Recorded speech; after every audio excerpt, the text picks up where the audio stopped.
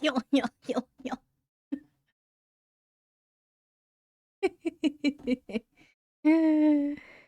Hello, Storm. Hello, hello. Ugh.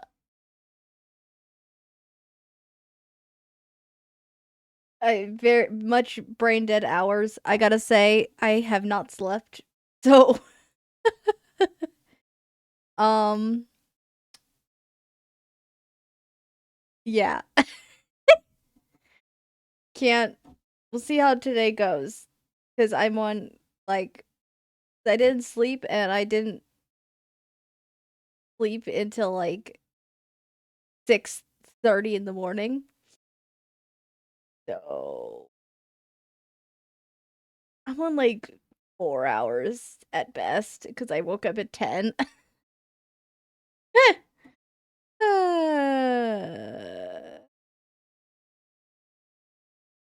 Spooter just a little tired today, but we have caffeine, so hopefully that'll make it better.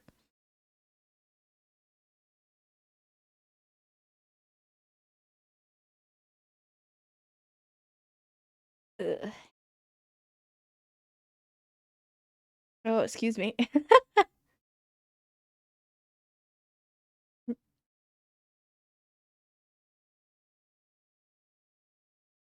Yay!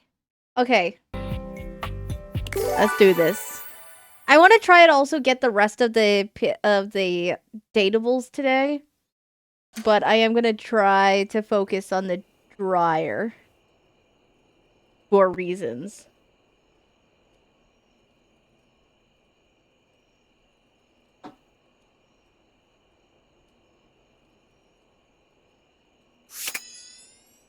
Okay, so we're out of charges for the day. I guess I didn't go to upstairs and go to sleep last time. Yay! Okay.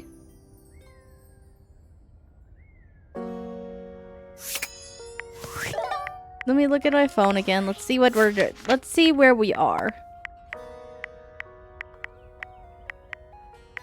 Yeah, I still have to find where the damn plant is. I don't know what that is.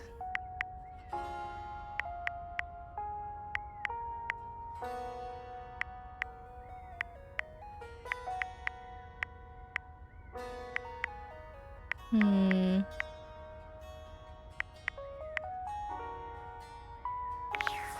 mean, we have 24 left. So, hopefully I can get the rest. We'll see. We'll see.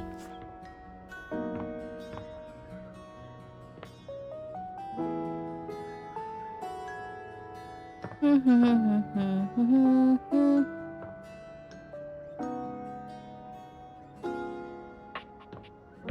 want to try to get something new before I go directly to the dryer.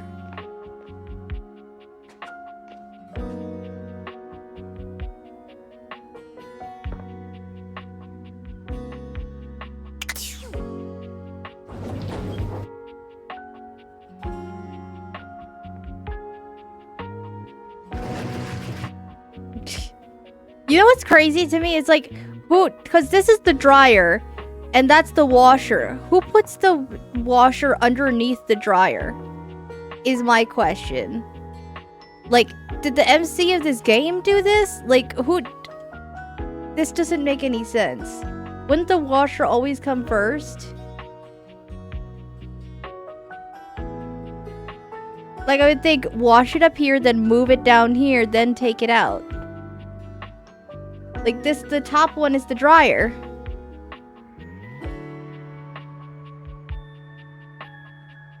Which makes things wet go on bottom. Okay, I guess that makes sense. I guess I've just never used a washer-dryer stack before, but still. That just, like, it broke my brain. Just a little bit.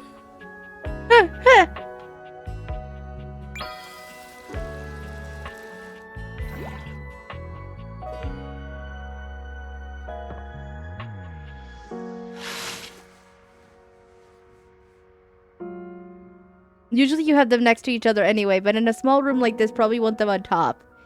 Yeah.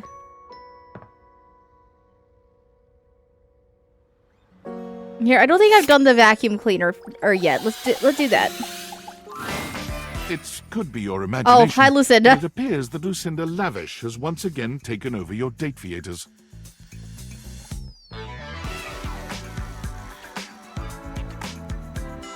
You gotta tell me what to do, baby. I'm gonna keep trying to get you to tell me more about yourself. You can't escape me.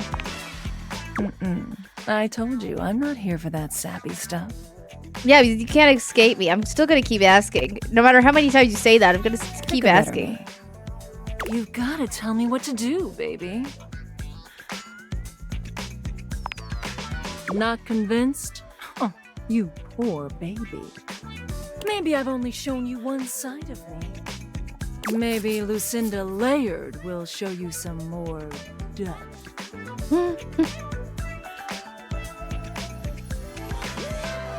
Did your voice just go deeper then? Baby, everything is going deeper. Hey, yo.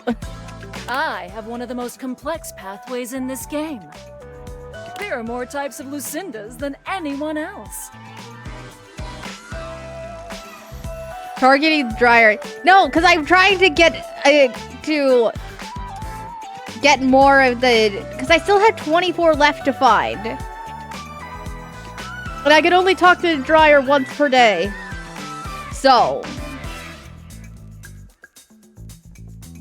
Also, Storm, you'll probably recognize immediately why I'm going after the dryer when once I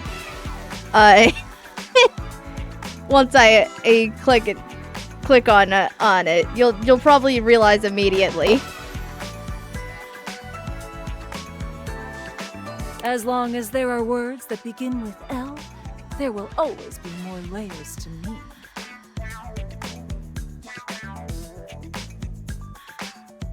I have seen a different side to you. One more are sensitive. Exactly. That Lucinda is one of my very favorites, though she has no place here. And our conversations, they drip with care and emotion, with well-written options for you to choose. Like this one.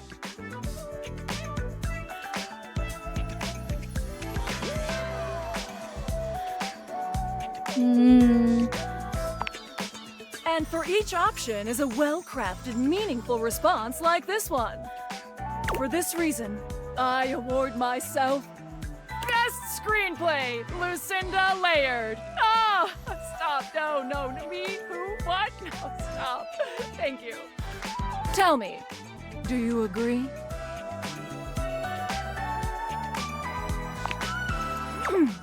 Perhaps one day you'll be smart enough to understand me. Until then. Okay, bye. Yeah, I have to do the vacuum in another day now. Okay. Oh, you're back.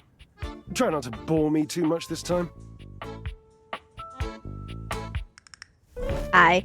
I challenge you to leave me speechless. Can I ride inside of you for a bit? No, I'm gonna say there's a tarantula on your butt. My, what a lucky spider. Ever seen a tarantula on a trampoline? Because that's how tight these glutes are.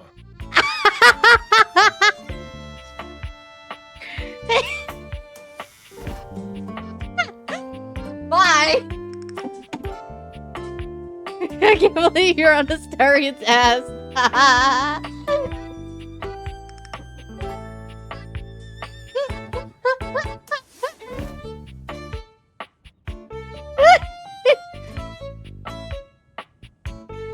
Look, if I can't make him love me as a vampire, I can make him love me as a dryer.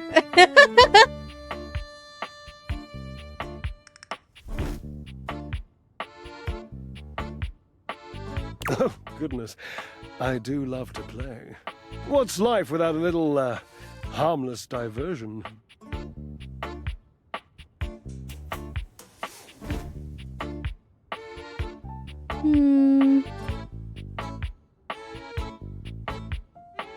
I don't know that I'd call me harmless. But you're pretty boring. What kinds of things do you do for fun? Oh, I'm fairly easy to amuse. Cards, conversation, a nice Chardonnay, all three.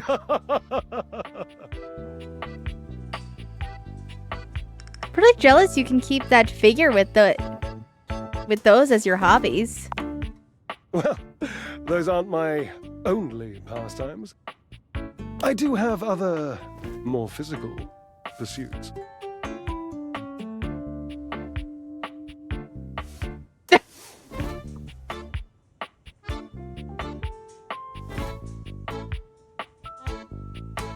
I'm not sure what the better option is here.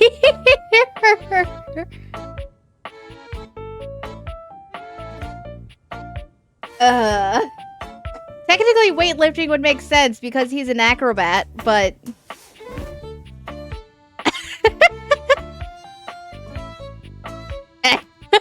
but okay. Yes, like sex.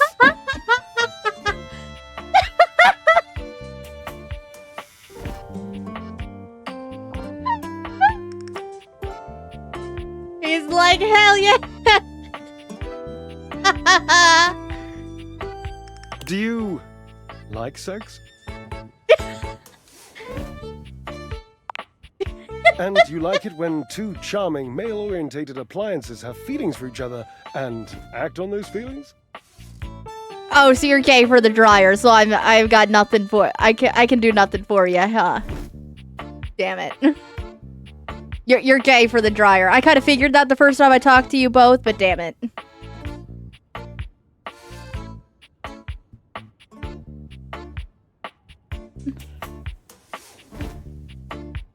Of course, why would that be a problem?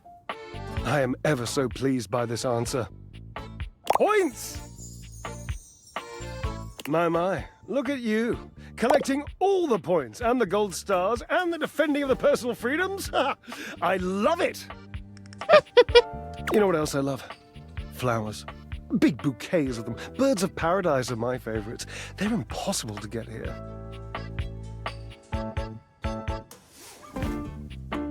I'll get you flowers, I promise. I wish you would try. It's just been so long since I had anyone to talk to. Oh, how are you going to take care of me if you don't know my personal tastes? You're right, I'll ask. Points. Ask me a question. Divine my being.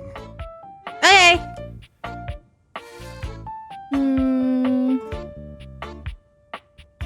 What's your favorite color? Forever and perfectly a combination of lavender purple and baby blue, culminating in a sultry, subtle, undeniable periwinkle. He's literally just playing Astarion in this role. Exactly. When I first talked to him, I was like, no, this voice sounds familiar. Why does it sound familiar?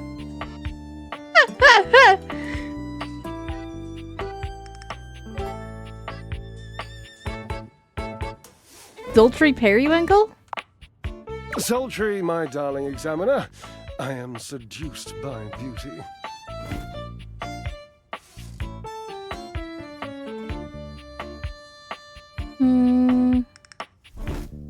Right, moving on. What's your favorite breed of dog? Oh, this is an easy one. I have a long-standing love affair with the Tassel Hound. And if you don't know what a Tassel Hound is, which wouldn't surprise me, given that you're well... you must go and chat with Mateo. Oh, yeah! Oh, shit, I had to find his puppy. I still have to find Mateo's puppy. Thank you for reminding me of that. There's so damn many of them, you know, and they are adorable.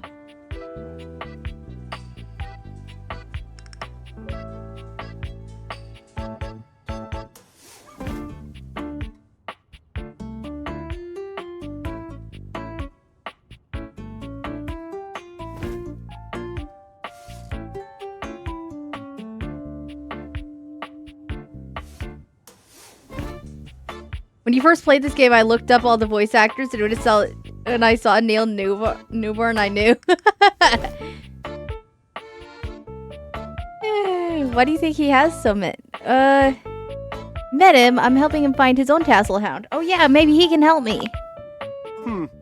Well, I would love to help, but I can't be bothered as I have this physique to sculpt.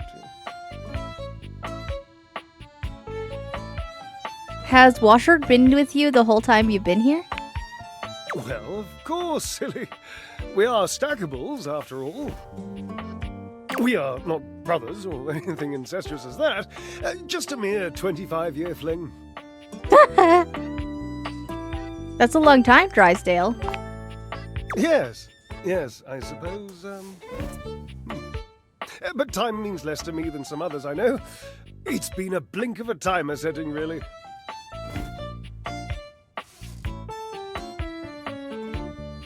And how long has it been since you've broke up? Years. Years. It's been years. Do you still love him? Yes. So my entire goal here is to just make both of them love me, I guess. Because I feel like I'm not going to get any more with friend status with both of them because I think the game just wants me to get them to fall back in love with each other. And that must be the end of your game because it was by far the most important and tricky and insightful question. And since I answered all of them correctly, I win! I love to win. Oh, I love gold stars. I love Washwood. This is just the plot of Don't Date Me, Date Him. I love Washwood. Oh, damn it. Drysdale runs a hand through his hair, shaking his head. Oh, God. I can't tell you how inconvenient this is. What's inconvenient? You're in love. You don't understand. To have a love like I've had, so deep, so... Oh, it's infuriating. I'm trying to explain to you how I still love this character, this absurd amalgam of pathos and muscle, and I don't have the words. I sound like him with his searching and his verbosity, trying to describe how much I love and loathe his searching and his verbosity. Ugh, what a circus. And not the good kind. You must do something for me. You can see now, I trust, that I am incapable of solving this puzzle on my own. I'm too bound up in it, and I have loved being bound up before, Cherub, believe you me. With this dramatic pause, I am entangled, and you must help me.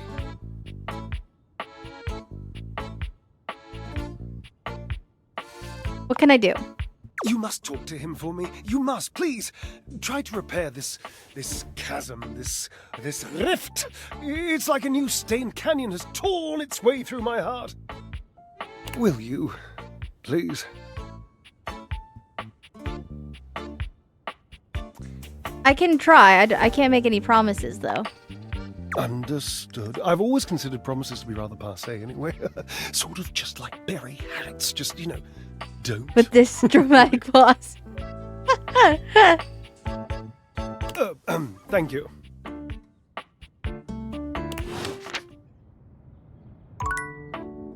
Okay, I think that went well.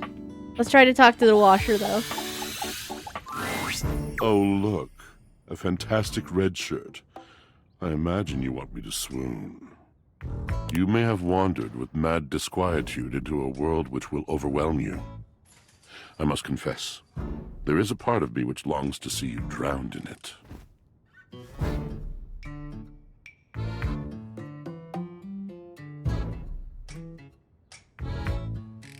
Drowned in the darkness and the sorrow, if only so that I will be understood in the eyes of one who is drowned like me.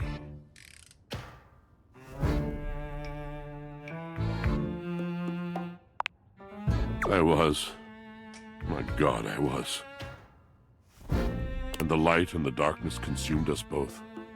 And time crept in this penitent crawl moment, to night, and I didn't notice. Bro, you good? Are you having like a mental break right now? Hi, Asian guy. Hydrate. Okay. Okay. Okay. Stretch.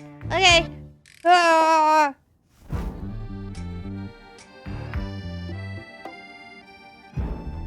Good morning.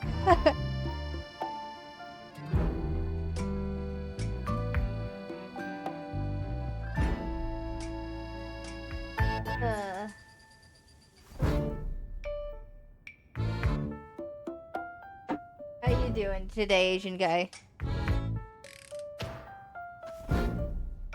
Here, before I hydrate, I need to make my drink. I didn't do that before stream.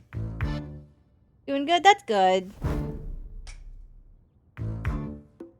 Just had lunch. Nice.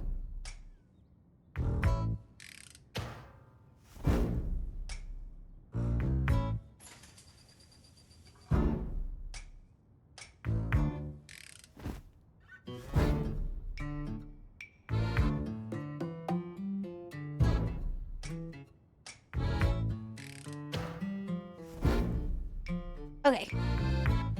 Now I had that made, I'll do my hydrate when I mix this all up. Anyways, let's see. What is this dude doing? I'm not really sure what he wants. Not enough breath in me to care for anything but this. For anyone but this. For anywhere but this now, my love.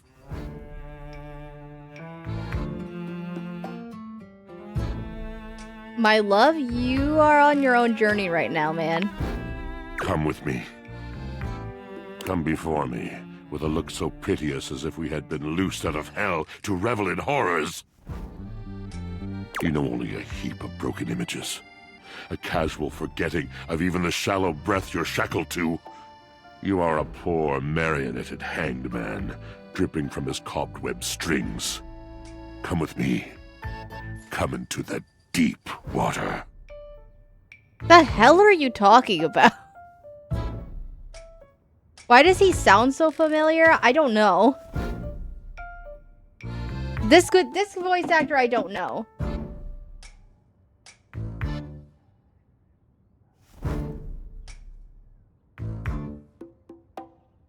I will give you lustful abandon under a salted rage of stars. His voice reminds me of the Emperor from Oblivion.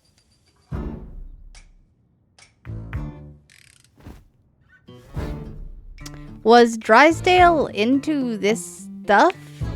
You fool. No. That was unkind. You do not know him. You do not truly know me either. Well, this is only my second time talking this is only my second time talking to either of you. So, like, I don't really have much to go off here. Pleasure. Ecstasy. Was he into this stuff? We exalted in each other in a way you could not possibly imagine.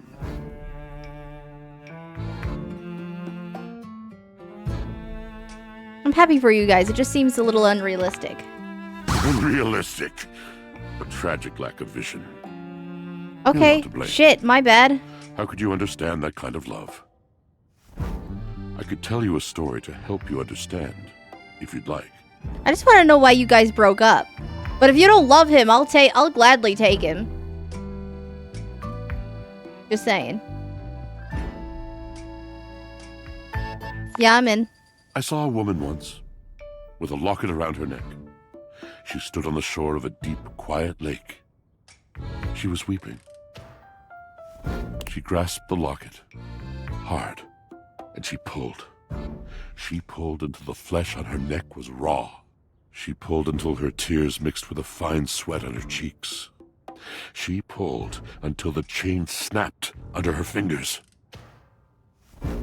Then she cradled the locket, and for one last time, she kissed it. Her lips were dry, cracked, the color of peaches. And with all her might, and a great final cry, she flung the locket out, onto the mirrored water. It struck the surface with a sound like shushing doors. It fell gently through the green water. The chain trailed above the locket like a hand, reaching, longing for the retreating sun. Speak beautifully. It fell for what seemed like ages. She waited. When it hit the bottom, she felt it in her heart. The burying of the locket in the silt like the burying of the love forever in her flesh. She gasped and leaned against the trees. The locket settled, the chain finally joining its fellow on the finely sanded floor. And slowly, the silky grit Bro over disturbed here by just love casually dropping began a to poem, fall. right? It rained down. It dusted the locket, and it obscured the locket, and then the sand buried it entirely. The woman on the shore could breathe again. Her tears were dry, her cheeks glittering with salt. She could no longer see the ripple of her presence on the water, and she turned and retreated through the trees. The locket was now so thoroughly lost in the sand that even if she had looked, she could not have told where it lay. I wonder what's the point of this story is. This is what this love is like. For me, its fall was inexorable. Now it has been in this dark lake for so many years, I can no longer even see its outline. And still, it is everything.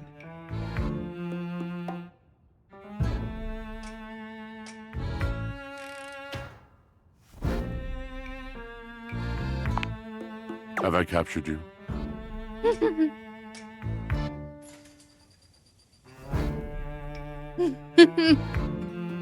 No, for real.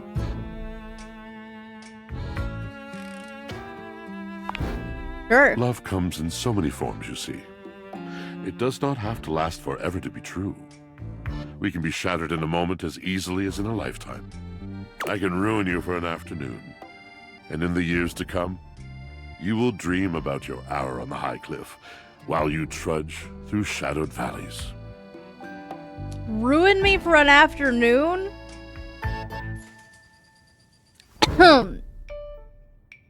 Sir? Anything real is an honor. Anything real is a shrieking exaltation Yeah, like I said, this to is the love. second time I'm interacting with this man.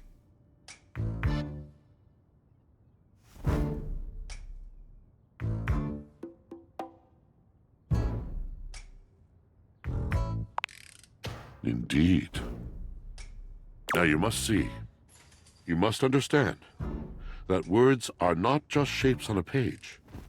Words are the conduit. Words are the channel.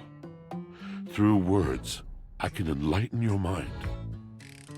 I can challenge your perception. I can touch your heart. Mm-hmm. Can you touch anything?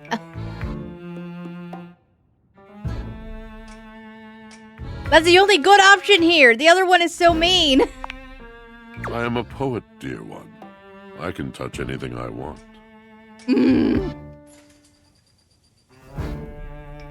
I only talk to you so I can make you a...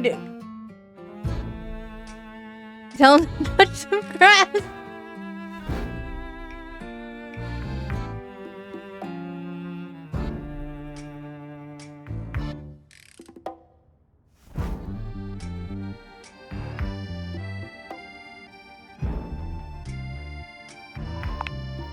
Tell me, do you know of Macbeth?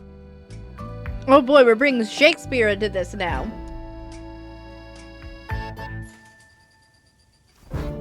And the MC is an idiot. I mean nothing of the sort. I do not dabble in that drabble. I speak of the tragedy of Macbeth by William Shakespeare, circa 1606.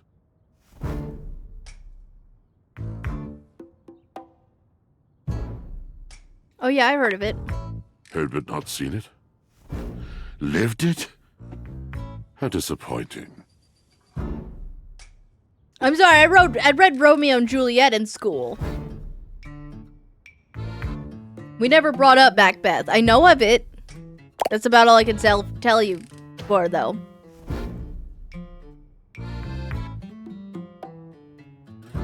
Disappointing is kind of a harsh word. The first human I've had to converse with in God knows how long, and you turn out to be less engaging than that damn sock Drysdale used to spend his days losing.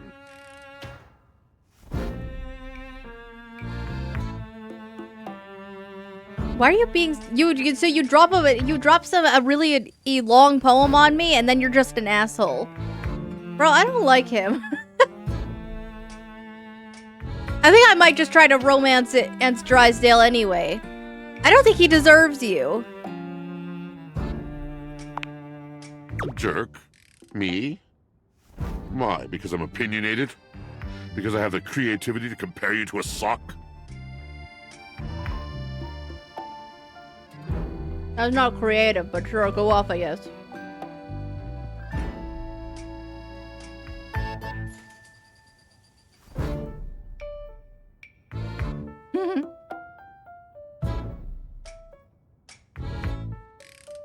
No, you don't get to pass judgment on people just because they don't read the same book as you.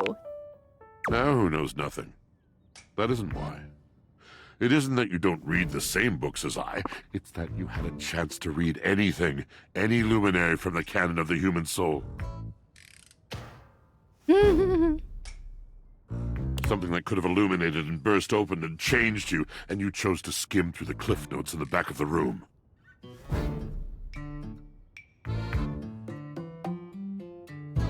Look, I don't want to fight with you, man. So obsessed with whatever you are not, whatever you do not have. What is new and shiny because it must be preferable to the ancient and profound. Why stand and dare when you could turn and run?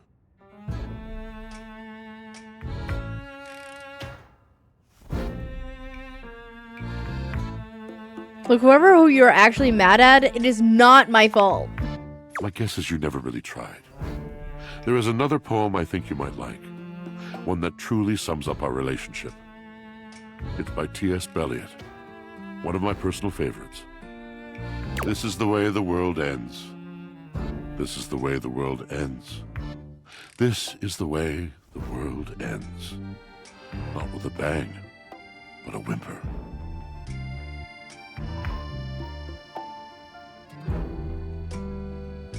I think you misunderstood me. I can see how passionate you are about what you believe. Yes, of course. The poetry of it all. But please. It would destroy me to know that my passion was boring you. I have too many memories of that. Of brightly lit eyes gradually fading. The mask of tolerance sliding over the once familiar features of a friend. It is a precious kind of heartbreak. And my heart has its share of scars. Rather than batter away at the merciless stone of an unsympathetic mind, I will release you. Good luck to you, traveler.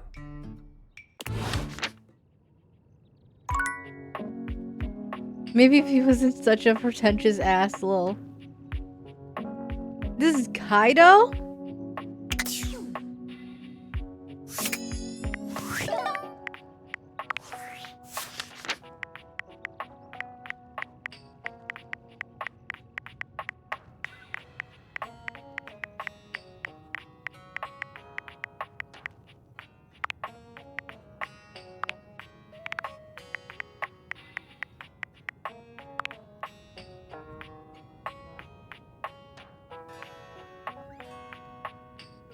I like how he's a washing machine but hates it washing clothes. That's hilarious.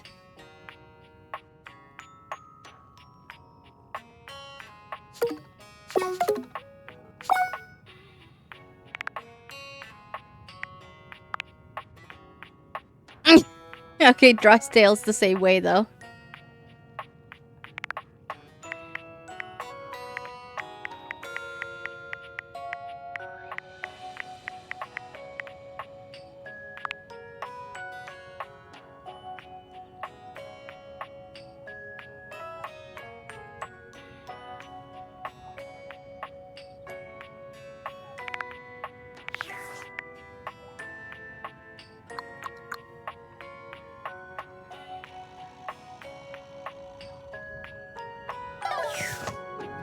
Okay.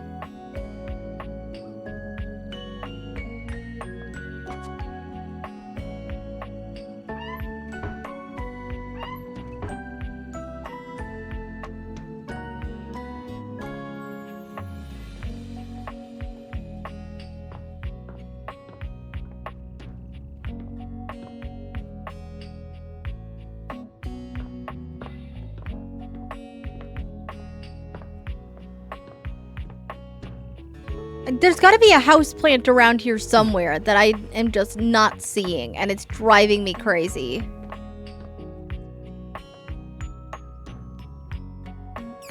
Because I know that, because the silhouette of the ones at the top that I don't have.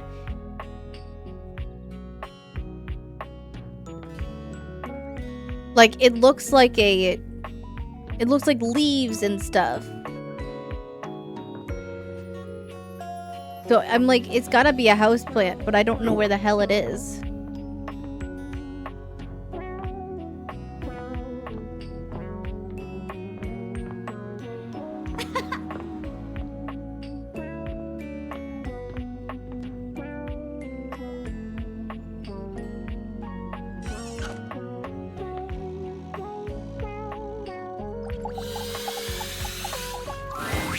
You see a medic with Oh. bright eyes, a kind smile, and a sort of Hey. maternal air about her.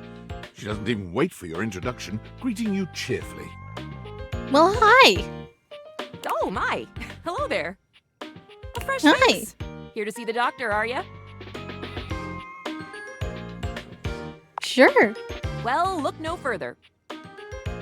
I might look like any old Jane, but I'll have you know that you are looking at a truly top-notch medical professional, and the only one around for miles.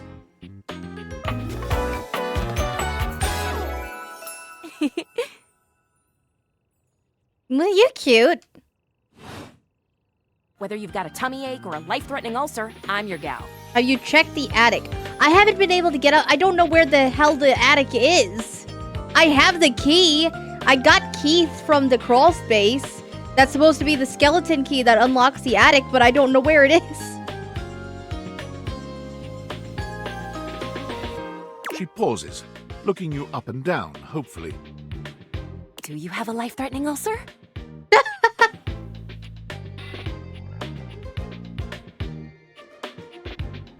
Nope, no ulcer or anything life-threatening, actually.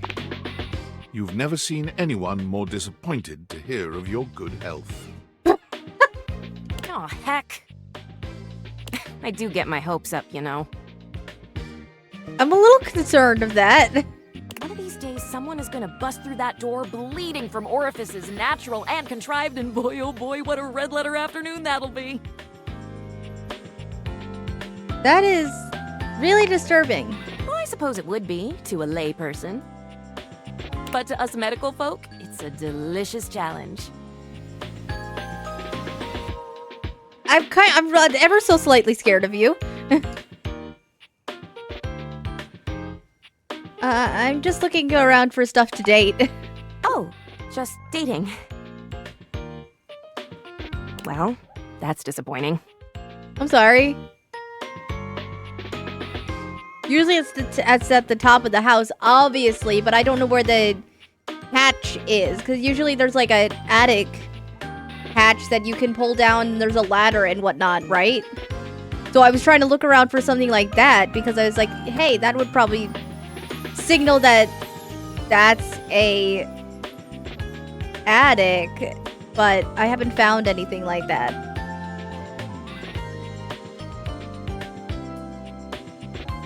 Well, in those instances, you wouldn't need a key. That's true. Oh, no, not at all. Not impress me. I just was so hoping you'd at least need gauze or sutures. Anyway, gonna shower. Okay, have a good shower. Do some flips. Don't hurt yourself. Skin staples. Have you seen those? Talk about a cool toy. Anything that you might need? Hydrocortisone, non-latex gloves, even a simple pen. That, darling lacerated one, will be duck soup.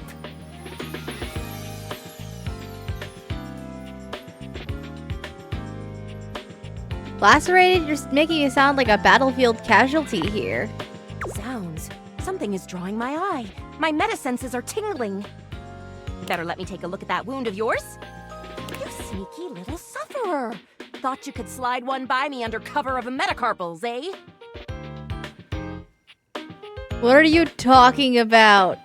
Just to double check, you don't need an injection or two. Take it from me, dear. You're better off safe than sorry. After all, if there's any sign of rash, you won't know it's there unless we do a thorough examination. And even then, well, I'm afraid there's always a chance for scarlet fever. Whoa, what century do you think this is? Whatever century this is, it is a century where proper medical care is an essential right of all beings. And I am here to provide said right. Now, produce your fingers, please. Oh, for heaven's sake, fine, here. Faria looks you up and down, tapping her chin as she considers you from every angle.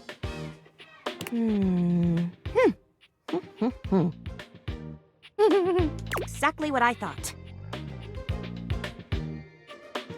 What? Oh god, you're freaking me out.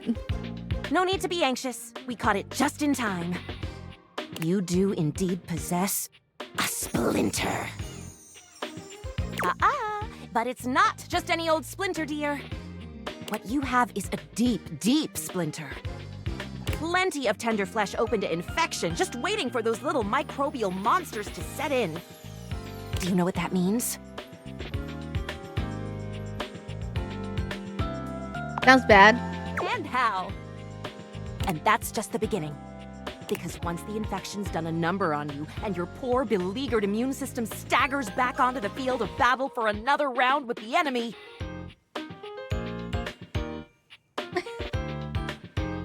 Watch helplessly as your body swells and burns and turns all different shades of red, pink, and yellow, and the true engine of the enemy rolls up to the line!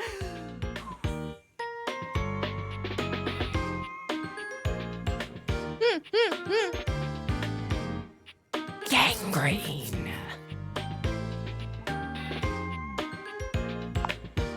And before you know it, we'll have to amputate entirely.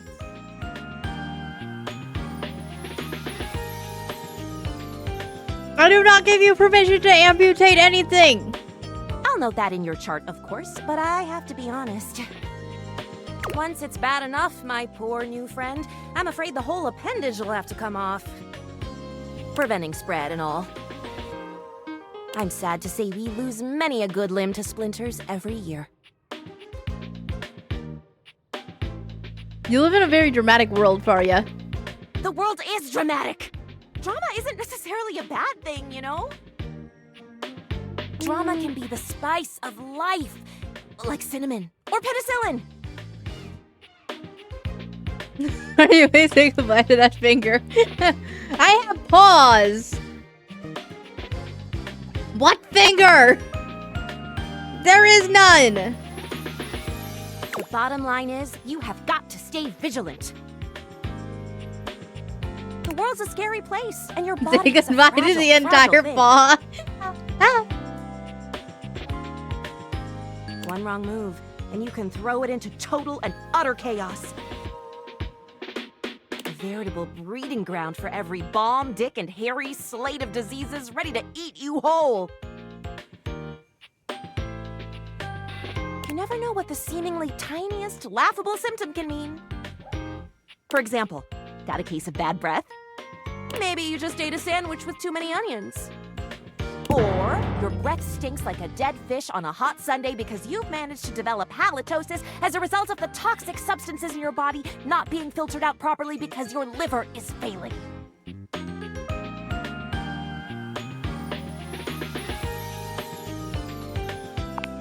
You can never be too careful. And when something does go wrong, well, it's my job to make sure you're all fixed up. And I'll have you know, I take my job very, very seriously. Clearly.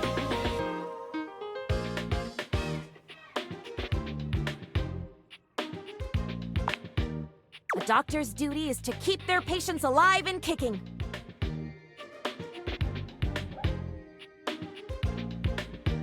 I mean, I really don't doubt I have anything. I mean, I may have COVID because I haven't left my house for like weeks, but if this MC has anything, it's probably got something that they can't leave the house. We don't know this. That's a big responsibility. So you can bet your behind I make sure to cross all my T's and dot all my I's. Sometimes even twice.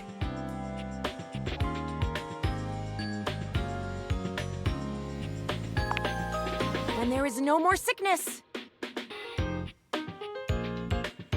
There's a awesome. I'll wait for that. Horse feathers. Horse what? Feathers. Horse never mind. Anywho. It doesn't look like you've got any type of rash after all. Just that splinter looking awful uncomfortable there. Let's get that taken care of. And then presto! You're all patched up. There you go. Good as new. And if you do develop any plague-like symptoms, well, that's what I'm here for.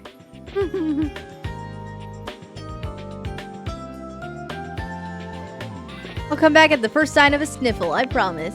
You'd better. I'll keep the tissues ready.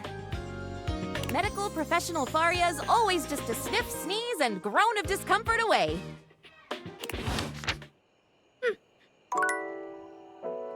She's cute.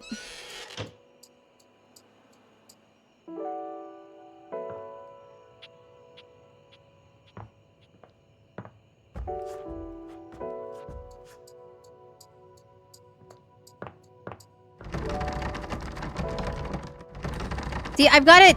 This thing I'm trying to get to is probably behind this door.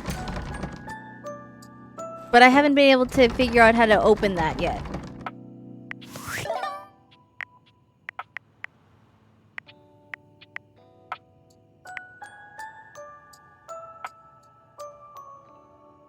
Have you tried asking nicely?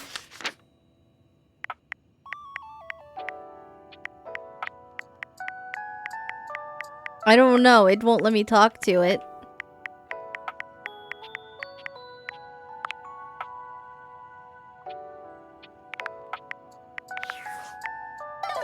Well, actually.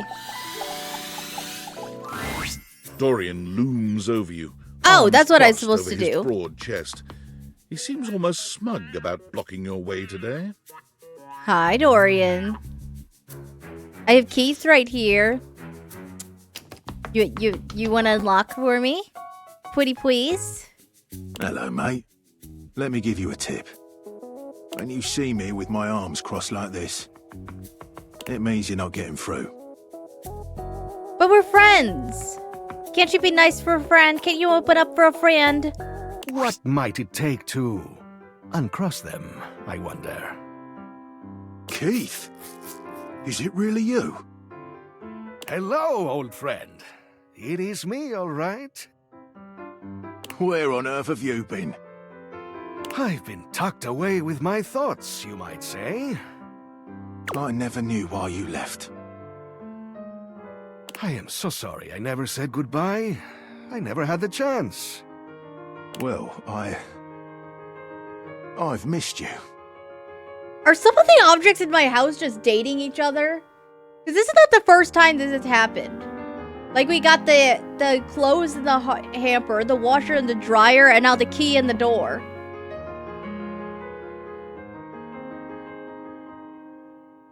I feel like part of this game isn't me trying to get them to date me. It's to fix some of these people's relationships. I've missed you too, dearest Dorian. And I am back to stay. Now, come here and give me a hug, won't you? I could never resist you.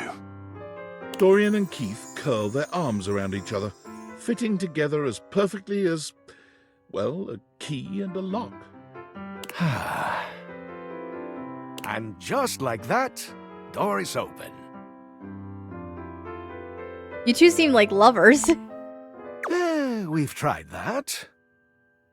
Indeed. Are you sure you're not, though? It did not really work out. Are you sure? I prefer to cherish the fact that it led to our friendship. So this is just homosexual type shit. Okay, cool. Quite so.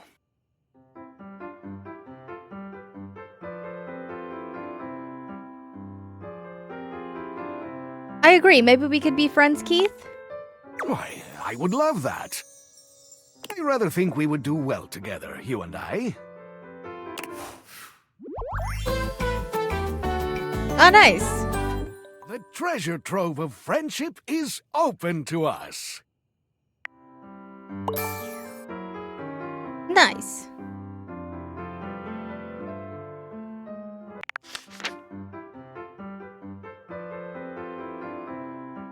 Let's see what's in store in the attic.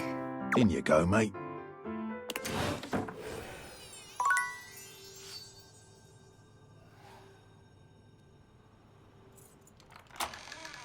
So I wasn't supposed to keep shaking it. I was just supposed to, like, use the damn key.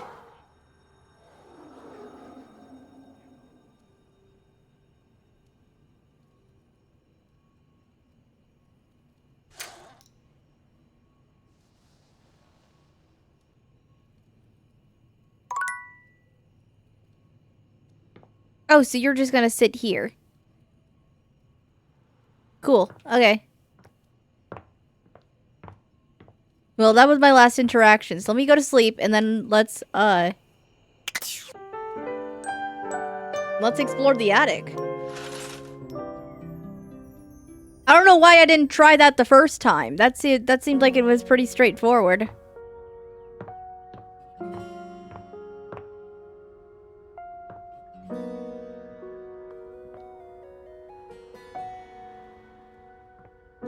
A safe.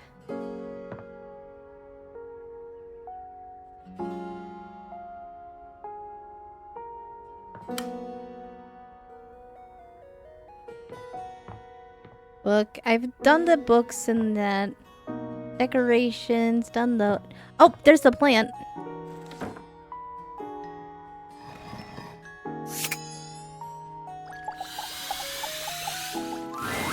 A flowering Yay! beauty waves at you, her radiant smile inviting you closer. Abundant plastic foliage frames her pretty face, and a little inanimate hummingbird rests on her shoulder. Oh, she's pretty. She looks rather like a fairy tale princess, and the delicate way she carries herself does nothing to belie that impression. Oh my gosh, hi! I'm Prissy. You probably already know that. It's polite to introduce yourself, though. So hi! Hi. Prissy Plastique.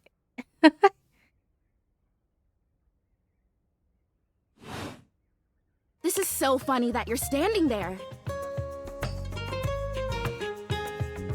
I know, I'm laughing too. because I was sitting here imagining how wonderful and helpful it would be if someone was suddenly standing there, like exactly where you are. And then boom, here you are, like magic.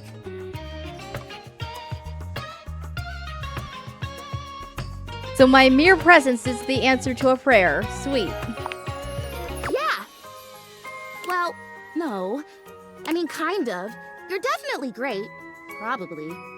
But in my imagination, the person standing where you're standing also did stuff. That makes more sense. What kind of stuff? I need you, please, to flirtalize me. What? I have no idea what that is. I get your confusion. It's totally understandable. Here's the thing. I am a plant. Yes. You look plant-like, yes. Plant-like? I mean, what that isn't a plant looks plant-like. I suppose paintings of plants look plant-like, or those big plastic hanging privacy curtains that are supposed to look like walls of ferns, that's plant-like. Oh no. Are you telling me that I look like that? That I look fake? You know, actually, now that I've asked, I take it back because I don't want you to answer that. I already know the answer. I don't like it very much.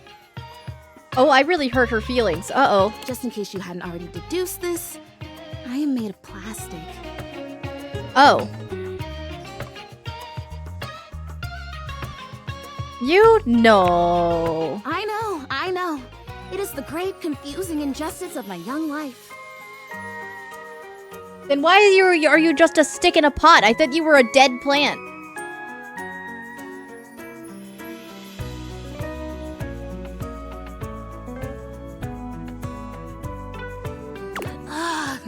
Even saying that word. Plastic. Ugh. Anyway, I am made of plastic. I would really rather not be made of plastic. I would rather be a real plant. I want to grow. I want to reach for the sun. And I want to feel the photosynthesis in my leaves. Right now, I mostly feel dust in that LaBreeze, your room is clean now, smell good spray. Which doesn't actually smell that great, if I'm being honest.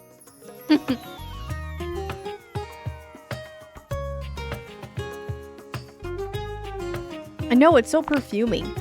So perfumey. You spray it and all of a sudden you're like, oh my gosh, why am I in a perfume store?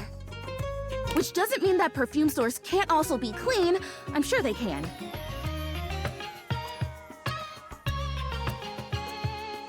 This is weird, a plastic plant with opinions. Plastic? I'll bet if I was a real plant, it would be socially acceptable for me to have opinions about stuff. No, it would still be weird.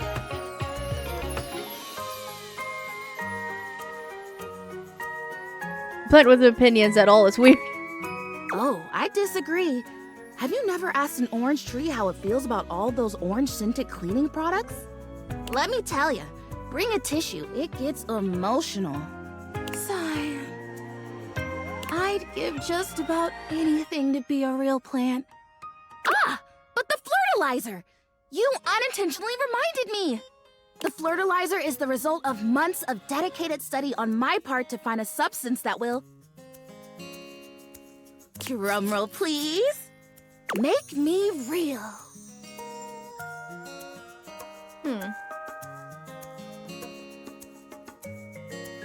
Chrissy presents you with a green jug, covered in pictures of flowers aggressively mugging for the camera. This is about what you expected from something called flirtalizer.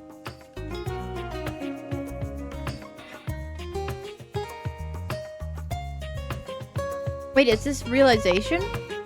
Oh, no. Not yet, at least. If I'm going to be a human, I want to at least be a real plant first.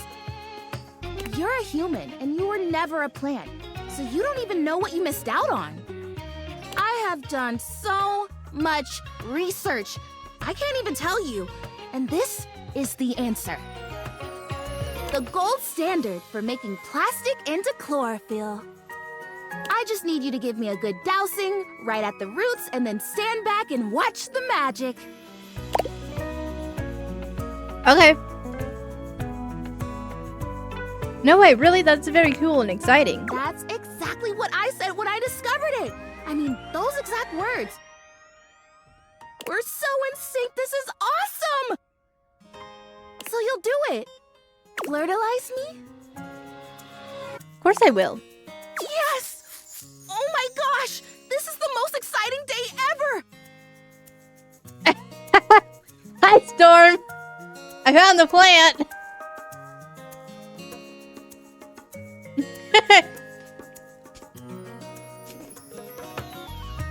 You came back?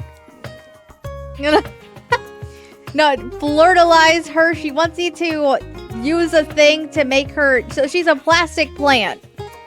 But she wants to become a real plant. And she has a thing that says... That is apparently supposed to make her a real plant. I don't know either.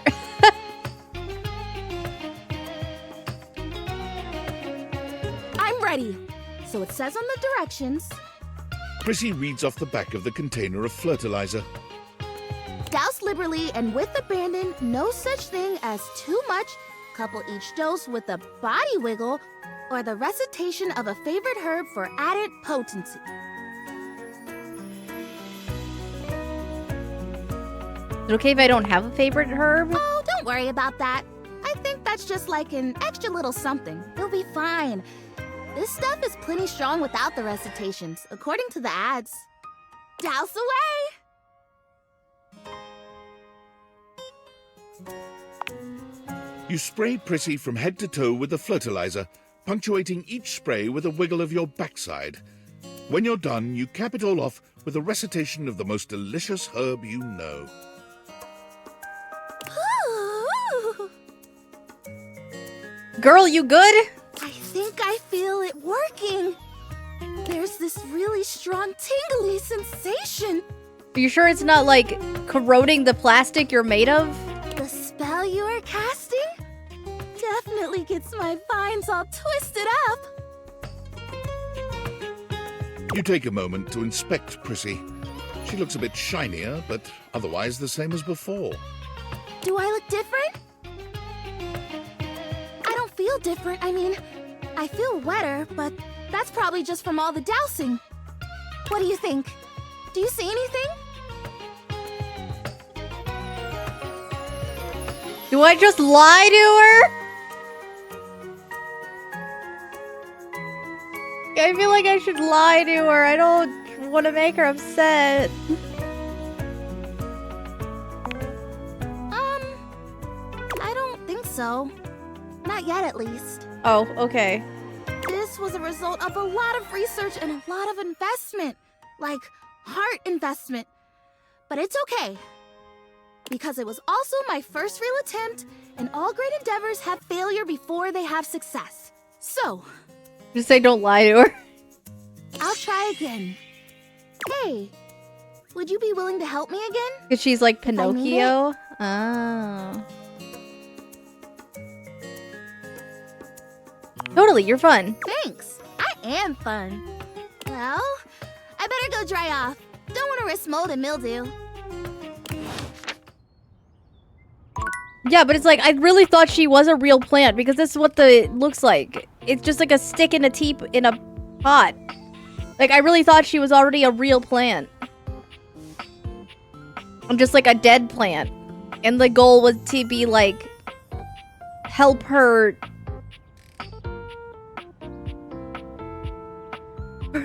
Now she's gonna dry out.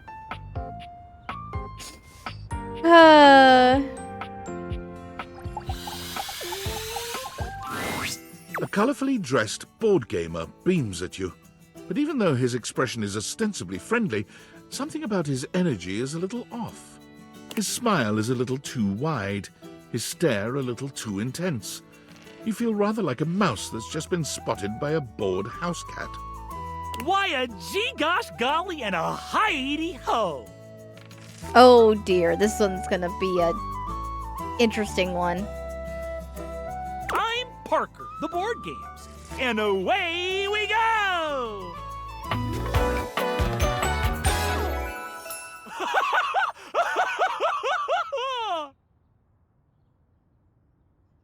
not terrified of that laugh at all.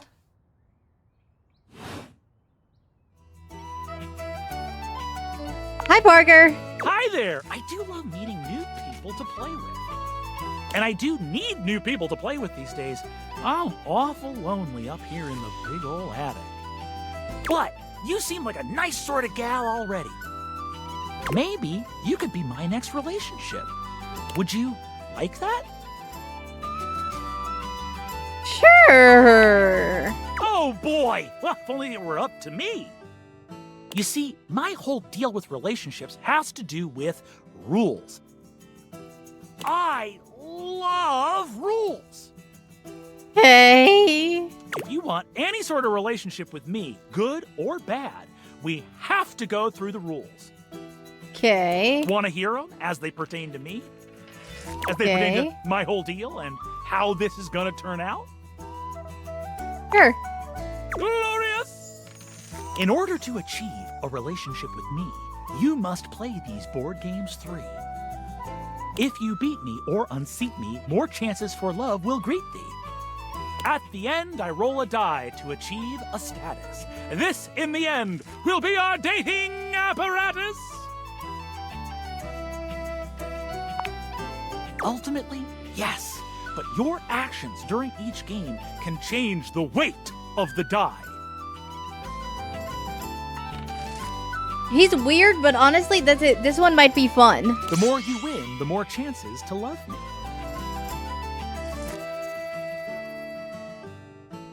Interesting. I like a challenge. I'm falling in love with you. Just kidding. Only the final roll will tell me how I feel about you. Meet me here next time for our first game, Sandyland!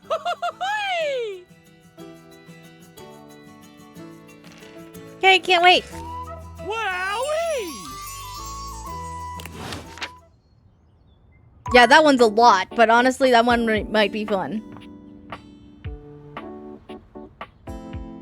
What's that one? Is that a painting? A marble Adonis Whoa. regards you with a critical gaze, completely unembarrassed to be wearing so little in your presence. He gestures to the room around you, wrinkling his sculpted nose. Was not expecting that one to hop out of that, but cool. Ugh. A preponderance of dust. Oh. Art. Okay, I guess so he's just like picture frames and everything else. I'm so glad you're here. As the owner, the curator of this house, I feel this must be brought to your attention. Yes? Just look at that. The dust has created almost a cake-like texture. Makes it next to impossible to divine any detail or subtlety the piece may possess.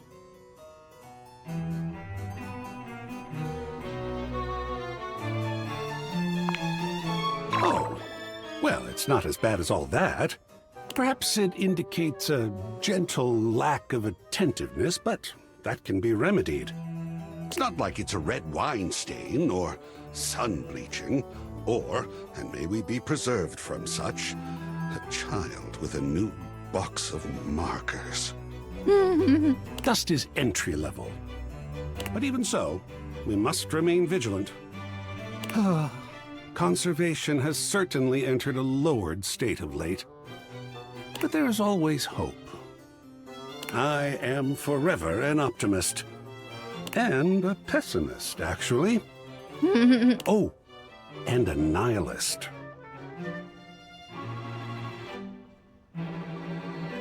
What aren't you? What an interesting way to pose that question.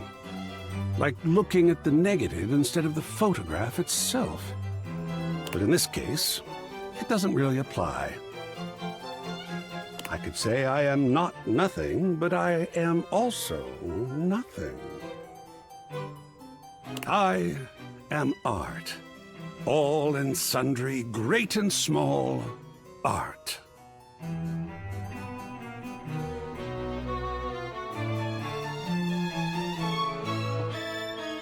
I am a towering intellectual achievement of profound psycho-spiritual depth. I am a wonderfully ridiculous and whimsical court jester to you, the monarch. I am a passionate, sensual bacchanal. I am a reckless, devil-may-care risk-taker. He sweeps his arms in a grand gesture, striking a pose that makes him look like the ancient statues he's modeled after. I am art. Sacred paint. I just love introducing myself. Wasn't that fun? Hell yeah. Yes! Oh, your enthusiasm is delicious. You're a lot, but I kind of also like you. I don't really get to read much on you, but you're I like the energy. I swear if I could eat enthusiasm, I would.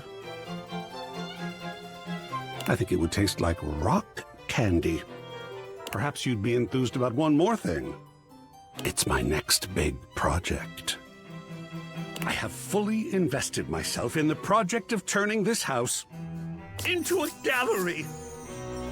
It is by no means required, but for several reasons, I would love your input and assistance.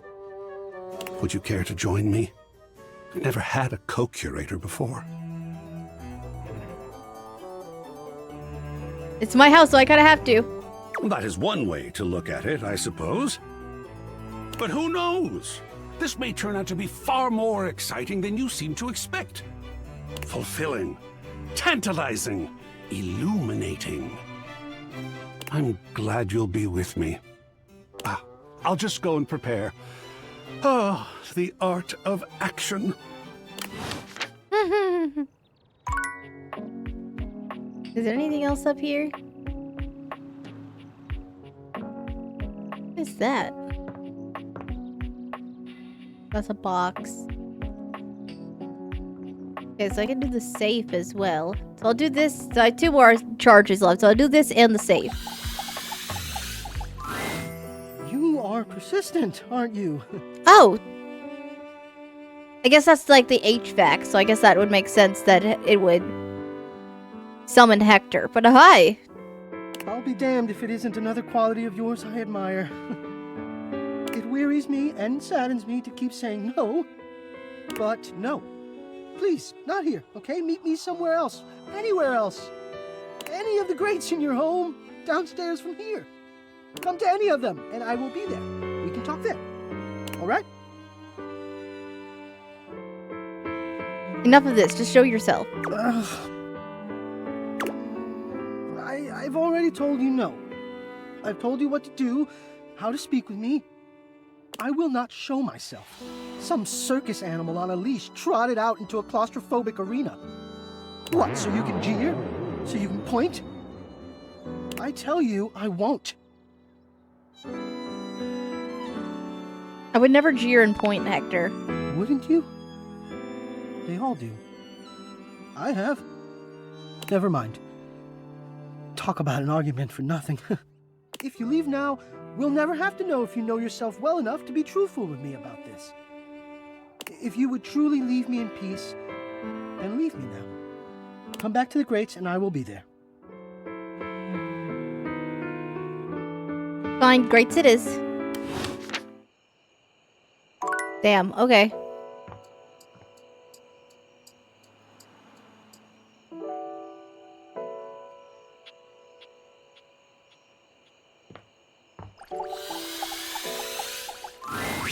A leather-clad dominatrix stares you down, radiating disdain. She looks at you like you're the dirt beneath her feet. This was the last thing I expected when I clicked on the safe, but damn. Hello, you pathetic, worthless little wretch.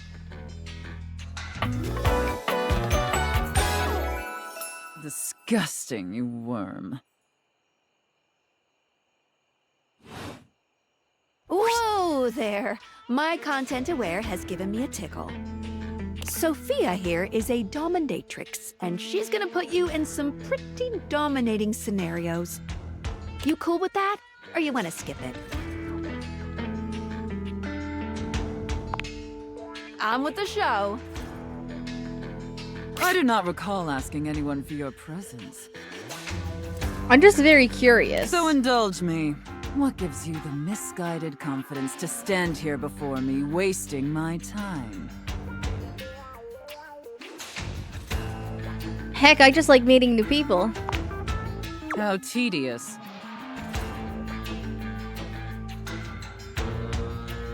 Her music is insane, though. I don't know, I met some pretty cool people. Do you know Randy? No. Luckily, I don't know Randy. Listen, Wretch. We obviously haven't met before, so I want to be clear. Going forward, you will address me as Mistress, if you wish to continue this conversation. Is that understood, Wretch? Very good. Now I know what you're thinking. Why would a perfectly successful safe like myself throw away her prosperous and fruitful career in the burgeoning vault industry? To become a mistress to all the lost, pathetic, and broken creatures of this world.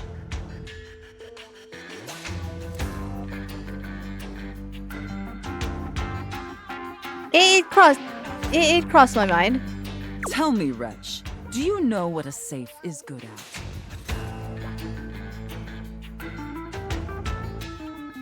Putting stuff into? An acceptable, if asinine, answer. But the one thing a safe is good at, tantalizingly good at, is keeping things locked away. Valuables, memories, and very often, secrets. Deep, dark, very dirty secrets. The kind of secrets that everyone secretly longs for, aches for, but diligently keep hidden far from everyone, even if necessary, from themselves. Do you have any dirty little secrets like that, Wretch?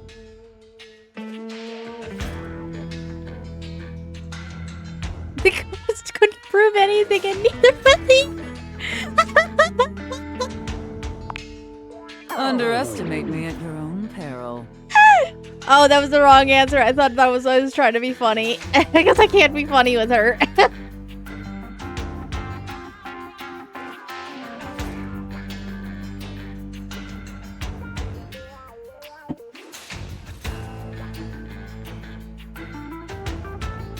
You intrigue me, Wretch, in the way a drowning kitten might intrigue a jaguar.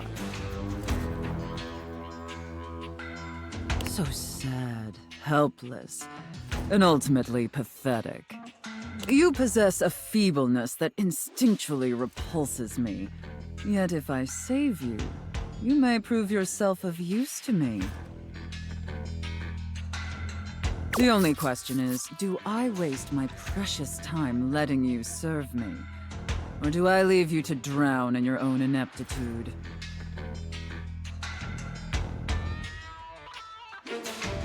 Whatever Mistress wishes. Very good answer. All right then, Wretch. Against my better judgment, and because things have been so frightfully boring lately, I'll allow you the opportunity to serve me. You should count yourself extremely lucky. Not everyone is given such an incredible, life-altering opportunity. And rarely do I make this offer to worms as painfully tragic as yourself. Thank you, Mistress. Of course. Anything for my compliant little wretch. I can't wait to test just how compliant you truly are. And who knows? Perhaps in the end, you may even have the opportunity to open up my chassis. That is, if you are skillful enough to figure out the combination.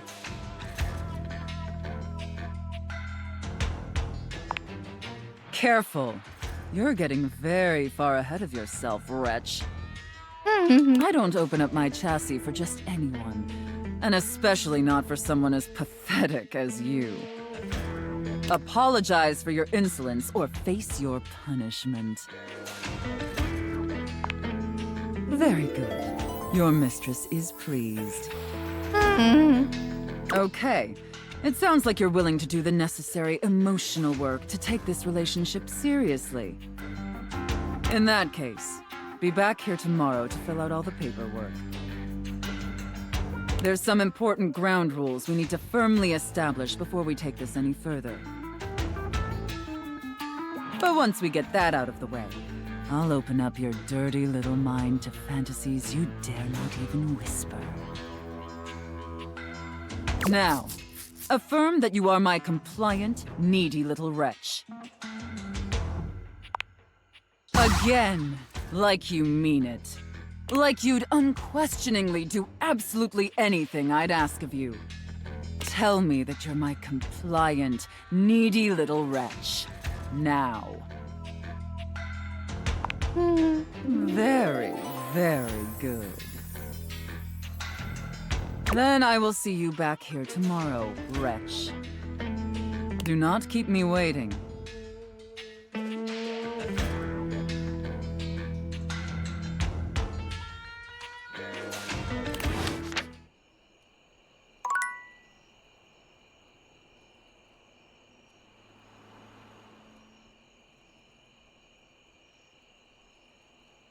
That was the last thing I was expecting when I clicked on the safe. God damn. Oh. What are you?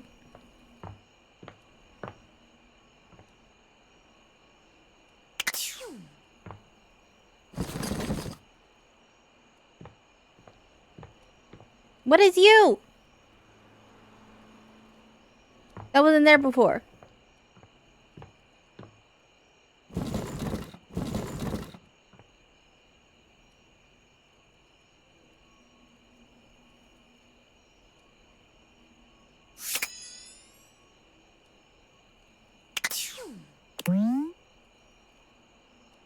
Ghost, it spooks when spoken to. That one was terrible.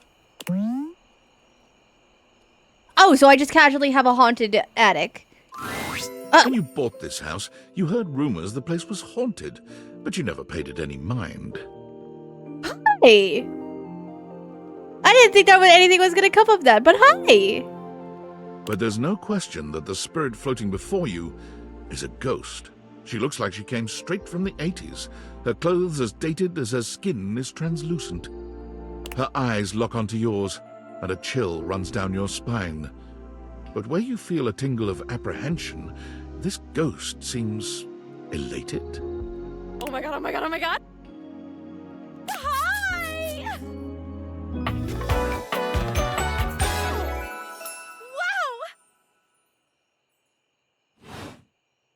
Boost! Oh, my content aware just gave me a scare. Zoe is a sweetie, but you should know that her story might contain some descriptions of violent acts. Oh my god, she's a ghost of a murdered woman or something, isn't she? Skylar coming up and saying that's the first thing I'm thinking of. I didn't expect to have a ghost as a dateable. that's one I did not expect. You cool with that? Or you want to skip it? I'm kind of cool with that. This one might be an interesting one.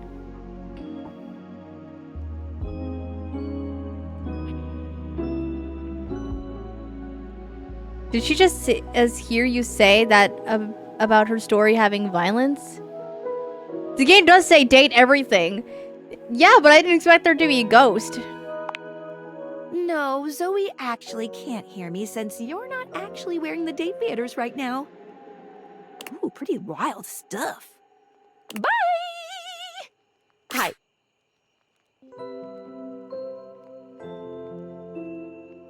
Holy cold front. Who the hell are you? Cold front! You can feel it? Yes! I'm very cold!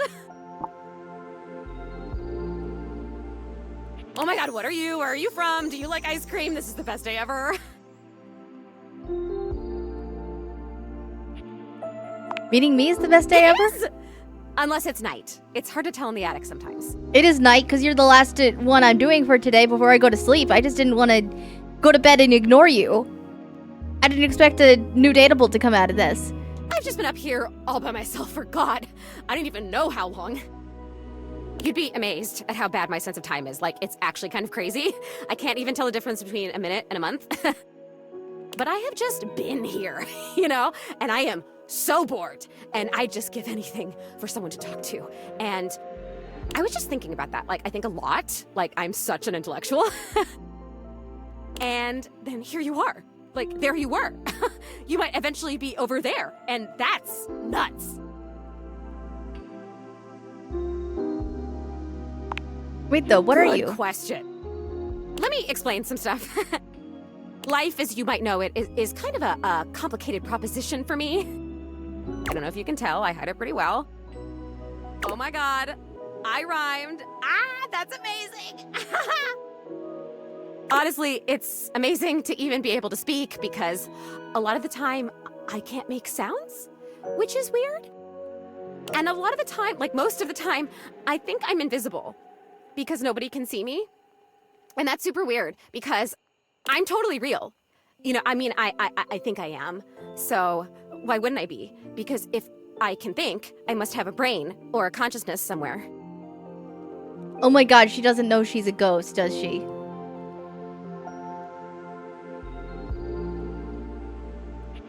I don't think she knows she's a ghost. Right? Yes. Sorry, I am just so excited. My name is Zoe. I know, it's like the coolest name ever. I actually picked it myself. My name when I was alive was something really dull. Oh, no, she does know. Lucinda, Okay. Or like Elvis or something. I don't remember.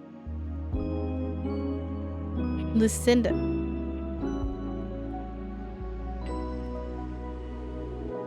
What?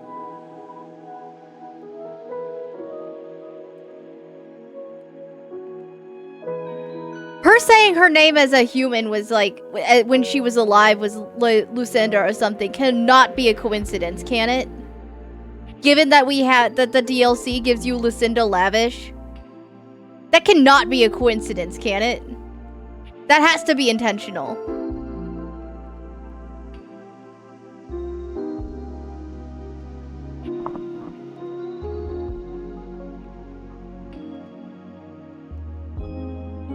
I mean, I don't know if they look alike, but maybe?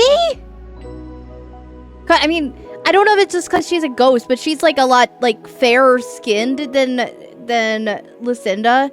But Lucinda also could just have a spray tan going on. Don't know. Probably it does.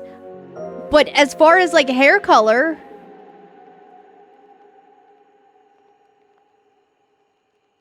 she like it's like it says like she looks like she came from like the 80s or something. She looks like a mom from the 80s. But the moment I died, I picked the name Zoe. It was one of the ways I made myself feel better about I'm pulling your beans, but dead. Yeah, but it could. Regardless, though, Storm, it's like it could be possible. So yeah, I'm a ghost. I'm totally dead, which is probably why you felt cold when you first saw me. Because you can see me, which is basically the coolest thing that's happened ever in the history of the world. Except, of course, for me dying, which was equally awesome because being a ghost is the best. I've always wanted to meet a ghost. And I've always wanted to meet a human. Well, I mean, I've met lots of humans before, but like in my ghost form. It feels different. Hey, listen, something's happening. I don't always have control over when I evaporate, and it kind of feels like I'm about to just, like, cease to be here right now. So, such a bummer. I want to talk to you. Just, come back and see me again, okay? This is gonna be so cool. No pun intended, because I'm cold. Zoe is already beginning to fade, her voice growing fainter. Oh, here I go. See you later.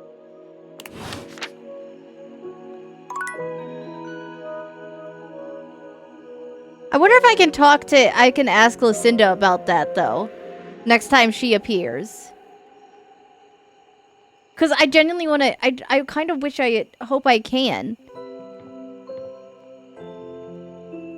Because Lucinda very well could just be like a version of Zoe, but with a spray tan.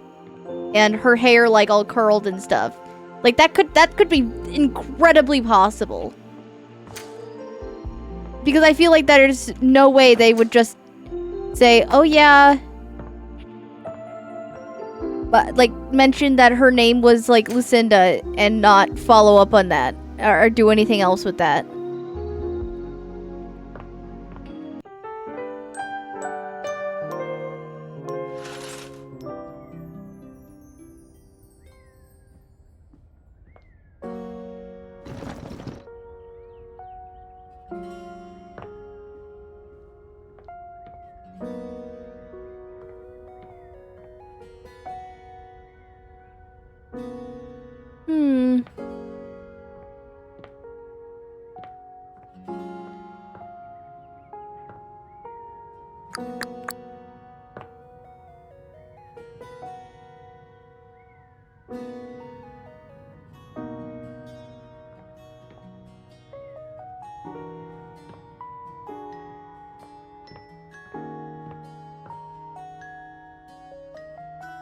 I don't know where else to go.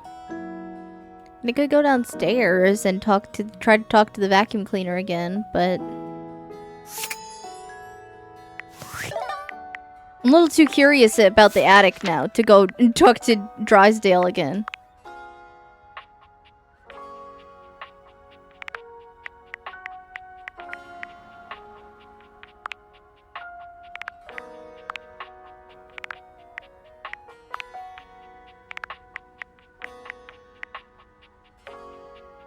Yeah, well, who is this?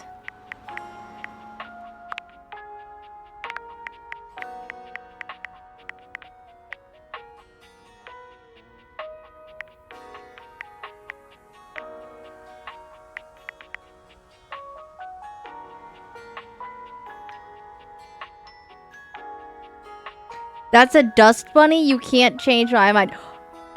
Actually, you're probably right. Hold on.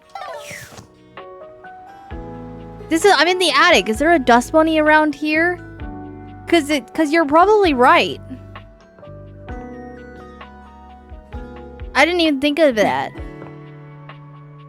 Hold on. There's only like spider webs around here.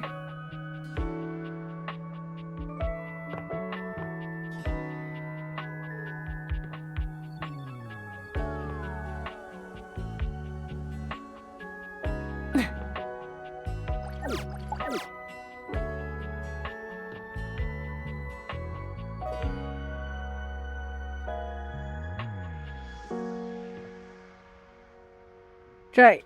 To be honest, I thought that ghostly specter was gonna be the dust bunny. Yeah.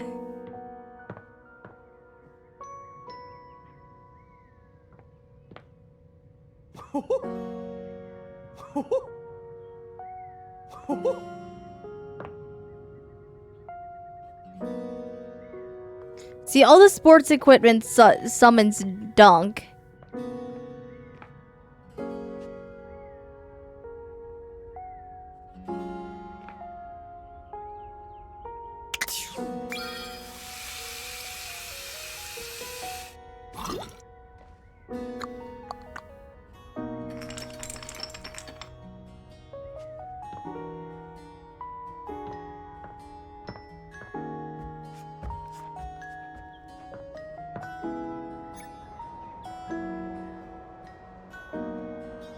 Can change this?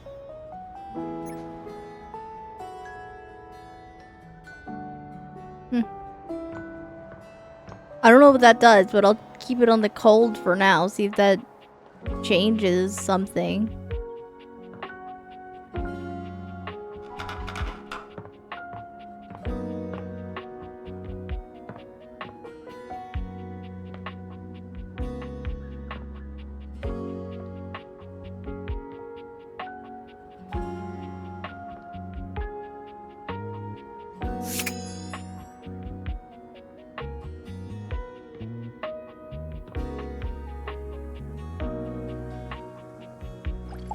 I think this might be one of them.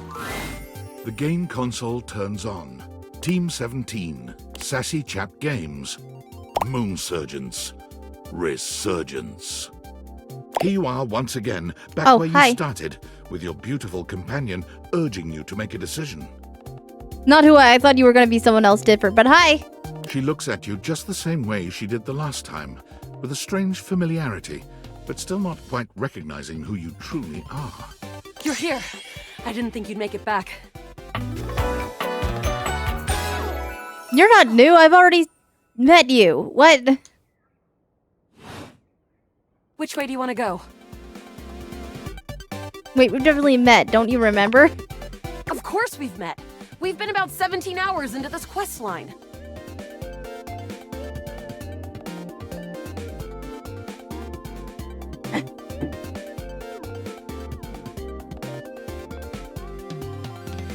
No, we became friends, remember?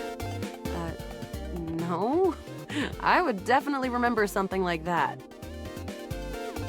I've got quest updates and relationship statuses in my Statadex anyway. And I don't see anything about an actual connection we've had aside from mission partners in here. I'm not letting you this go. We are friends. Get out of here, creep. Ah! Just as Celine hoped. What the fuck? What?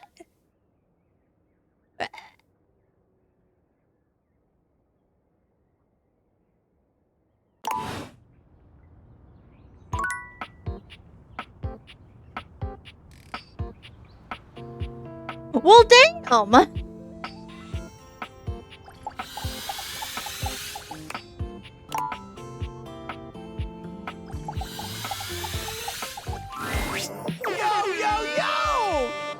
My favorite studio audience is back in attendance! You're just in time! The new schedule just dropped! When you hear how dope these shows are, Telly is you're cool, gonna but be my shocked. god, he's a lot. Loading programming. Amplifying award slam dunks. Boosting bogus alien junk. Spreading around fake news no one will have time to debunk. And victory is mine. I found 15,000 new shows you wouldn't oppose. So what genre can I impose on you with my flawless flows?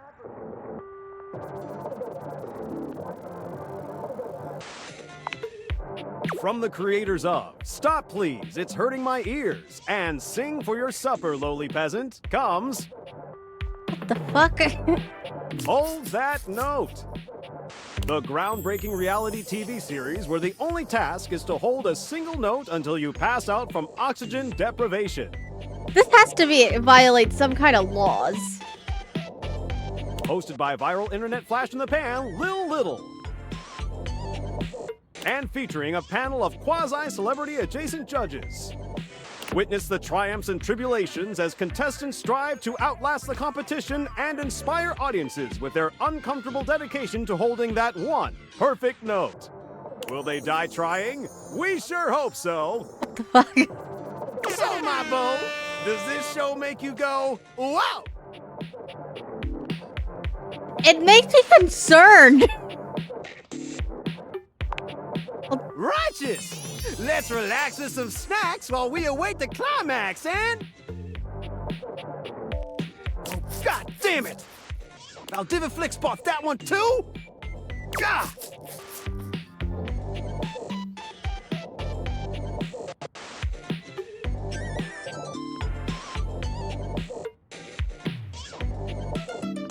Can't believe this!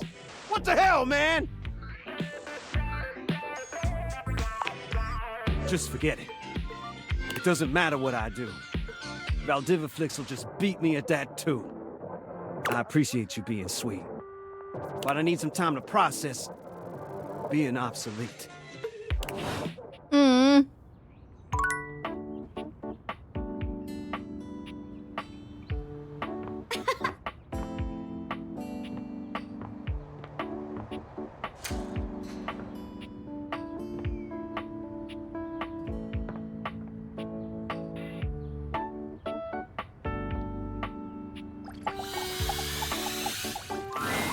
The secret of getting ahead is getting started. Marker Twain. Hi, Penelope. Another quote of the day? You better believe it. So the date with Chris was awful. A disaster, even.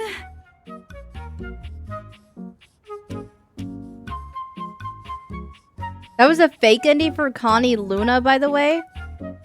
Connie?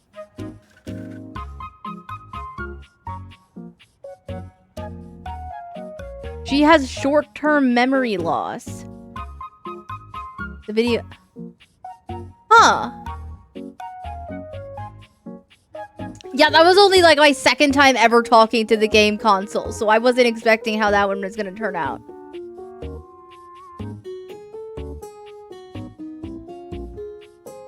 Stuck in a loop to repeat forever. Interesting.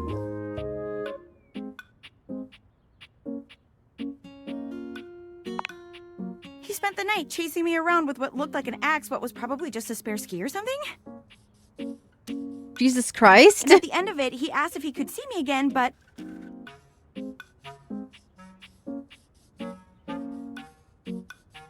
instead of kissing me, he leaned in and whispered that I had the calves of a malnourished mountain goat.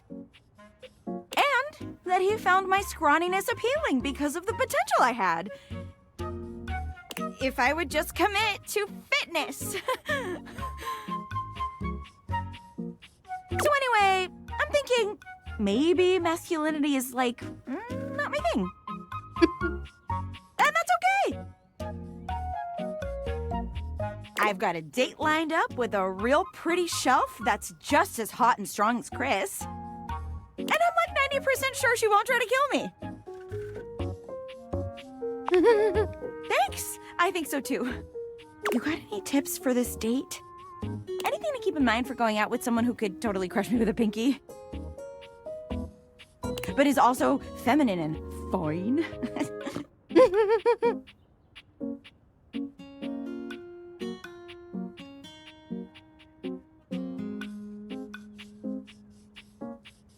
Feminine and fine sounds like you're describing yourself. Wow, you're right.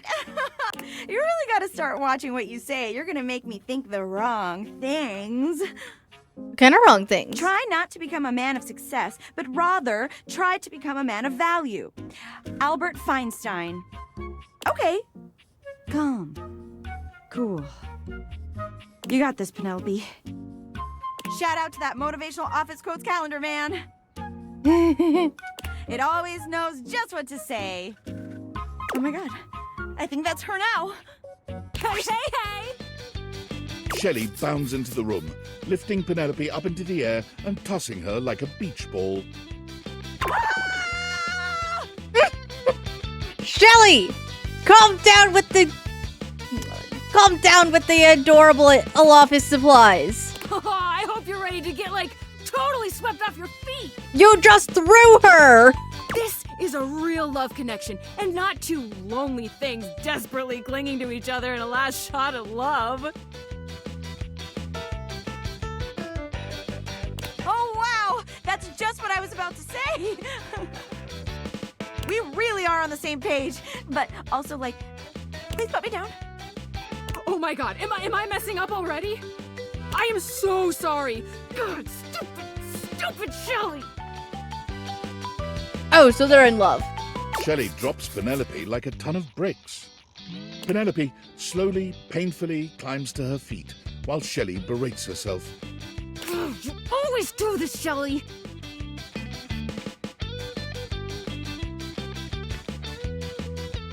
You get too excited and you just go in.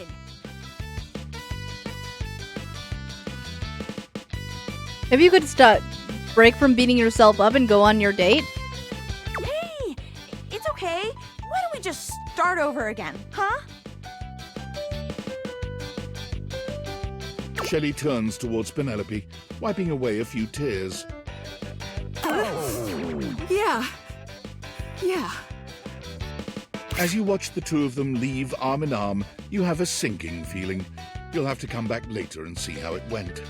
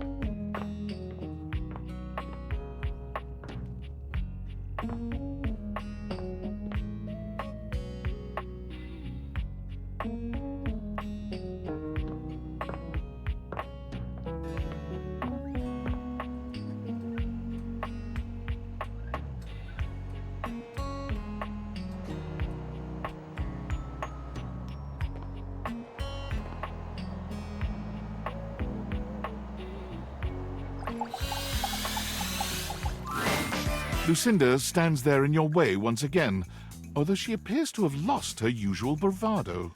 Baby, I need to know who I am.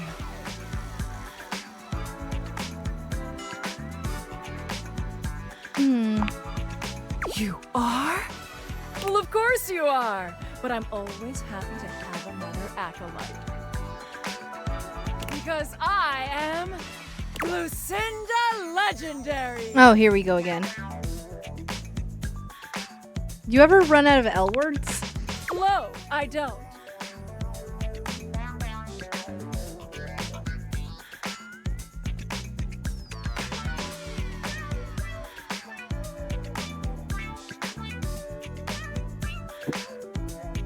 This time, I wanted to show you that unequivocally I am the best. Let's bring up some contestants. There's this one. And this thing. And who could forget this piece of shit? Well, that's just rude. These hopefuls have all been competing for your love. But in the end, there has to be one winner.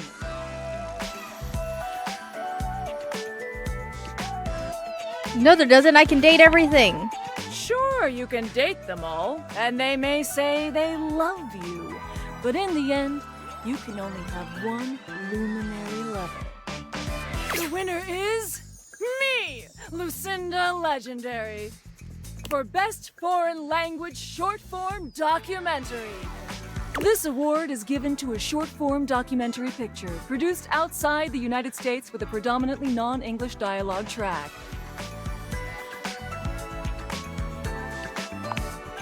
Exactly! That's how incredible I am! I won it anyway! Hopefully you enjoyed my enlightening discussions. The next time I see you, I hope you pick the right choice. But for I'm not now, gonna go to your I'll fantasy reward chamber. you I'm with gonna make you tell me who you are. Ciao! Oh, you boosted my stats. I didn't expect you to do that, but thank you.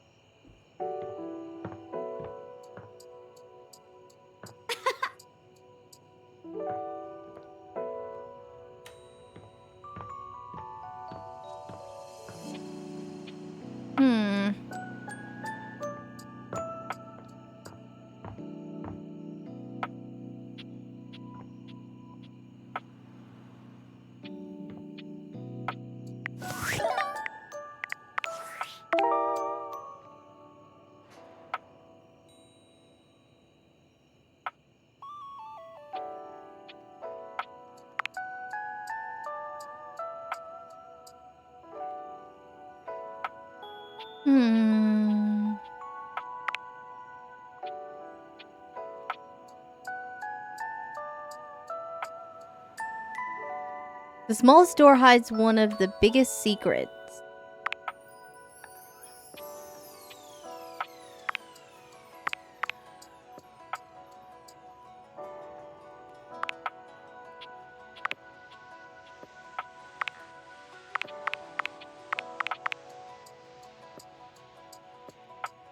Benoit is his intimate martial aid.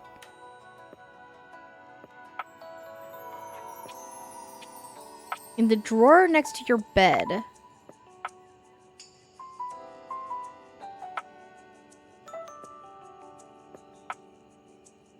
Oh, that's the vacuum. Smallest door hides one of the biggest secrets.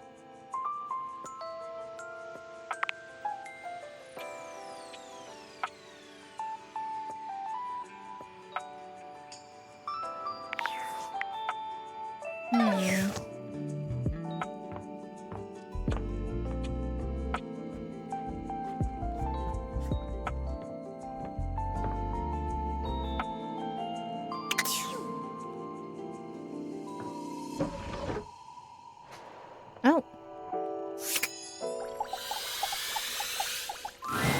The stranger standing before you is dressed to kill. A sheer black catsuit, studded black manacles with pink fur trim, and a variety of brightly colored accessories drape their shoulders and frame their delicate features. Loneliness has been such a defining factor in your existence over the last few years, you've almost forgotten what it's like to be around others. You've certainly forgotten what it's like to be around someone like this. You almost feel as if you've stepped into a sex shop. Hey. So, that little bag that's in the dresser next to your bed? They're sex toys.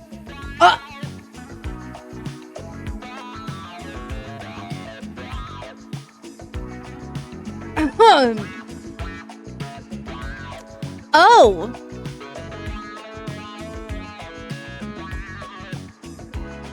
Toys? Pleasure is not a game, darling.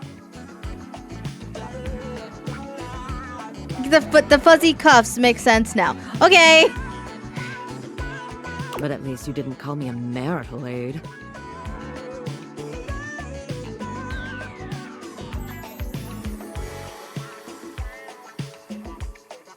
Oh my gosh, I said martial aid, not marital.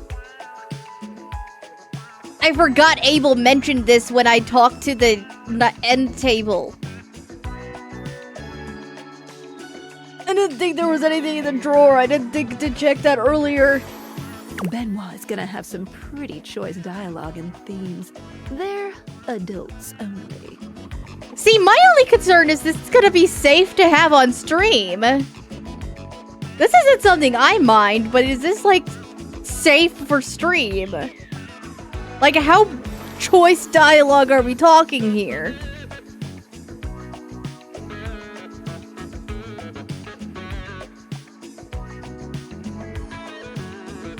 You want to skip me? That's fine. I can have plenty of fun all by myself.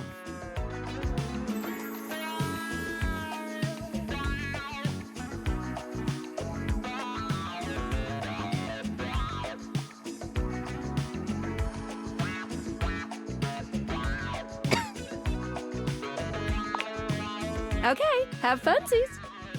I'm scared, but we push forward. There you are. I was beginning to think you'd forgotten me.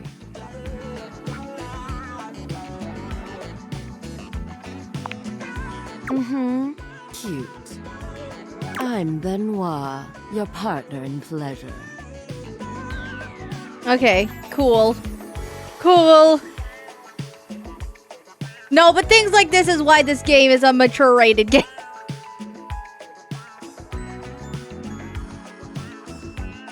Surprised you clicked yes before I finished checking.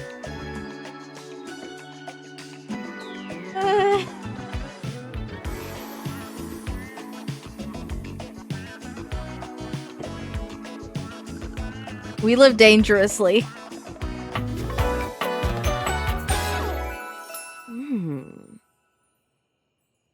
I mean, they're cool despite what some of the implements of this outfit is.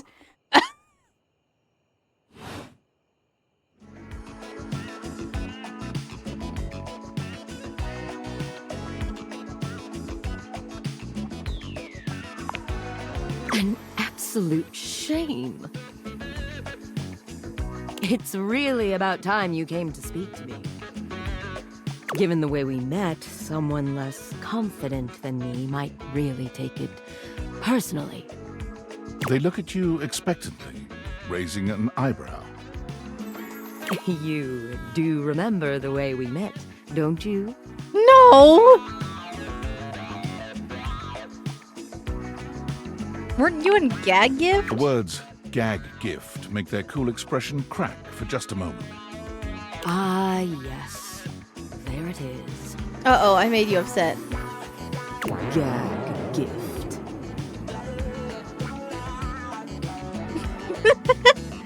They look absolutely disgusted. I'm sorry! The only way to strip the word gag of all its appeal. Some friend of yours thought they were hilarious. You moved into this house and your friend brought you a big box.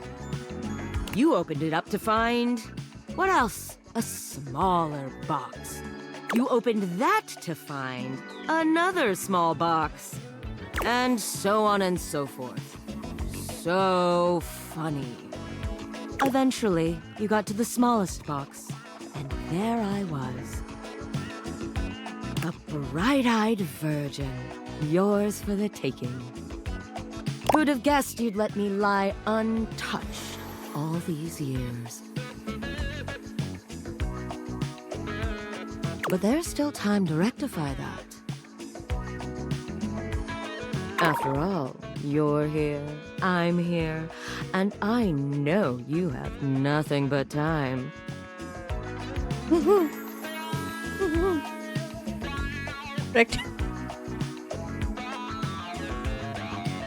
I didn't, but thank you, Storm. So how about it? Me and you and mind-bending, earth-shattering pleasure? You know, I didn't understand why when they first popped up that the hair looked like it was like tentacles, but after I said sex toys, I was like, oh, that makes sense.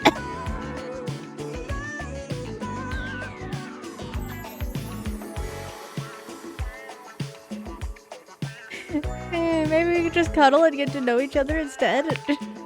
Oh, well, that does sound sweet. Come here, then.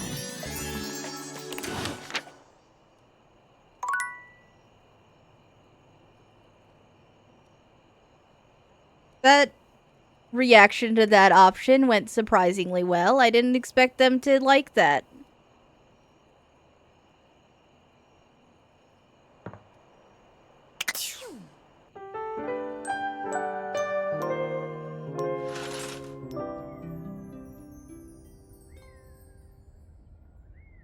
Ghost lady. Oh, I forgot! Damn it!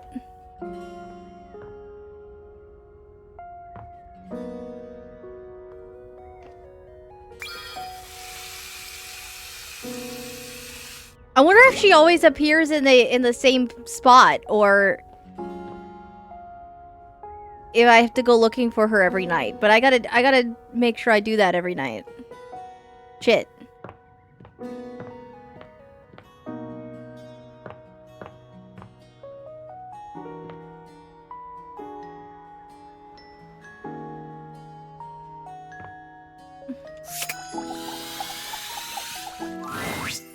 Hello and welcome to Sandyland! A magical beach-themed board game awaits us as we venture through the traffic to the parking lot to the Sandy Kingdom where beachgoers frolic among ice cream and sunscreen. Would you like to hear the rules? Yes, how you play? Both of our pieces are at the starting spot, home. There are 12 spaces in between here and the Sandy Kingdom, some with different rules. Each turn, we both spin a spinner to determine how far we go. Then, after landing, we follow the outcome. First one to the sandy shores wins the game! What color would you like to be? Large, eerie, floating, colorless cube. Blue. Honestly, I don't understand why, but there you go. The pieces are all set up. I'll be the banker and the rule tender. I mean, I thought you would want to be a red because you have a red game board piece on your head. We are both at home. Shall we race each other to the beach? It's your turn. What will you do?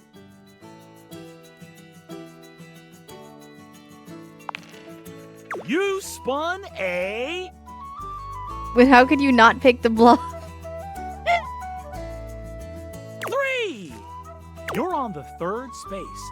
The open space at the parking lot. Well done! My turn. I spun a 1. I'm on the first space. Traffic, tough to get out of. Looks like it's back to you. It's your turn. What will you do? Spin the spinner. You spun a 3. You're on the 6th space. Ice cream. You can't help but stop for a tasty treat, and you lose a turn. My turn. I spun a 4. I'm on the 5th space. Hot sand! The intense heat on the soles of my feet caused me to run forward 3 spaces. Looks like it's back to you. It's your turn. What will you do? I thought I lost a turn, though. You spun a 4. You're on the 10th space. Big bad sun! You didn't bring sunscreen out of the car, so you'll have to go back all the way to space 4. Oh, dear. My turn. I spun a 4. I made it to the Sandy Kingdom. I win. Woohoo! I'm the best. That was just luck. Luck is the basis for many games. Tough noogies, duder. That's 1 victory for me. The relationship die stays the same then. There's still hope for you, though. Come see me next time for the ancient game of chess. Oh dear. See you around, Parker. Bye-bye. Ah! Hello, Eden! Hello! Ugh. How is your stream? The raid. Yeah! Hey, I'm doing good. This game is continually surprising me somehow. Doing my Spooter-thon to get a new CPU. Yeah! Oh! I forgot that toggle did that. Can we cuddle the dirty toys? Cut! Silence, Storm!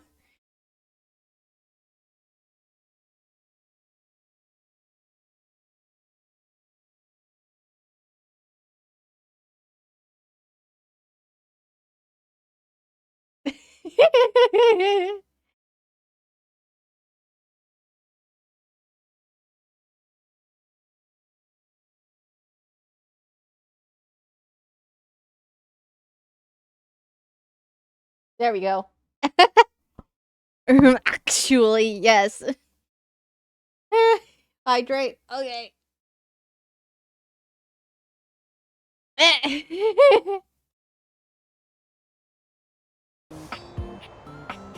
Oh, I'm out of water. Damn it.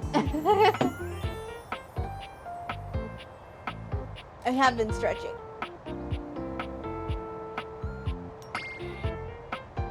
Ugh. Oh yeah, and before you and Mercury yell at me again, I did add my emotes to the Twitch chat. They're there now, so don't yell at me anymore. And as I shall be off to shower quick. Woo! Okay. Go do flips in the shower. Have fun.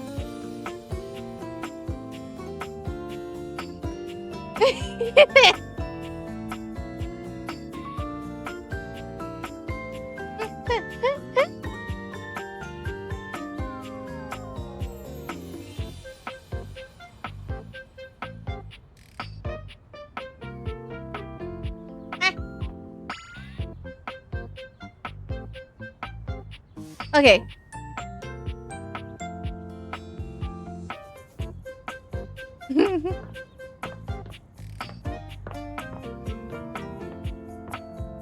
Yeah, I finally got into the attic. Turns out I just had to get the key. So I already had the key. I just had to actually interact with the door, and then the key and the door hugged, and the door opened. It was that simple the whole time.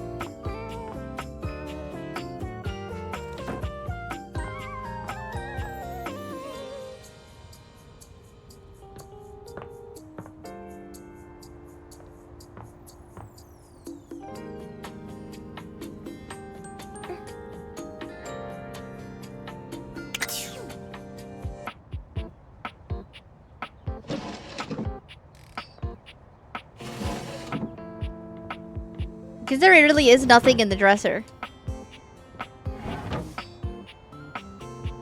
And it's just like continually just gonna glitch out with the clock and the diary just floating there.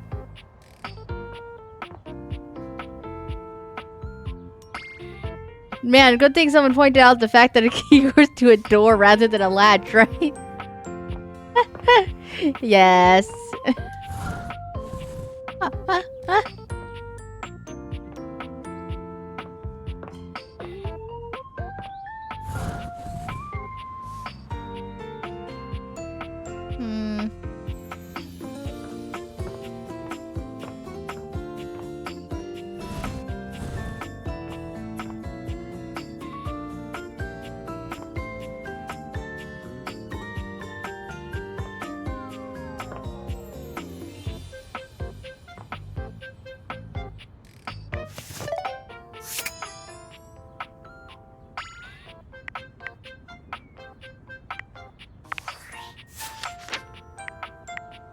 So I have 17 left.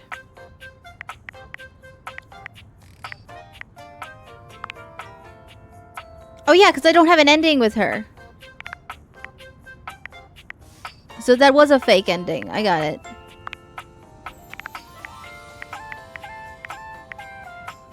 See, I'm trying to... The reason I was interacting with the console and stuff, because I'm trying to figure out which one this is. Because it looks like he'd be, like, part of the... Like, a DVD or like, a game or something as well.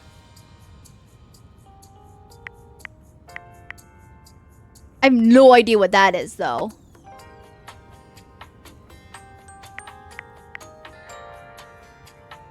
And that's gotta be the magician that... being talked about.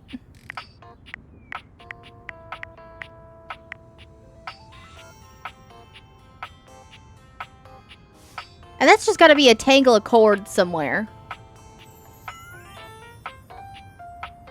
Like, because I see a bunch of, like, cords and, like, everything else with, like, tangled up earbuds and whatnot in that shadow. That's gotta be what that is.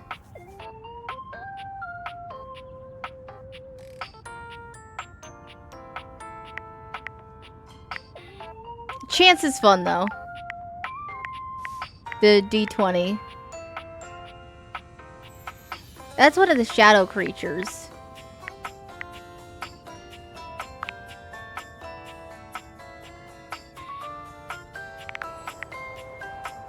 Still don't know who this is. Like, I want to know who the Sailor Moon is. In my house. Where does she live?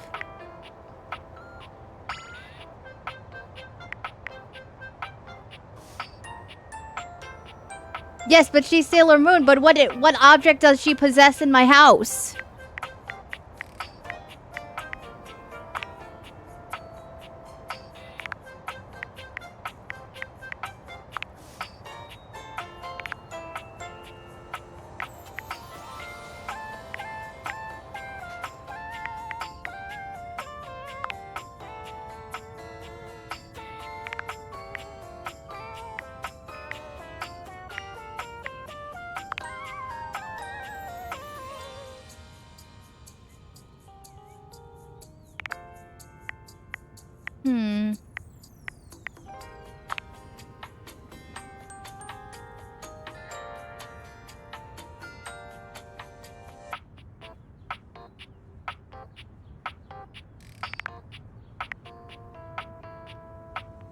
See, what the hell is that?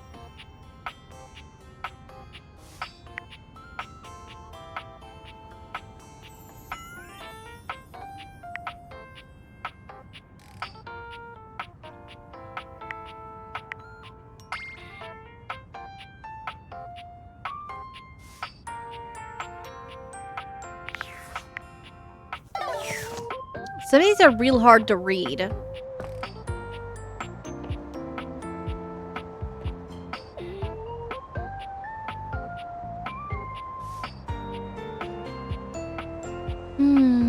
I need light, I'll just summon Lux.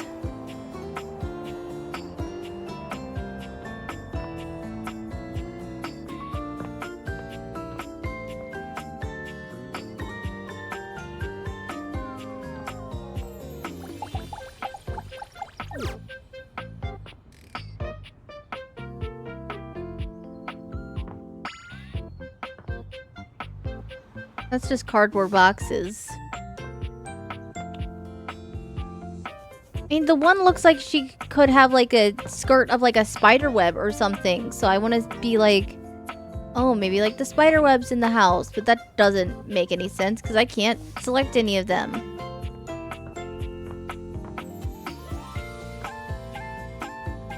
See, and I thought the Sailor Moon character would be like the tennis rackets here. But no.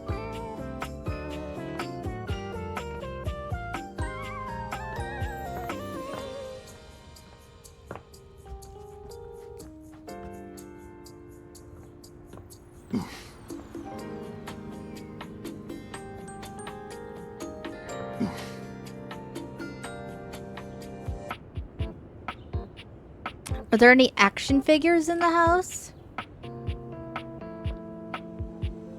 Not that I've seen. If anything, they'd be in the bedroom, right?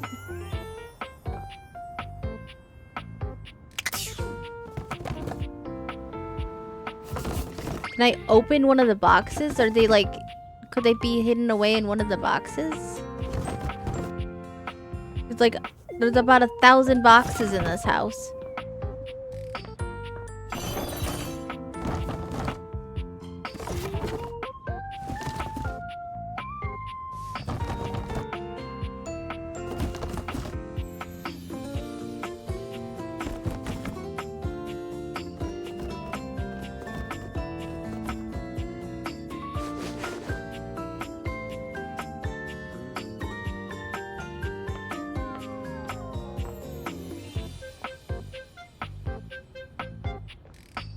You know, weep shit. Yeah.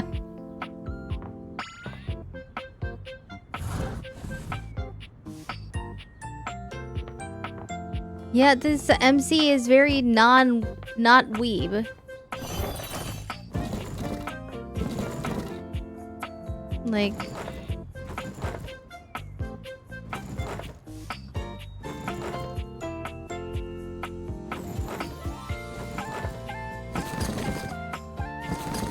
Yeah, the box is just shaking stuff.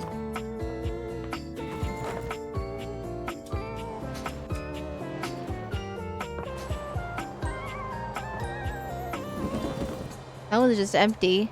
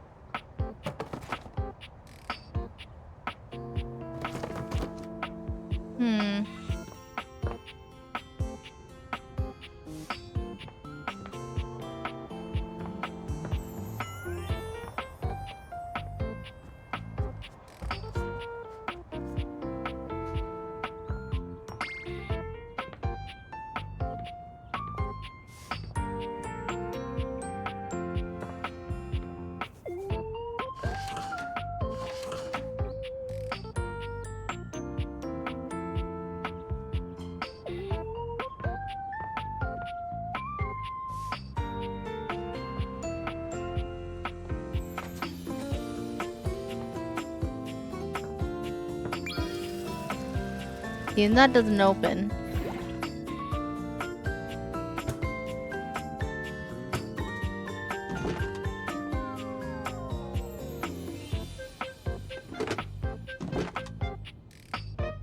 That opens, but I can't see what's inside of it.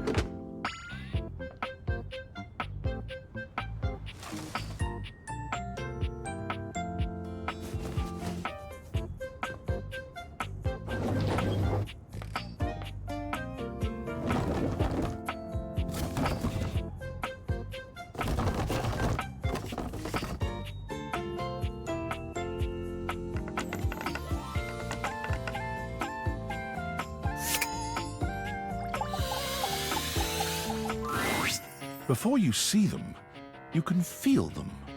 An overwhelming air of cool, of rebellion and edge given form. Leather and metal, and the best hair and eyebrows you've ever seen.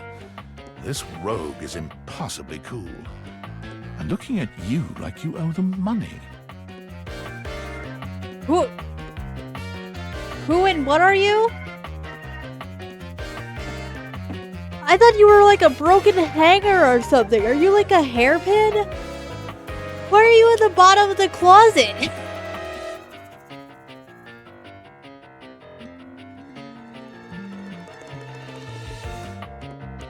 Hey, Liv, gotta head out. Okay. I will. Thank you for stopping by, Asian guy.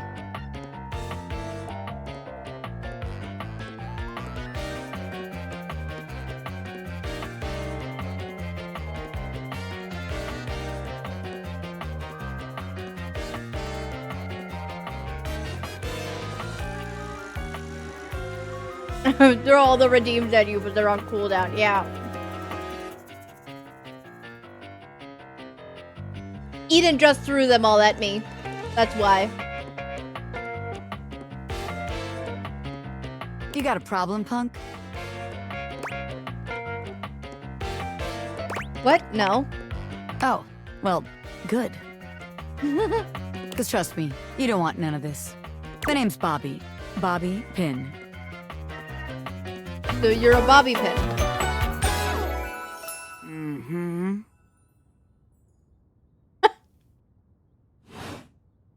And you might not have heard of me yet, but trust me, the name Bobby Pin's gonna be known all over the house real soon. Nobody knows you because you were a bobby pin at the bottom of a closet. When I just shoot beams at you, this is the last thing I expected. How's this strike you? The Pin Crime Syndicate. Oh wait, no. The Pin Criminal Empire. First one is better. Been a crime boss? Not yet, but I will be, baby. I've been locked up in Hoop's bag for years, and I'm finally free! Oh, so that's how you got here, because you were vacuumed up. And now you want to be a criminal because as you want revenge. Got it. You know, the vacuum cleaner. Right. I had a lot of time to think while I was in there, you know, about who I was gonna be when I got out. What, did you take the being inside the vacuum bag as a kind of prison or something? Getting bent all out of shape, it does something to a pin, you know? Makes you reevaluate your priorities in life. Makes you think long and hard about who you truly are.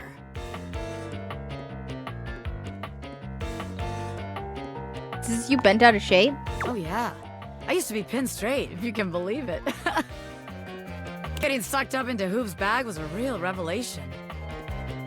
I never really felt quite like myself before. Would have liked it better if I didn't have to be locked away for a while first, but I feel like for the first time in my life, who I am and who I've always been are one and the same, baby. You look amazing. Thanks. I mean, I know it, but it's real affirming to hear it from somebody else, too. I've been locked up, but I'm here now, baby. I'm ready to take what's mine. The real question at this point is just where to begin. Where do I situate my burgeoning criminal enterprise? After all, you know the first rule of business. Location, location, location.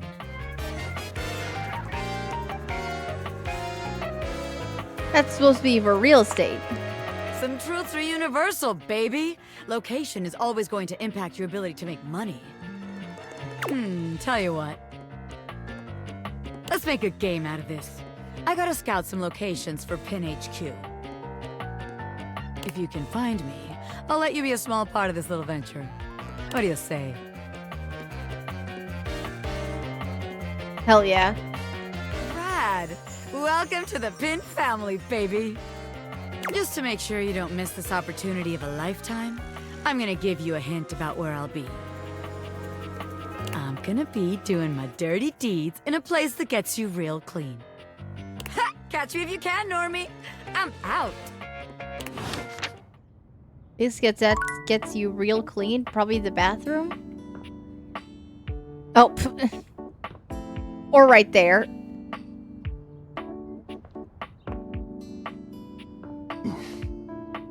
Just go from there to here.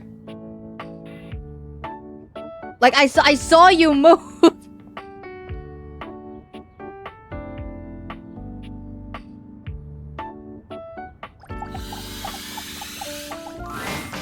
Lucinda Lavish has come by once more. While she appears the Do same I just not get the physically, vacuum cleaner? This is the apparent that her second time, overall Lucinda. panache is lacking. My panache. It's lacking. Lucinda, I love ya, but please, my god.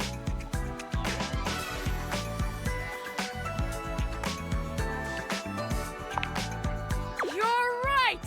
There's no limit to me at all! I really am the best dateable there is! Yes, you encounter her every time you try to get to the vacuum cleaner before a certain day. Why? And what certain day?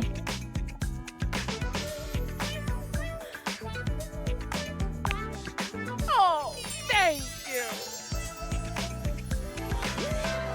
You have supported me for a while now. And even a goddess like myself needs to let her subjects I don't know, I didn't where they stand. Okay.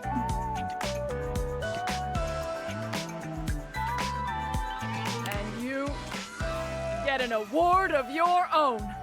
Choose one and be limitless with me. Oh. And the Lucinda goes to you.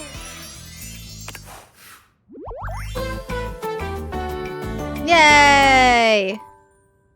My friend, I will continue to seek out greater heights. Well, I won't be around very much because there are so many more realms to conquer, and I fear your small mind cannot comprehend them. But who knows? Maybe you can find a way to bring me back permanently someday. Well, actually, can we make you realized? Right now, it can be done, for there are no limits here. Sweet! Thing is, you gotta have enough points. And being as I am, limitless, my requirements are probably so frickin' high.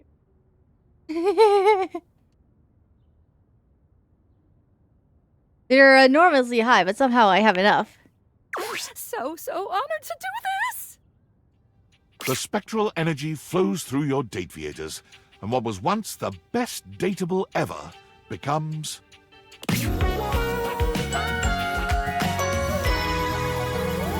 Ah, she's so cute! I didn't know their outfits change. What? It's quite possibly the best human in the world. Wow, I've done it! Her arms and legs bristled with energy. Her breath crackled the air around her. Hey, buddy, I got this from here. Her arms and legs bristled with energy. Her breath crackled the air around her, and her face was radiant and shining. Nice work, Lucinda. But the confines of this house aren't enough for Lucinda, for there are more worlds to conquer. Taking her leave, she continues on her quest to become the best human who ever lived. Well, let's carry on then, shall we? Have you seen the anime Soul Eater? Yeah, why? We did it! We brought a dateable object to life! Yes! Now you can talk to the vacuum by the... So I have to just realize Lucinda it.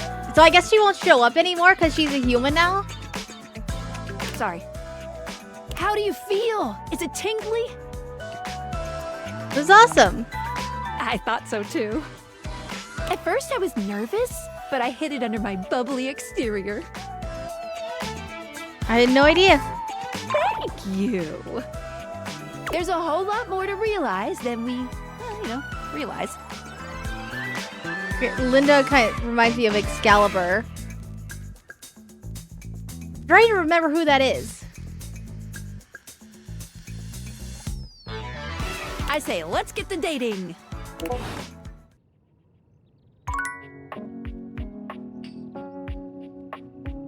Towards the white hat.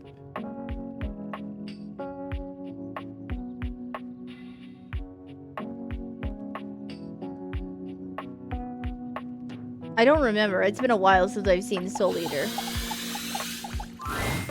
There's something strange about the handsome figure you see standing before you. It's not his clothing, even though he does appear to be dressed in some sort of plastic armor. No, it's something about his face. Handsome though it may be, you can't quite place his expression. Stranger still, he doesn't speak to you at all. He just stares, his face screwed up in concentration, and his lips pressed together. What's that? He lets out the breath he's evidently been holding, bending forward with his hands on his hips as he inhales and exhales deeply. Woo. Sorry about that. Just trying to see how long I could hold my breath for. Weird that I walked in on that. It is super weird. You have the most bizarre timing. All right, now that that's taken care of, I can give you my full attention. Name's Hoover. My friends just call me Hoove, though. What's up? Henry Hoove. You here to chat? Or is there another incident to clean up? Today was supposed to be my day off. I'd love to chat. Sure. What about? I don't know. What do vacuums talk about? Oh! I was looking for some inanimals. Seen any? He taps his fingers on his chin, considering. Maybe.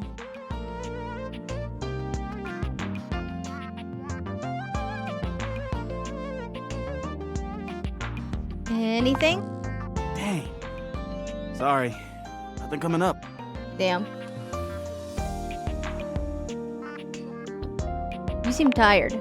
Yeah, a bit. It's been a long week. But I enjoy working hard. It makes that can of oil at the end of the day taste all that much better.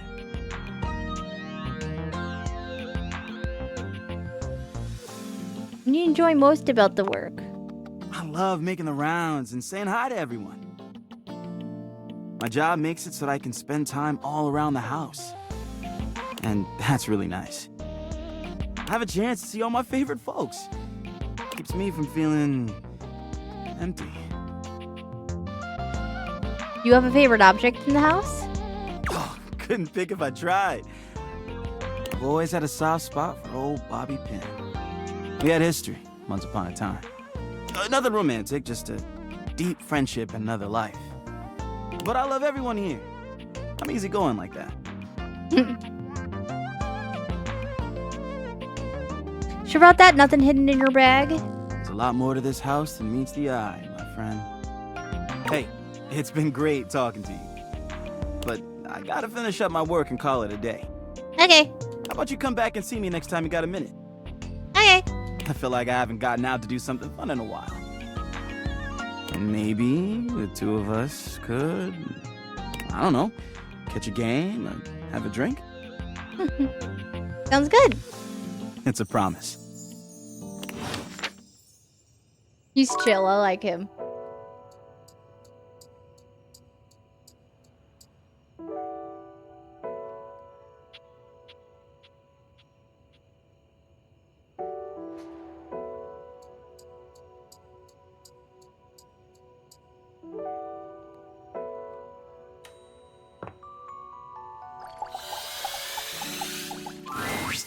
Yes? Oh, you caught me at a time when I was, sitting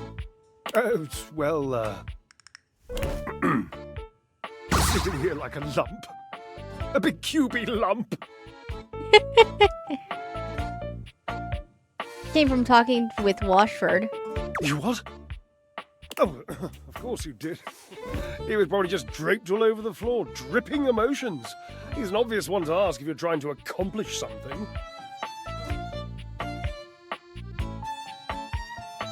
Well, he was a little mopey. I know! It's exhausting! It was exhausting anyway. He hasn't exhausted me in years. What happened between you two? Oh, I just don't think I can go into it. Heavy emotion is such a burden to an effervescent spirit. You don't have to cry or anything. We can just chat. Oh, chatting is just so tantalizingly close to real talk. Why don't I just divulge, I don't like to tell this story. I don't know that I ever have, really. Washi called it the pale betrayal. Washi? Gasp! Oh, it's only a nickname.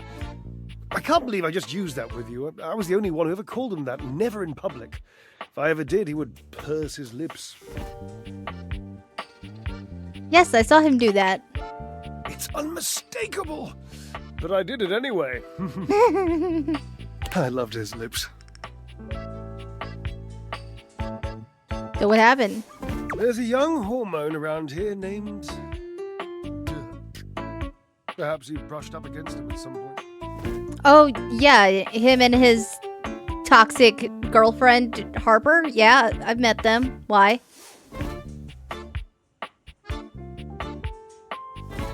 Yes, I remember him. Scrawny, kind of sexy. He's hard to miss. In any event, he has this habit of taking off his clothes. He wanders around, nearly nude, unbothered by the temperature changes he engenders in others.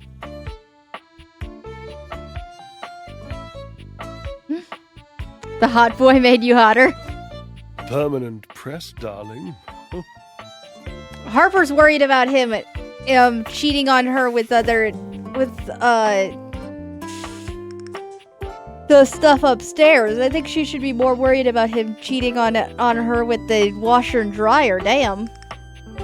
He used to do it so often that Washford and I took to using his clothes as part of our act. We would flip them and wring them and fold them whilst he was flipping and folding and wringing me. It was, my God, it was spectacular. I was spectacular. That, after years of doing this act with Washford, it began to grind on me. Washford can be very difficult.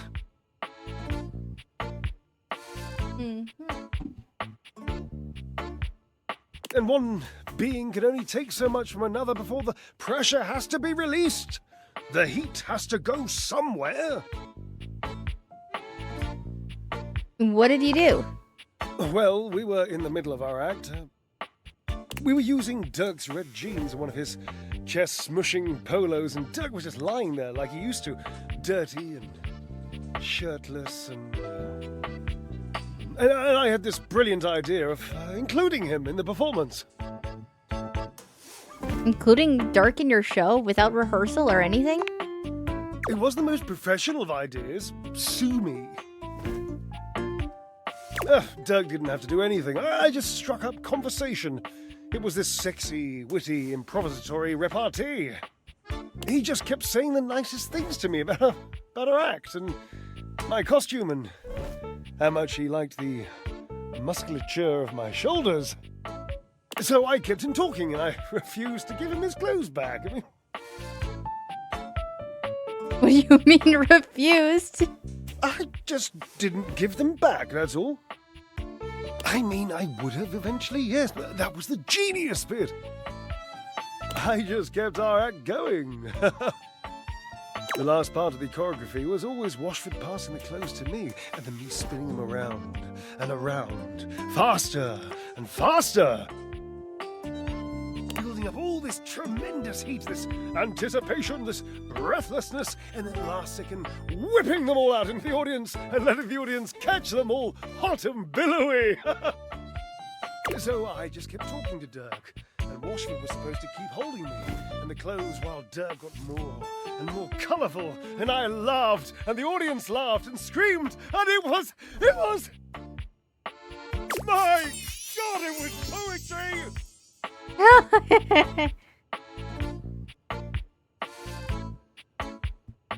So the clothes never got dry? Yes. The clothes stayed a little wet. They mildewed the tiniest bit. They made Washford sick. He said he had a cough. And afterwards he called it the Pale Betrayal. What a nonsense, dramatic exaggeration of the only good idea this act has seen in decades. I don't get the pale part. Mildew is white, you see? Sometimes grey.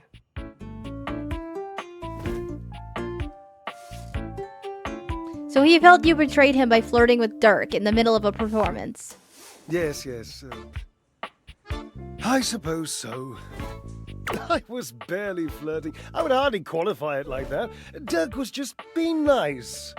Washford was always so damn sensitive. But if you knew he was so sensitive, why did you flirt with Dirk? It wasn't really flirting. He was being complimentary, and I was playing along. If that's flirting, then I need practice. I was performing. I was making our act better in the process. So, what's the harm? Sounds like you knew you were doing something uncool, but you'd...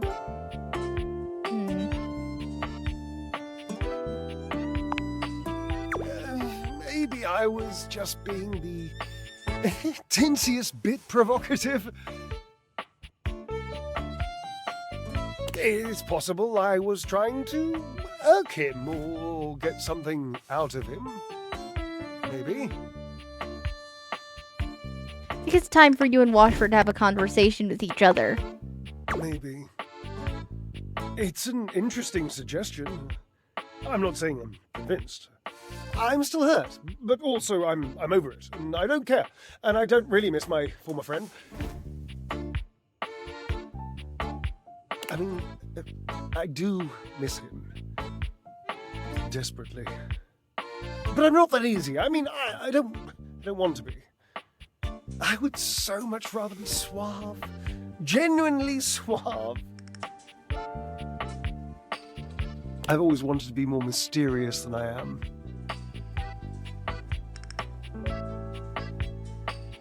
You don't have to be so mysterious, Drysdale. You just have to be honest. You sound like Washford.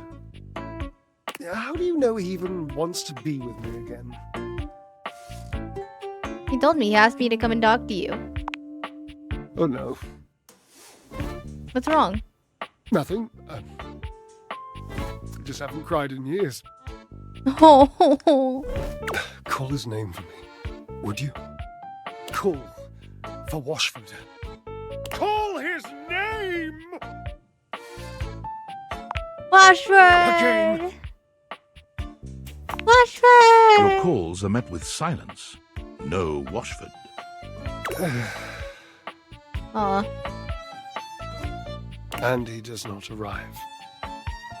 It might be over, Cherub.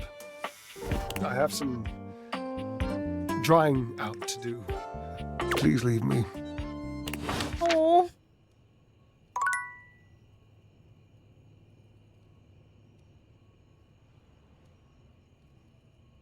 Oh, I have a text message. Hi! What's the latest with my favorite harem anime? By which I mean your life. Will I turn an object into a human? Bro, what? I'm sorry, what are you doing? Process of bringing objects to life is realization. Why are we telling Sam this? Is my question. Okay, The name is not the weird part. You are being extremely calm and normal about making new humans. You seriously turned one of your household items into a person? Is that ethical?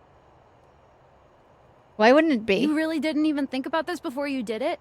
Humans have wondered what it means to be human since, like, the dawn of time. Like, we people who are born as human beings and die as human beings, we still don't even, like, know what that means to us. Is it fair or okay to bestow that condition upon, I don't know, your kitchen cabinets? Leave Cabrizio out of this. Cabrizio? Like, that's the name of your, you know what? I don't actually want to know. Being human isn't even just, like, philosophical shit.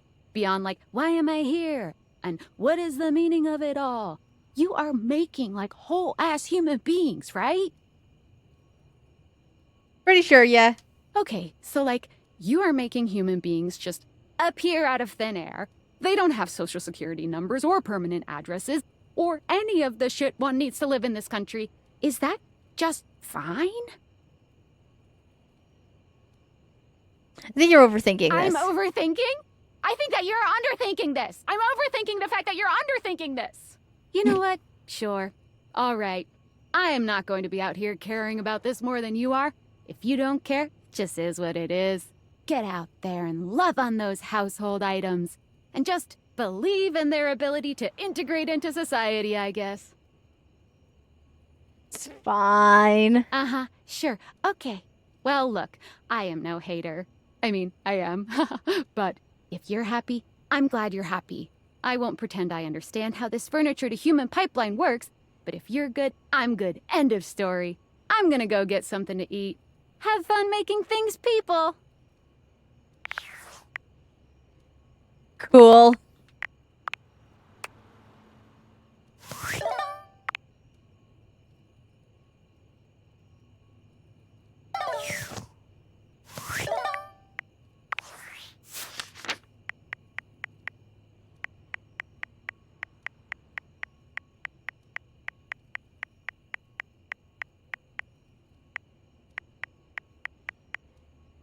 I got 15 left.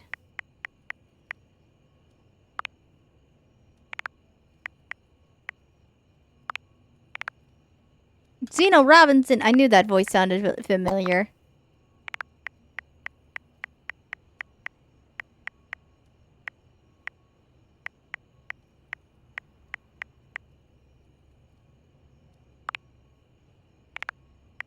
Oh, it gets all shiny and gold when you realize them.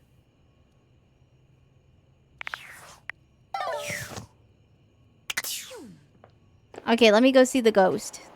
I wonder if she's still there. Does she just appear after you use up all your charges for the day, I wonder? Yeah, she is.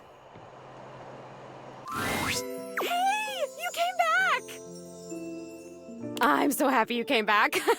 Being up here in the attic, it feels like people only come up for little bits of time and then they try to leave as soon as they can because, I don't know, for some reason, a lot of people think attics are scary. I've never felt that way. For me, it's like a playground up here. Yeah, a lot of people are afraid of things in attics. Like what? Like ghosts, I guess. Huh. Yeah, I guess that makes sense. I do wish people would stay longer, though. Even if they can't see me, it would be nice just to watch them. Like human TV. Jeez, I wish I had a TV. Hey, now that I'm thinking about it, how can you see me? I don't think I know exactly. Yeah, I mean, I used to watch you move boxes around and search for that same amazing Christmas sweater every year. Though you have stopped coming by lately. But you've never even looked at me before. Like, through me, which is cool, but never at me. I have these cool glasses called Date Viators. Whoa, awesome! Tell me everything. They let me directly acknowledge a thing's existence. Okay, you say thing. Thing, not person. So does that mean... Yep, doors, walls, chairs, windows, all of it. That's... If if I wasn't already dead, I would absolutely just die again from the coolness of this. You can talk to anything? Anything you want, you just put on the glasses and you can talk to it? Like it's real? It is real. Wait, so then how are you talking to me? Because I'm not a thing. Well, then I guess I'm something in between a thing and a person. You're noticing now. So, like, wow. I feel so happy, but it's weird. I think I feel sad. What do you feel sad? No. It's okay. I don't feel sad though. I felt sad a lot when I was alive, but since I died, I've just been mostly happy all the time, and I haven't had to think about the stuff that used to make me so sad. I think there's something about being a ghost that makes things harder to feel. Like, sadness can feel so heavy sometimes, and if I can't even lift the latch on the attic window, how am I gonna lift something as heavy as sadness, right? It would just fall right through me. That's kind of funny. I guess that's funny. That is funny. Good to hear. But your glasses, this idea that you can talk to anything, to anybody, like... Does it feel like you have friends? What does it feel like to have friends? Oh. Feels pretty good, honestly. Oh man, I would love that. Oh boy, okay, this is weird. I'm having another feeling, I think. Are you going to disappear? No, not yet. It's so strange. Like I said, I'm so happy. Like, I'm so happy to have met you. I'm loving that you're here. I can't wait to play all the games, and I want to show you how I can go through the wall if I really concentrate. Because that honestly is amazing. And the most amazing part is that when I go through that wall, I end up right back in the same room again. Like I'm in this crazy loop where wherever I go, there I am. Huh, so you can't leave this room? Nope. But I want it. What is it? I want what you have. I want the glasses. I don't think they're mine to give. Yeah, that's okay. Maybe I want to talk with these others around me. Maybe I want what you have. I want to have friends too. Are you saying you're lonely? Oh my god, that's it! Oh, I thought you wanted that day. Or I am lonely. And if I could have all these friends, why did I not even know they were all here? You know? They can't see me because no one can see me because dead. And I can't see them because I don't have the glasses or because, again, dead. And I'm lonely. It's tough stuff.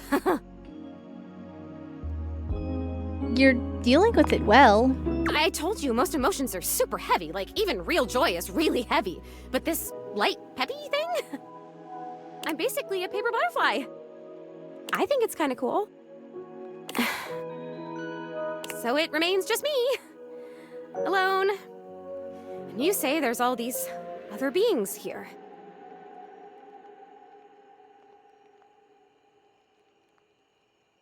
It's really crowded living alone.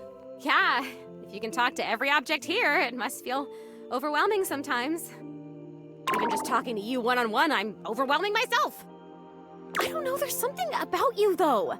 And not just those glasses. There's something about you being here that is making it so that I can feel these things. Maybe you're like holding the feelings, and I can feel them with you? What else can I feel, I wonder? Are there other emotions besides loneliness? Yeah. Oh yeah, there are. We can make a list and feel every single one. That sounds like a great idea! I have mastered loneliness already, so that's good. Oh wait, this is terrible. Help me. Please help me. Careful, Diablo 100. Let's go! Let's go!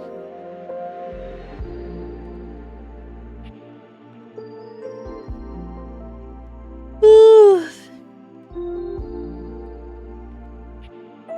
Wait, this is terrible. Help me, please help me. What's happening? I am so... Oh, maybe I haven't mastered this one. I didn't even think a non-corporeal being could cry. Have you ever seen anything this crazy? I feel crazy. I'm so lonely.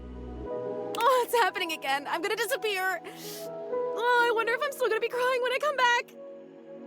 You're gonna come back, right? I still want to feel the feelings. Once again, Zoe is fading before your very eyes, but it doesn't stop her trying to speak to you. And I have so much to show you. I can turn somersaults in midair.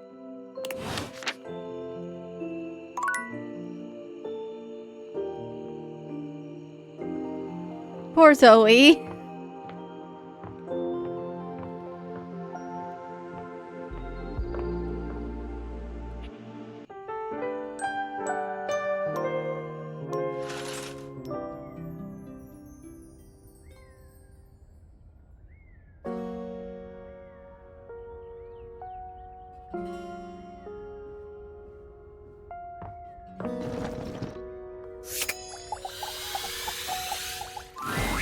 You're surprised to see Mikey busy with a phone call. He's turned away from you, talking into a cell phone. You can hear the warmth in his voice as he speaks. Yeah? Oh. Oh, Michaela, that's great! I'm so happy to hear that. Uh-huh. Oh, now, Mickey, that doesn't mean I love her more.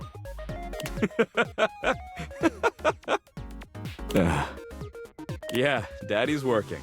I'll be back soon for you. He has kids? Love you too. Bye-bye. Mikey spends a small moment looking at the phone, then notices your presence. His demeanor changes to his usual self. Oh, sorry. What would you like to do?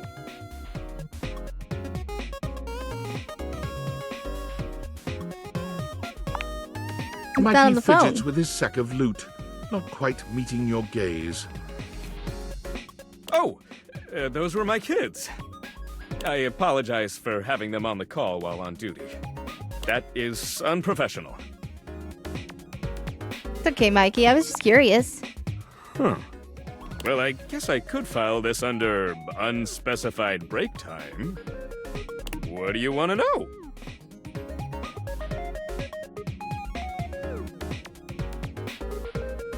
Who is your wife? Yeah, actually. Oh, she's great. Anything else? That didn't answer my question, but okay. Can things have children? Yeah, well, there's some science stuff and thing theory I'm not up to date on. But, just like how each of us represents one thing in existence, kids in the object world become new things that haven't been invented or discovered yet.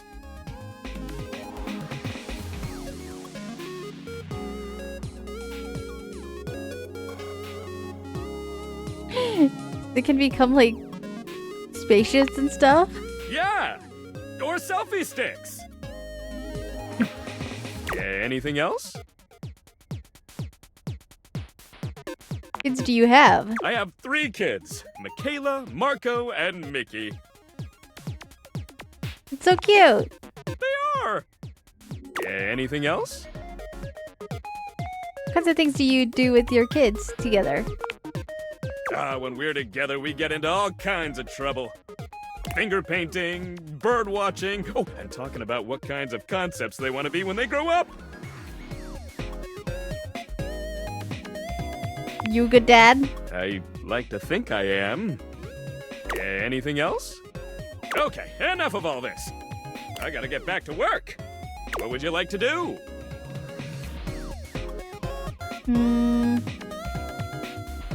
Brundle merchant. Mikey turns around for a moment, and though nothing appears to have changed with him, when he speaks to you, it's with an entirely new voice. Oi, hello. I'm the Brundle merchant.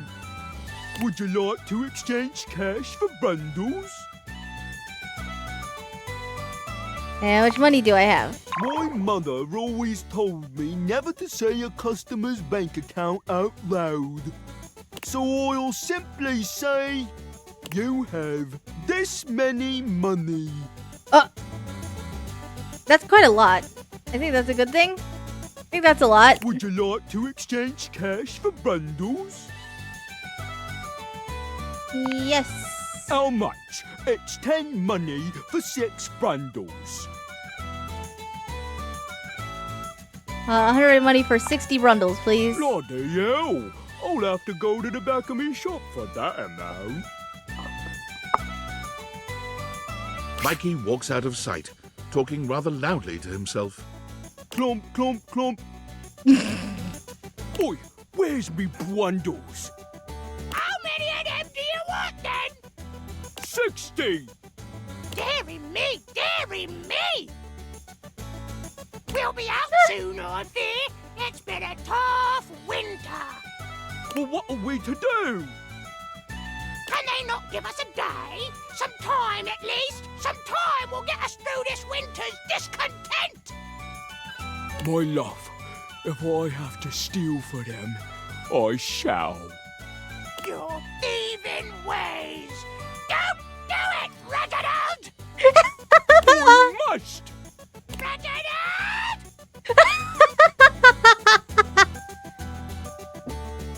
You know, this is so on par because this is Max Middleman who voices his characters. So this is like 1,000% on par that he's the one who does this character.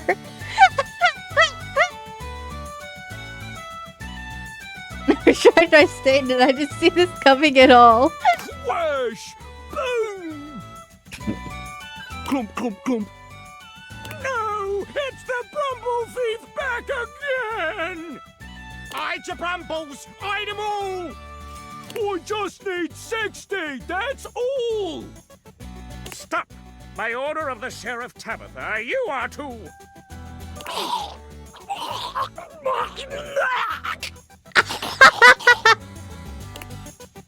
It'll have to do. He's taken precisely 60 Brumbles from the knight's purse! Let that be a lesson to Tabitha and Orion Rule. I know he's inciting us to riot based on our oppressive ruling class. I love rioting. Yeah! Woo! Yeah! We're gonna riot! I'm gonna take them all to Now to make my escape. Clump, clump, clump. He returns, handing you a sack of brundles with a completely casual expression, like nothing just happened at all. That was amazing! What? There you are, 60 bundles. Oi, hello. I'm the Brundle Merchant. Would you like to exchange cash for bundles?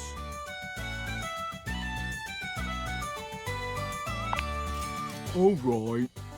What would you like to do?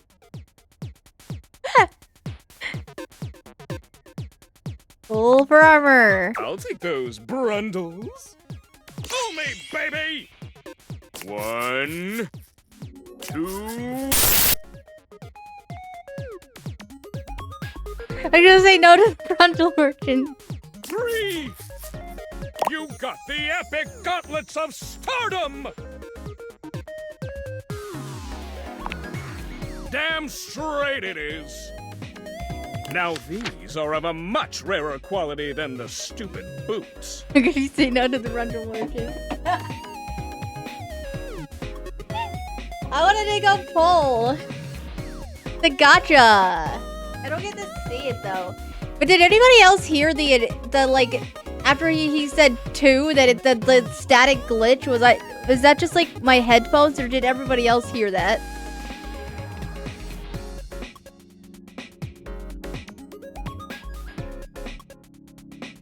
Okay. Interesting. Your specs points have all increased by 1! Ah.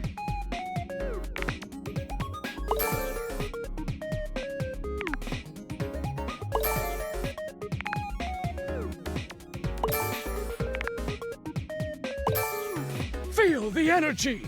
Feel the What, time you would Persona normally 5? spend talking with dateable objects. See you for the next one, Pulling Pal. What would you like to do? Can I still pull for armor? I'll take those brundles. Pull me, baby! 1, 2... It happened again, and that hurt. 3! You got the epic gauntlets of stardom! It's more than okay. They are so... You already have them, so your specs points don't raise just yet. I'm sure that extra 1 specs point has come in handy, though.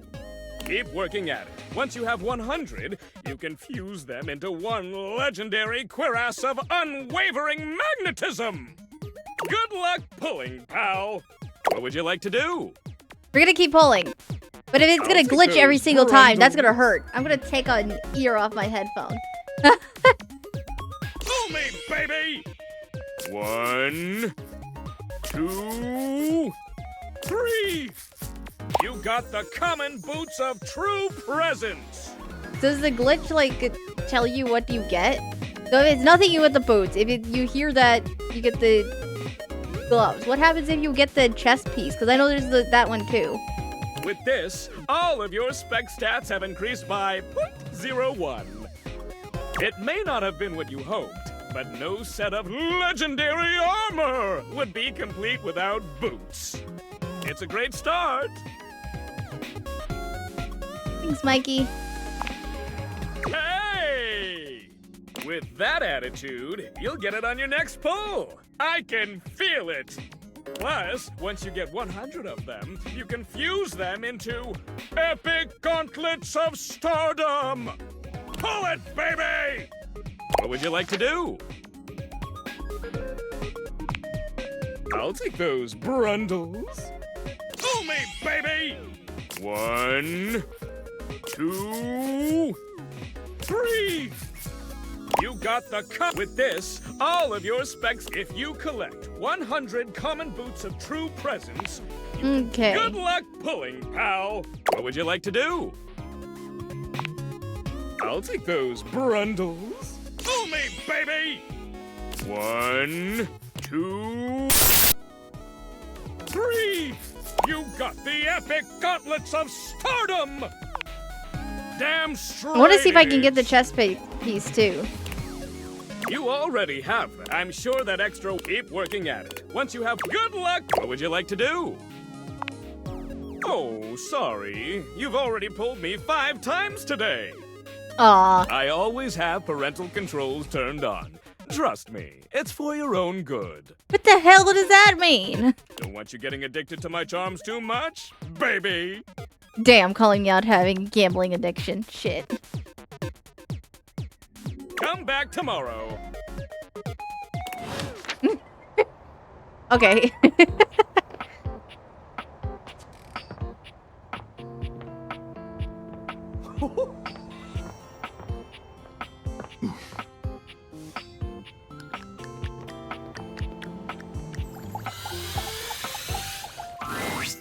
Welcome to the Missed the gamble on Abode of Karo's stream. Mysteries, Yeah. where today we will play the ancient game of chess. First founded as the Indian game known as Chaturanga before the 600s Anno Domini. That's year of our Lord Christ! It traveled throughout space and time to reach us today as the most popular board game of all. It really is it the most popular ever? Because I don't think so, but okay. The game used to have elephants for pieces, but now it's like bishops and stuff. Do you know how to play? No. That's okay. All you'll need to know is you want to trap my king in what is known as checkmate. It is the most popular game of all? Really? Interesting. If you develop your pieces out into the center of the board and pay attention, those are all the tips you'll need to start off. But I'm pretty good at chess, I'll have you know, so it's not like you'll get me first time, he laughs and scoffs. That's me. I have the pieces set up right here. You can be white, I'll be black, which means you go first.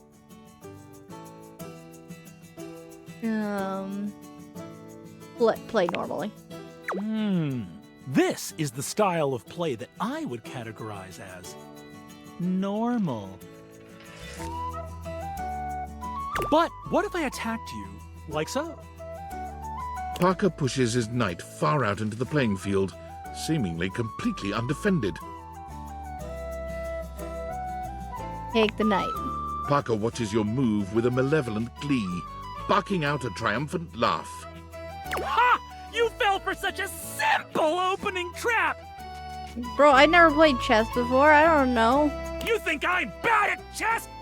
I'm bad at chess.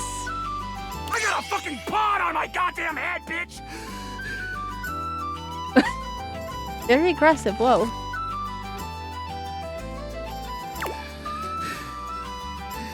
Parker proceeds to wipe the board with your pieces, outplaying you move after move. Well, damn. Put back a bishop and he isn't looking.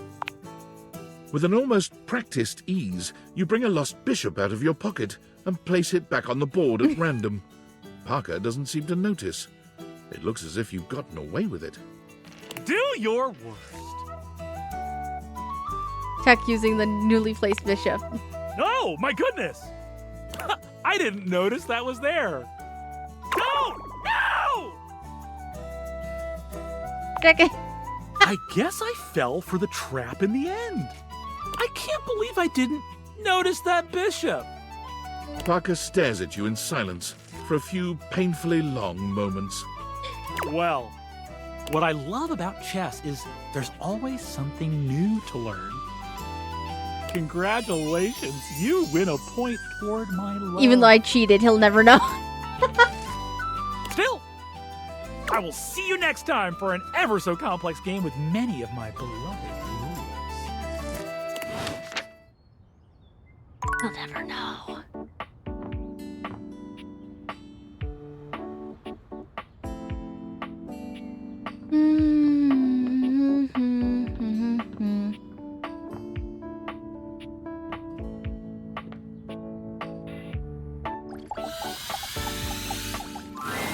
You find Dunk stretching idly by the weights.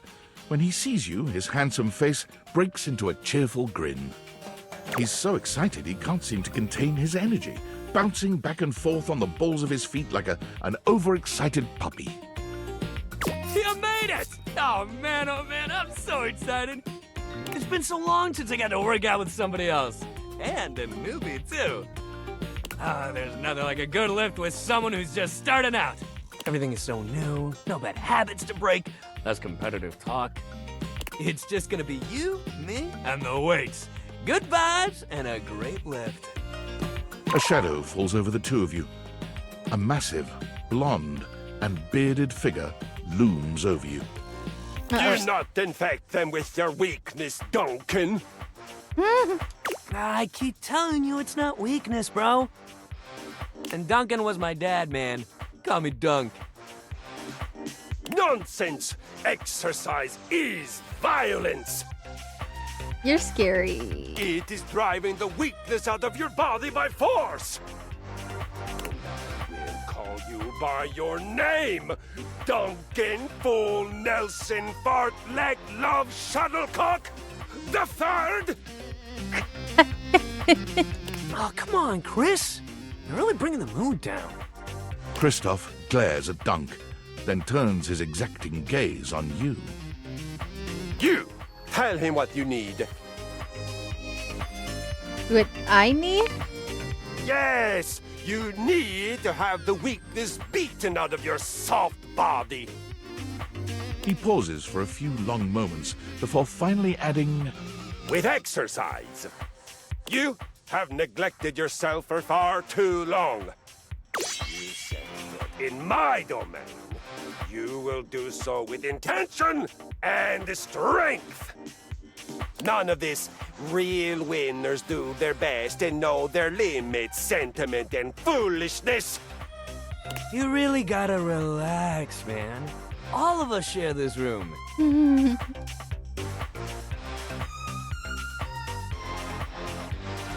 Are you done yet? I'd really like to work out now. Yeah! I mean, thanks, buddy, but I think we got it from here. You do not guard anything but sentiment and foolishness. But so be it. You have thrown your lot in with him. And now you will reap the baby-soft consequences. Do not come crying to me when you are so weak you cannot even lift a bag of chips! God damn, that cross-trainer is intense. If bringing the mood down was a sport, he'd be a gold medalist for sure. Right? Good vibes only. Hell yeah, man. Back to the program. Anyway, today's activity is weights. He gestures to the weights you've long since abandoned. They're still in decent condition, if a little dusty in places. Nothing like a good lift. You can work your whole body out. Anybody can get a good burn going with weights, even if you're only lifting a couple pounds to start. It's a great place to start your fitness journey. There ain't no rules, no competition. All you need is yourself and a good attitude. So, ready to get started? Dunk is so cheerful and confident, it's probably more work than it's worth to turn him down. You could, but do you really want to hurt his feelings? Let's get it, baby. Hell yeah, let's get it! You lift weights for a while under Dunk's supervision. He ensures your form is always correct, and that you're not lifting more than you can handle. He never pushes you too much. He only kindly encourages you when he sees you growing tired, or if he knows you have just a little bit more left in you. When he calls time, you sit down, sweatier and more exhausted than you've been in a while. Yo, that was amazing, especially for a first session. You doing okay, buddy? I'm tired, but I feel good. That's great. Make sure you take it easy the rest of the day, okay? Resting up after hitting it hard is just as important. If you're sore tomorrow, which you probably will be, make sure you take care of yourself. Try soaking in a bath with Epsom salts, or use a heating pad. You can even try a massage if you got a massager or anything like that.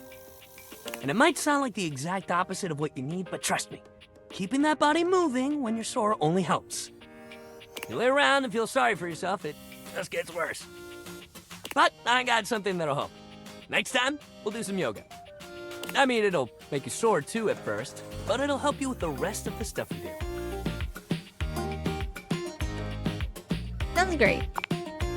Hell yeah! Love that attitude. See you at the yoga mat.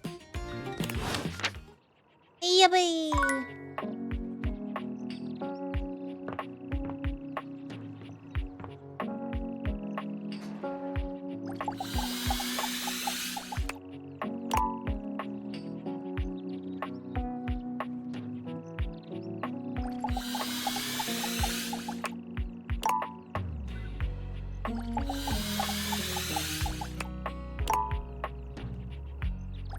All the sporting equipment Dunk.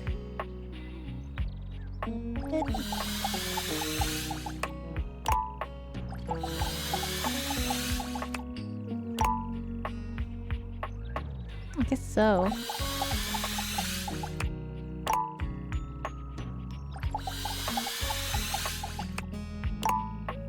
Damn.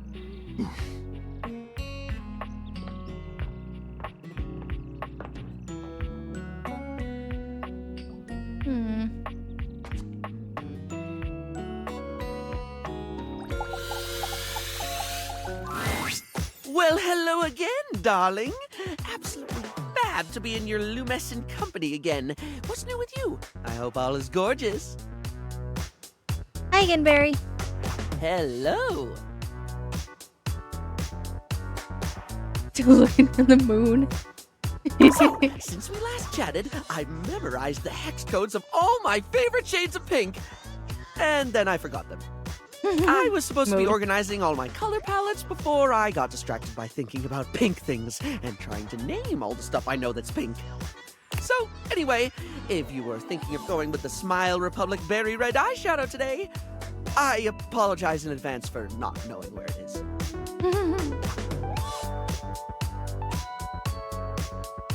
You really do have a lot going on in that brain, don't you? It's a makeup set with ADHD. I think that's what Barry is. I suppose I do. Which is funny, because if you'd asked me, Posters. I'd say my head's empty most of the time. Let's look. I forget enough things that it should be. But the moment a thought's gone, the space immediately gets filled up with something else. Well, that reminds me. I was actually going to ask if you could help me with that. I mean, from the color coordination on your amazing outfit alone, it's clear you're far, far, far more level-headed than I am, darling, and I'm messier than one gets trying to do their mascara in the back of a moving taxi. I wouldn't say I'm the beacon of organization, but I can do my best to help. If you're offering, I'd absolutely love the help, sweetie. Lately, I've just found it really, really hard to focus on anything. You know, I realized after we spoke last time that I actually can't remember what we talked about. Like, I have little flickers of the conversation. Like snapshots almost, but you were really interesting and I enjoyed chatting and I feel awful that I can't remember anything as if you weren't and I didn't. Barry falls silent, the weight of his confession clearly getting to him.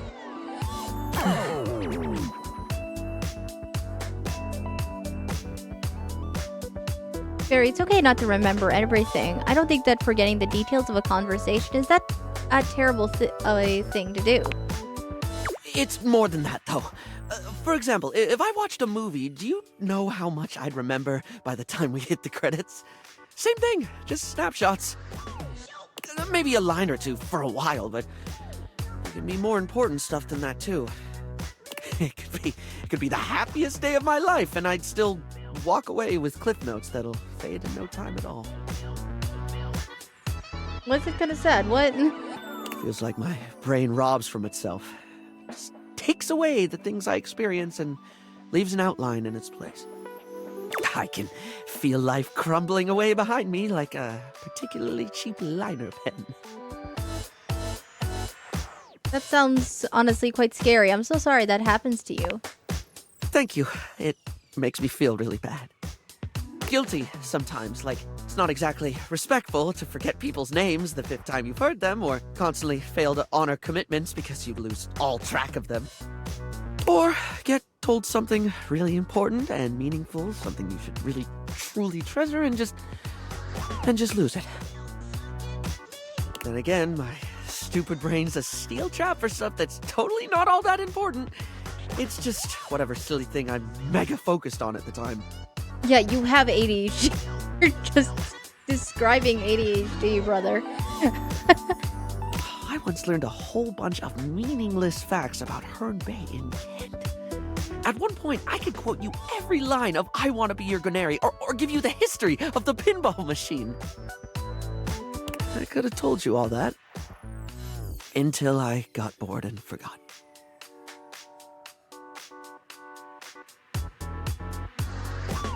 You hyperfixate on things? Makes sense that you'd remember that stuff. The only thing that ever really stays is the thing I talk people's ears off about all the time. Cosmetics, product, makeup, and skincare, all that glitz. I'm never not fascinated by the things we style ourselves with, and I guess that's what makes Barry Styles Barry Styles. It's what I can remember, so that's me. Pretty ironic, darling. The closest thing to my heart is only skin deep.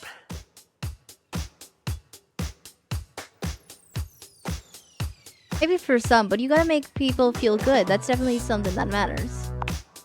Barry gives you a warm smile. That's a lovely way of looking at it. You have a beautiful perspective. So what was it you actually needed my help with? Oh, yes! I forgot that's what actually started this.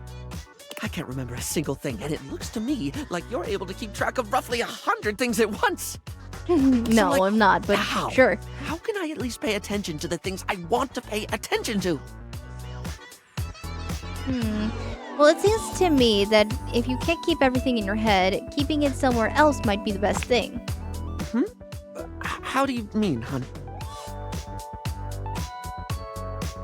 This might sound obvious, but write things down. Not just important dates, but all sorts of things.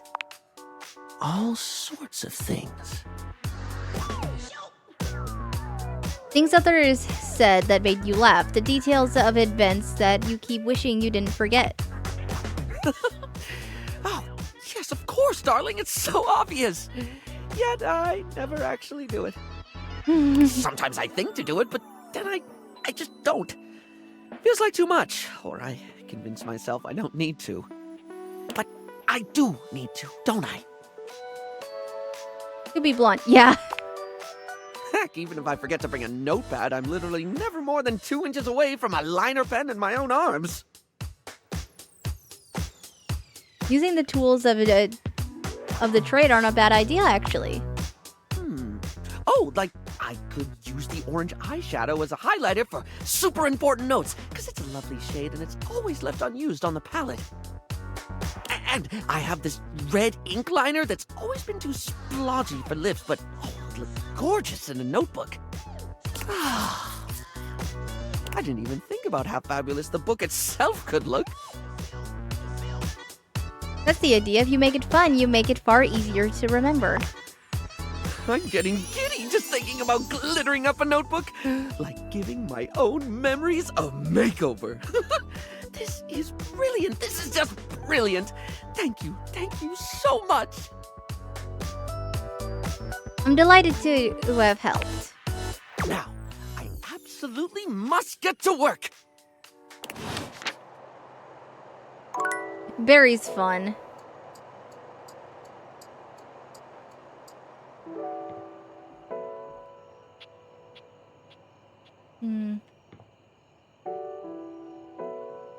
Yeah, but as for posters, I don't see any.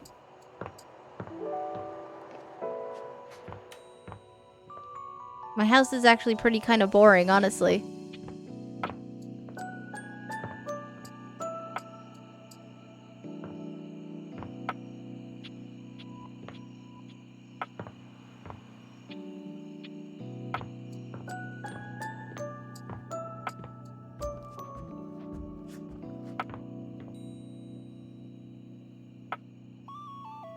I'm just certain there's a spot you haven't looked at yet.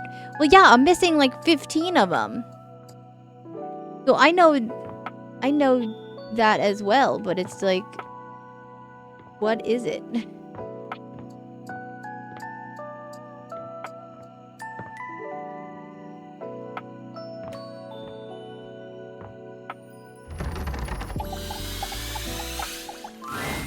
You've made some good friends in here. I respect the hustle. In my view, friendship is all about good boundaries, right in between the dizzying heights of love and the minefield of hatred. Because it's a back door, so he passes back to us. That's amazing. Dorian stands directly in your way, unmovable and unimpressed, and facing away from you entirely. What are you looking at? I could ask you the same thing. I'm looking at the backyard. It's an important job. What's in the backyard that's so important? What's in the backyard simply does not concern you right now. What you need to focus on is inside the house. If you want to speak about why, talk to Front Dorian. Are you his evil twin? I'm the same as him. I'm just facing the other way. There isn't an evil board in my body. I've been straight with you. Now be straight with me and go away. Well, damn.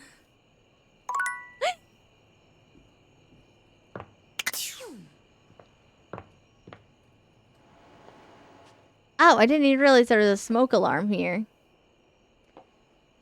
Here, I'm out of charges for the day. Let me sleep and then I'll try that. Maybe something will come out of that.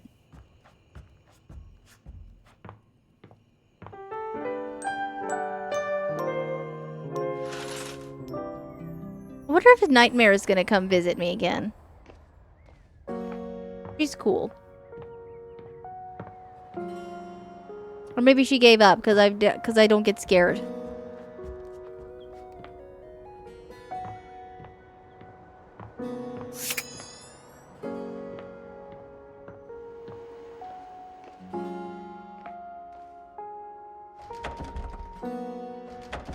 Nope.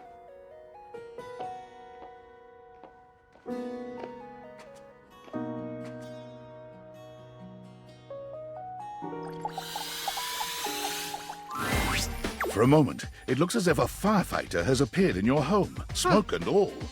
But a closer look reveals the smoke is in fact attached to this apparent firefighter's head. Ghost. Shit, I forgot.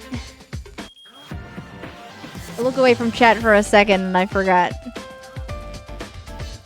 You don't get much of a chance to scrutinize her appearance any further, because the moment she notices you, she begins to rush you along, raising her voice and waving her arms at you.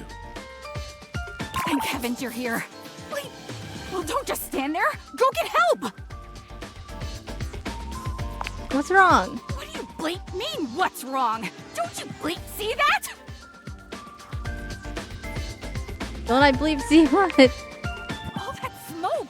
It's everywhere. And where there's smoke, there's bleep fire. It's not smoke though. Those are dust motes floating around ever so sweetly in a ray of light. Oh, is that what that is? Whoops. I guess I might be a little jumpy today. Bleep. Can you maybe turn that off? Oh, yeah. Sorry. Let me just...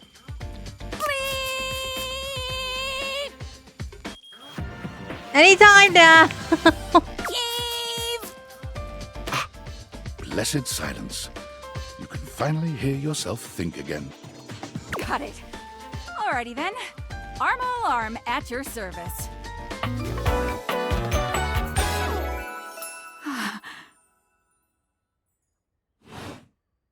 Whoa there! My content aware has given me a tickle. For a smoke alarm? Arma has gone through some trauma and might even have more in store for her. Run to replace your fire alarm battery. It could be triggering for people who have dealt with trauma, suicide, and other violent acts. Oh, damn. Okay. If dealing with that kind of behavior in a light way is disagreeable, I wouldn't recommend this one, that's for sure. You cool with that? Or you want to skip it? I won't, but, you know, just as usual, that's kind of just, I have that on for VODs if anybody wants to skip over that. On with the show. What's that? Couldn't hear you for a sec. Arma Alarm at your service. Hello, Arma. Nice to meet you. You too. So, what brings you around here? I thought I heard a noise, any sort of loud bleep, if you will. Oh yeah, that's part of my job. You see, I'm here to protect the house from fire. Take a look around you, at everything you love. Now just think, if you're not careful, it could be gone in an instant, consumed by raging flames. I've got to stay vigilant at all times. Wow, a real-life hero. I admire that. Some people don't get how hard it is to have a job like mine. You have to be constantly on the lookout for the slightest sign that something could be wrong. Bip. If I let my guard down, even for a second, this whole place could be turned to ash. I've seen it happen. Respect your discipline and sense of purpose. I'm glad to have you around. I appreciate that. It's a tough job, but I feel like it was what I was Yeah, born her to hair do. is really cool. Anyhow, I ought to get back to it. Bip. Come on back soon and maybe we can do something together. You take your leave.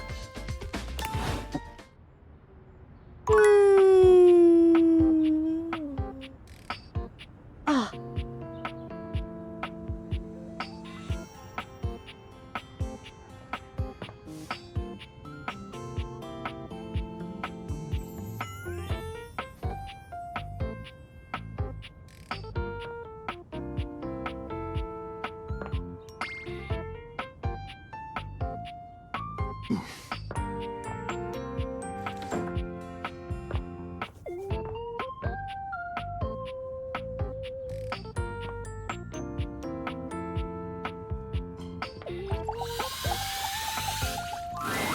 Ah, Cherub.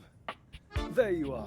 Hi. I am quite glad that you've returned. I've been sitting on some very big thoughts, and I haven't had the opportunity to express them until now, and as you can imagine, sitting on anything big for a long period of time makes me antsy. And you even got me to weep openly, which is something that only those with the most exclusive of backstage passes ever get to see. Points. So, to begin, I've been thinking about you. Did you know that you can be unbelievably annoying? Well, damn, okay. Yep. Oh, yes. Frustrating to the point of nausea. What did I do wrong? But I have to tell you, I like it. Oh, nothing. I know. That expression on your face, I'm assuming it's shock, yes? Love is about to get really sad. Don't do that. Yes, shock. Good for me. I thought so.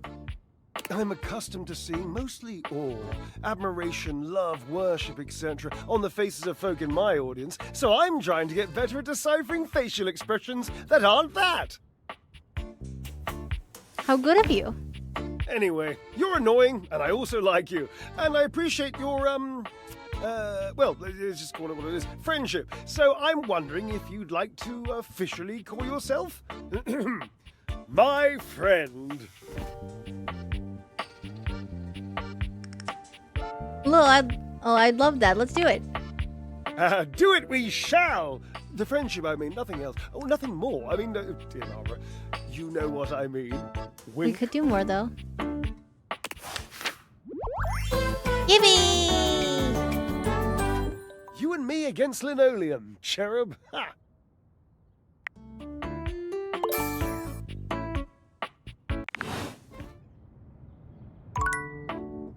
Yay! Ah, you are returned. Each sunrise should be greeted with the same surprise and gratitude. I am, as you might have gleaned, glad to see you. Are you, though? I've been thinking about you. I've been thinking that we have had our disagreements. We can do more, though. There have been several moments I wanted to toss you out on your derriere and watch you bounce, flopping on the floor with your silly modern notions jangling around your skull. But then, I have thought that I have respected you. There are so few beings who would ever disagree with me out loud, much less over time, and even less than that with respect or with curiosity. I know, you have a point. I believe that. I believe in that. And so, I am thinking that I may at last have a friend. A true friend.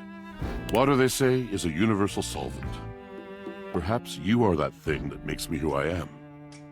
You are the stubborn, life-affirming, challenging stain. Did you want me... So you want to be my friend, then? Did I get that? Yes, precisely, in the best possible way. Do you accept? I'd love to be your friend. Excellent! I am speechless. I don't have the faintest idea what to say now. Well, there's a first. Indeed. Yes. Ah. So, new friend, what is on your mind these days?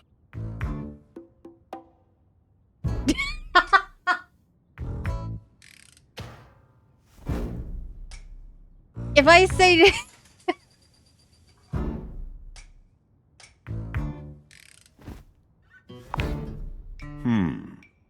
Drysdale.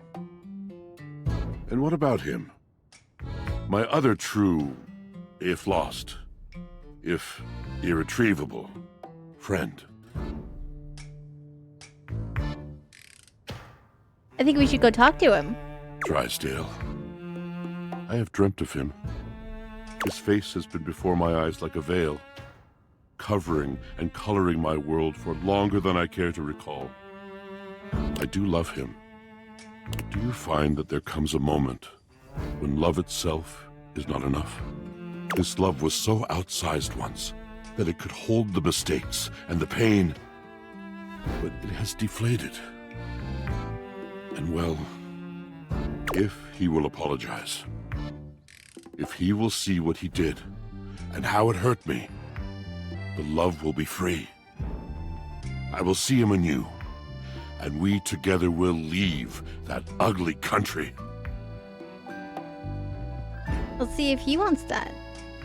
I think he's ready. Can it be?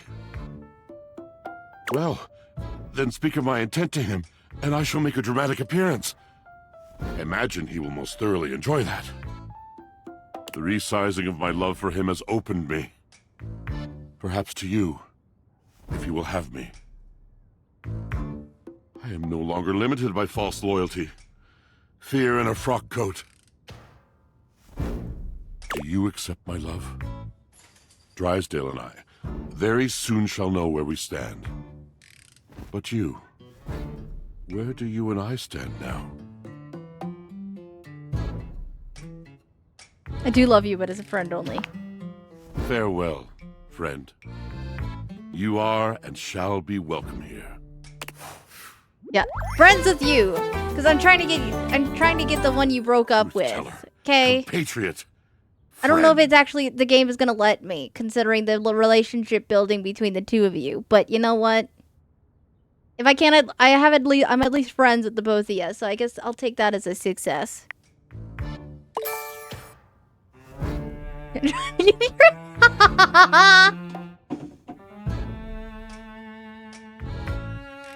Oh god, it's Hugo all over again.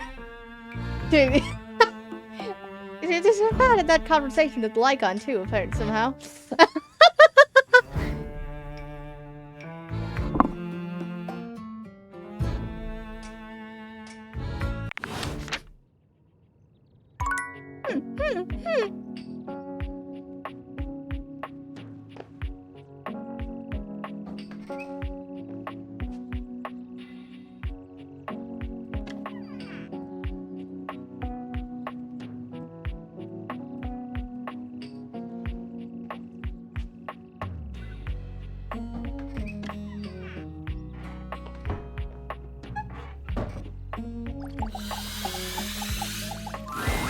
An armored soldier with absolutely haunted eyes claps you on the shoulder, his iron grip jerking you towards him before you've even had a chance to introduce yourself. That's where this guy was. He was a microwave. Ranger! Oh, you survived the journey. And with all your limbs still attached. Thank the immortals you made it here alive. The who? He stares at you for a few moments, though he doesn't remove his hand from your shoulder. Oh, I'm sorry. I didn't realize you were a Separatarian. In that case, thank the non-denominational person and/or inanimate object that may or may not be eternal with undefined magic powers who may not even exist at all. Okay, sure. He starts suddenly, clapping his hand to his forehead. Oh, and heck, where are my manners? Name's Nukem. Luke Nukem. Look at you. Sorry, it's been a while since I've seen another face. Except the faces in the walls, of course. They tell me to burn things, but I try to tune them out. Okay. That's Mostly not because I already concerning burned at all. everything flammable weeks ago.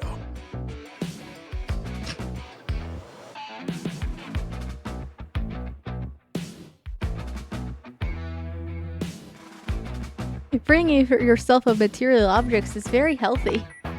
That's exactly what the faces say. Oh, you guys would get along. Wonderful. I love making new friends. Need all the friends you can get out here. Who else is gonna bury your corpse so the animals can't get it? Am I right?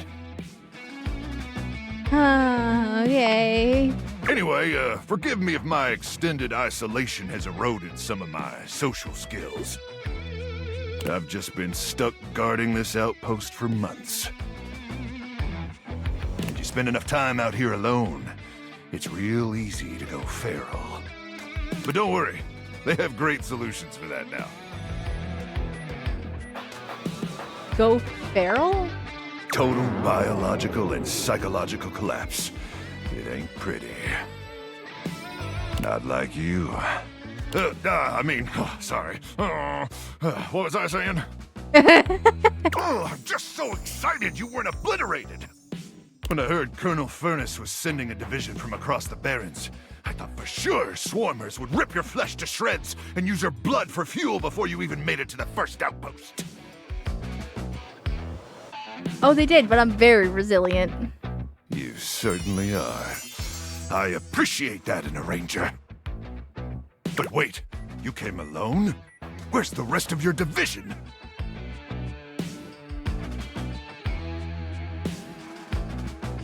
Oh, definitely dead. Crook! Swarmers be damned. I'm so sorry, Ranger. May the Immortals provide the fallen safe transport to the Underrealm and solace in their everlasting night. He sounded like you with that What do you mean? Thanks, Rob. Appreciate ya. It's Luke. But I appreciate you too, Ranger. Listen, I wish I could give you more time to decompress. I know you must be exhausted after your journey, but time is of the essence. We have much to discuss, and dangerously little time before our mission commences. Exciting. Tell me more of you hulky microwave person. I trust Colonel Furnace briefed you on the mission back at the fortification?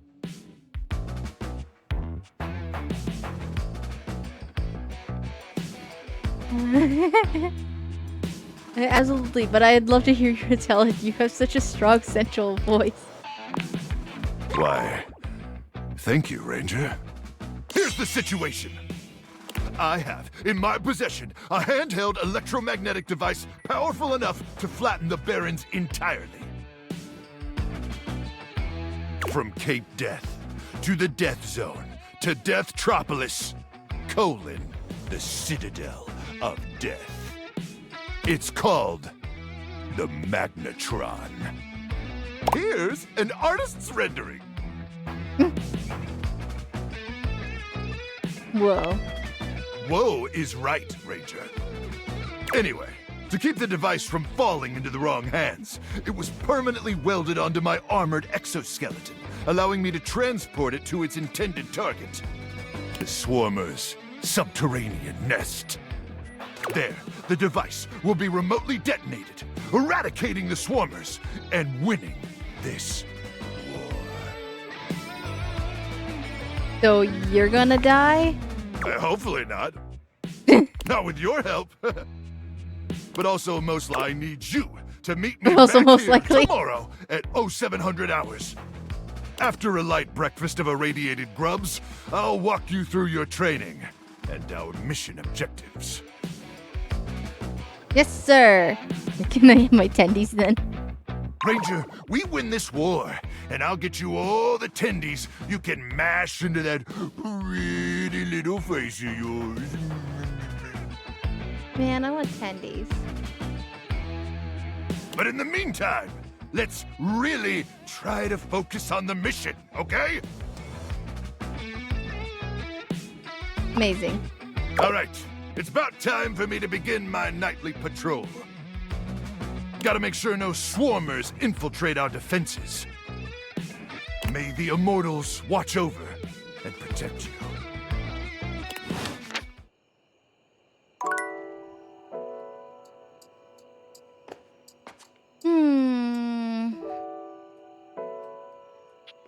So that was one I didn't do yet. I was expecting to hit for the amount of times he was saying Colonel Furnace. I was expecting to get like a new rumor added or something. Like that was going to be a new one that I hadn't gotten yet, but I guess not.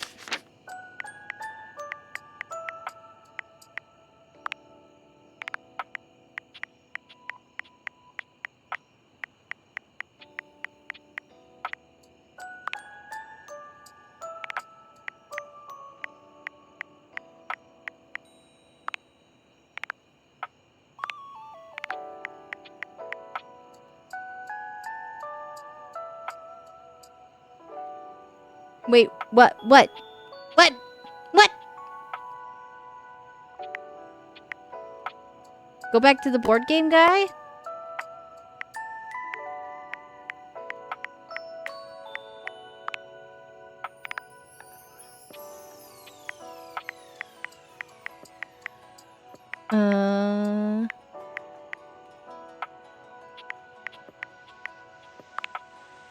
Yeah.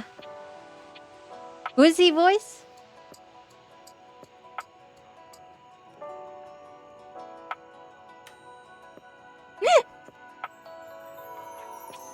That's another name I recognize. Who else does he do?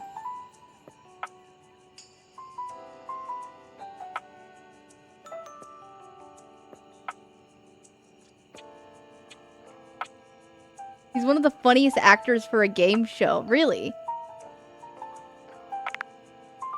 I guess that makes sense why he was cast as the board games.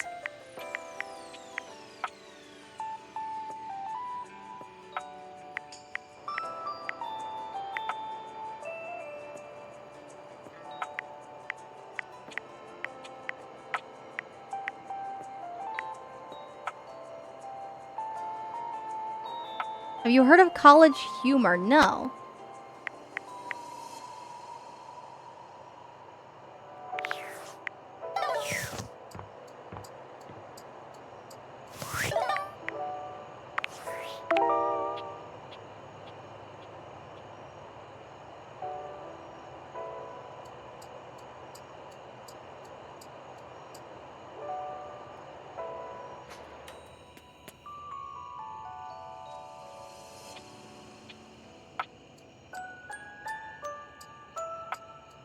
Called Dropout now? I also haven't heard of that.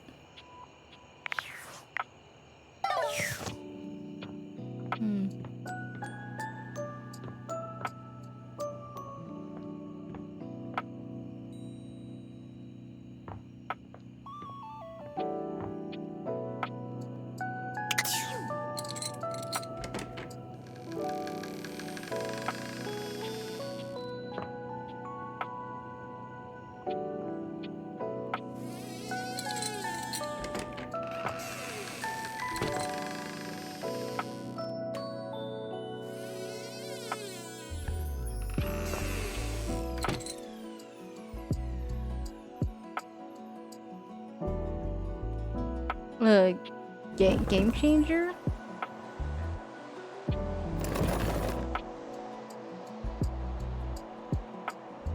No.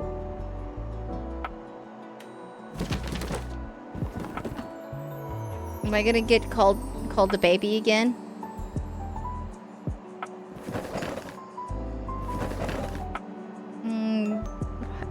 Funny D&D guy. Oh.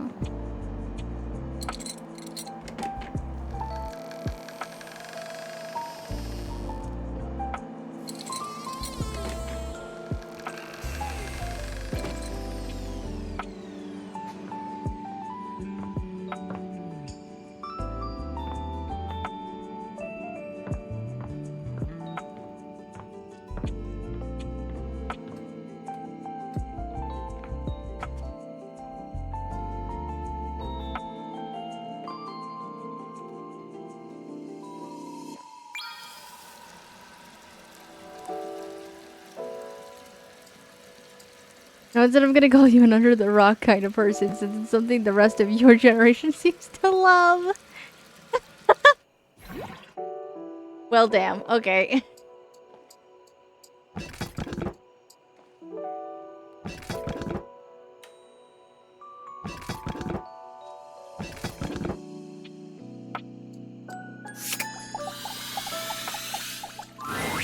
Hello, Sunshine. Abel told me to say hi. Abel? My sturdy cowboy. Oh. I've known Abel for some time now, and I'm not surprised he sent you to me. He's a solitary type, but if you asked, he'd give you the cloth off his table. Why, he holds up practically half the house without a word of complaint. Said he doesn't like the casual stuff, but sort of dodged me when I asked what he meant. Yes, he would dodge that question. At think the most important thing to know about Abel is that he's not quiet out of any kind of shyness. That's just how he is. If there's nothing to say, he's content to share in your company. So, does he like coffee? Everyone likes coffee, darling. I don't. I'll pour you a cup of his favorite. It's an Ethiopian Sidama Adi that tastes like strawberries, served black and hot. Sounds amazing. Sure. Trust me. With the coffee in hand, you take your leave. I'm only doing that because then Nightmare will appear, because she's always like, oh, drinking coffee before bed will do things.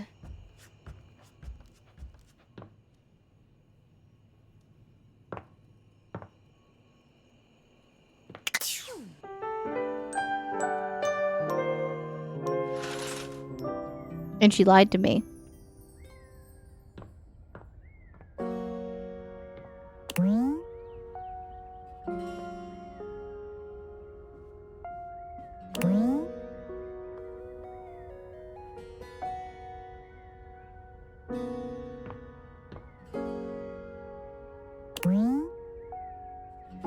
Just a box. Keep a storage of holiday items in 3 separate rooms to confuse your enemies.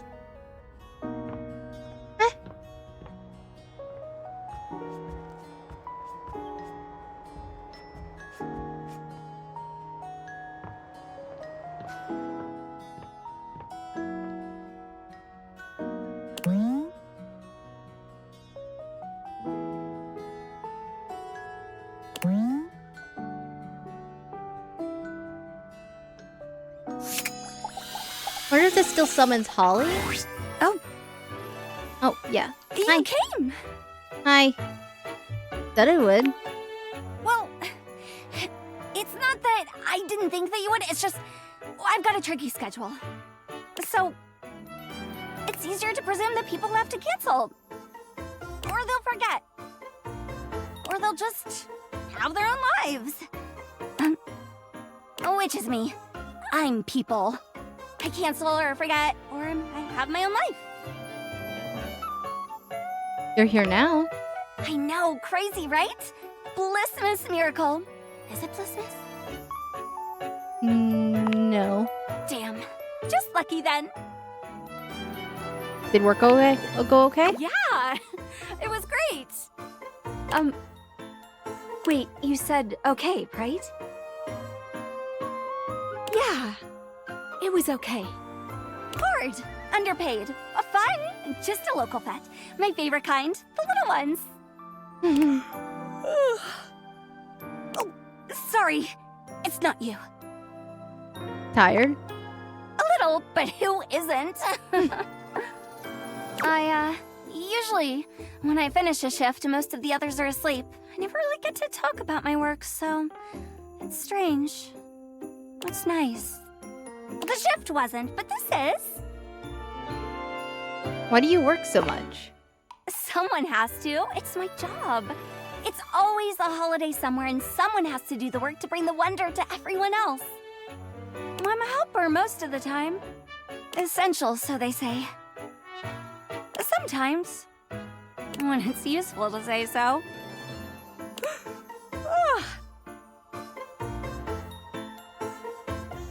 Sorry. Here I am complaining I never have anyone to talk to, and now I'm yawning in your face. I guess I should knock off. I've got a shift in the morning, but thanks. I really appreciate it. Get some rest. No! You get some rest. Okay.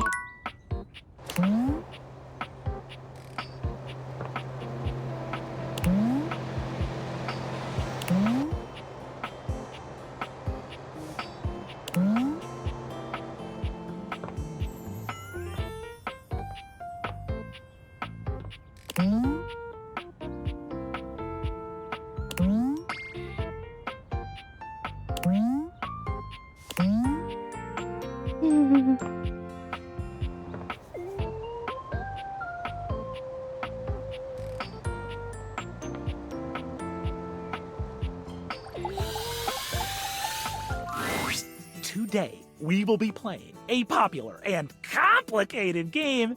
This is a game in the Eurogame tradition, one of resource allocation, worker, placement, and cooperation between players.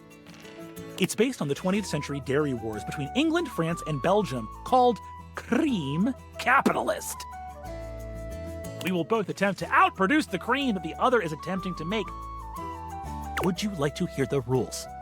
All right. Sure. I'm so excited to speak for a very long time! Parker does indeed speak for a very long time, spending roughly 45 minutes going into excruciating detail about the different rules and sub-rules for each scenario, including the expansions which, as far as you can tell, aren't being used. I'll play as Belgium, which has a +3 bonus to currency exchange, which means you can be either England or France. Which will you choose? France. I knew you'd choose that. There's nothing interesting about France at all. Well, damn. In the game or real life.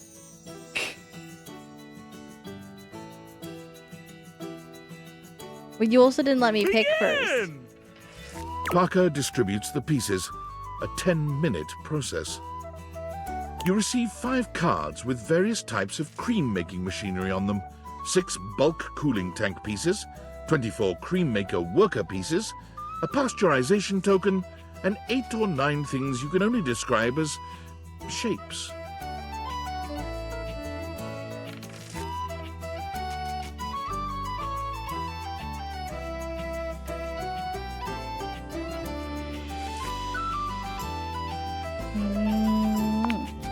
It appears that Belgium has slightly different calculations governing the way that their workers are spawned.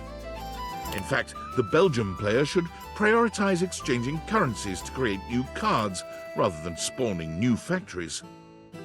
I'll go first so you can see how a turn usually goes. It consists of 5 phases.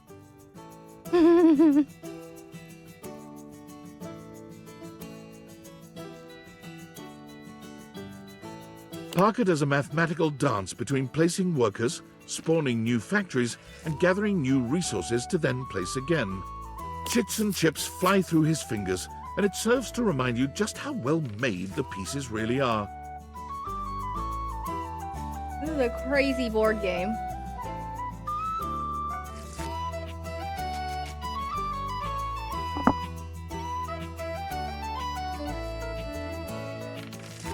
That's my turn. I'm prioritizing fermentation technology, the last step in the cream-making process. Now you go.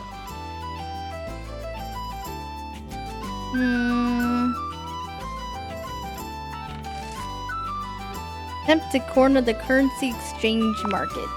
Your attempts seem feeble compared to Parker's mighty conversion strength. You have a long way to go until you can convert like Belgium can. But it seems that his bluster hides the fact that he hasn't taken advantage of his country's own strengths just yet. The turn goes back to Parker, who spends 10 more minutes going through the 5 phases. I've invested in new technologies. Once my factories are complete, my process will be airtight. Making cream will be a dream.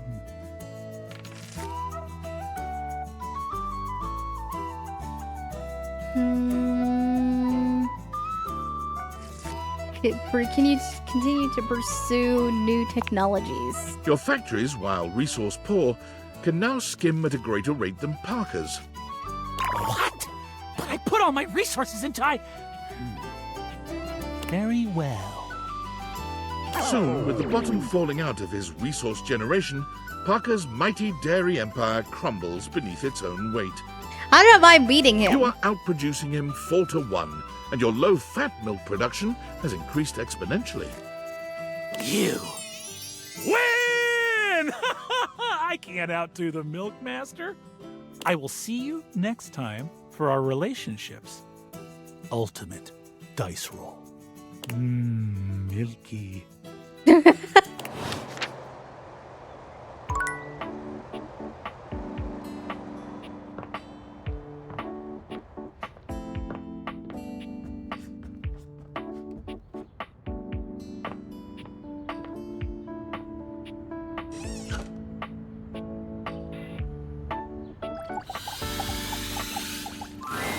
You're back! Oh god, this guy again. I thought it would be a soap thing, but oh dear god. This is like the most annoying guy here. I'm sorry. Oh, Sudsy, go lick someone else's hands.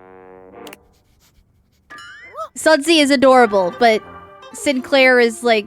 I don't care how dirty they are. Off with you. Go to your tray.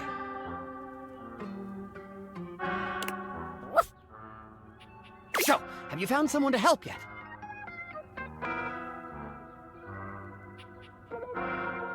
Hmm.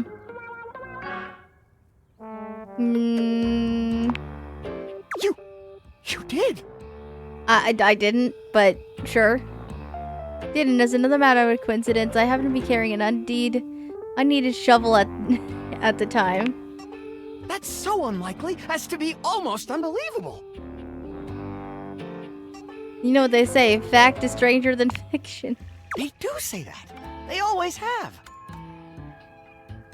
Since I offered back of Vonda the shovel in exchange for lifting the curse, well, you're all better now. I am? Wow! Thank you! Let me shake your... That's odd. What? What's odd? Nothing's odd. Everything's totally fine, and you believe me. Your tricks won't work on me! My hand isn't a hand at all! It's a stainless steel knob! And my neck is a faucet! And my dog is still a bar of soap! I don't care if you don't mind, Sudsy. The point here is we've all been lied to! Exactly. Sorry, I'm just trying to help. Your story is so crazy that I thought if I could just sort of convince you out of it. Unbelievable! You thought that just because you didn't believe my story, that it wasn't my actual experience? I never said that. You know what it's like to live trapped in an alien body. To know in your heart that you're an insurance claims adjuster while everyone around you just sees a plain old sink. A sink with a bar of soap for a pet.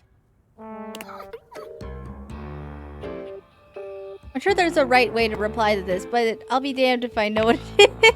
He stands there silent and unmoving until you finally leave. Well.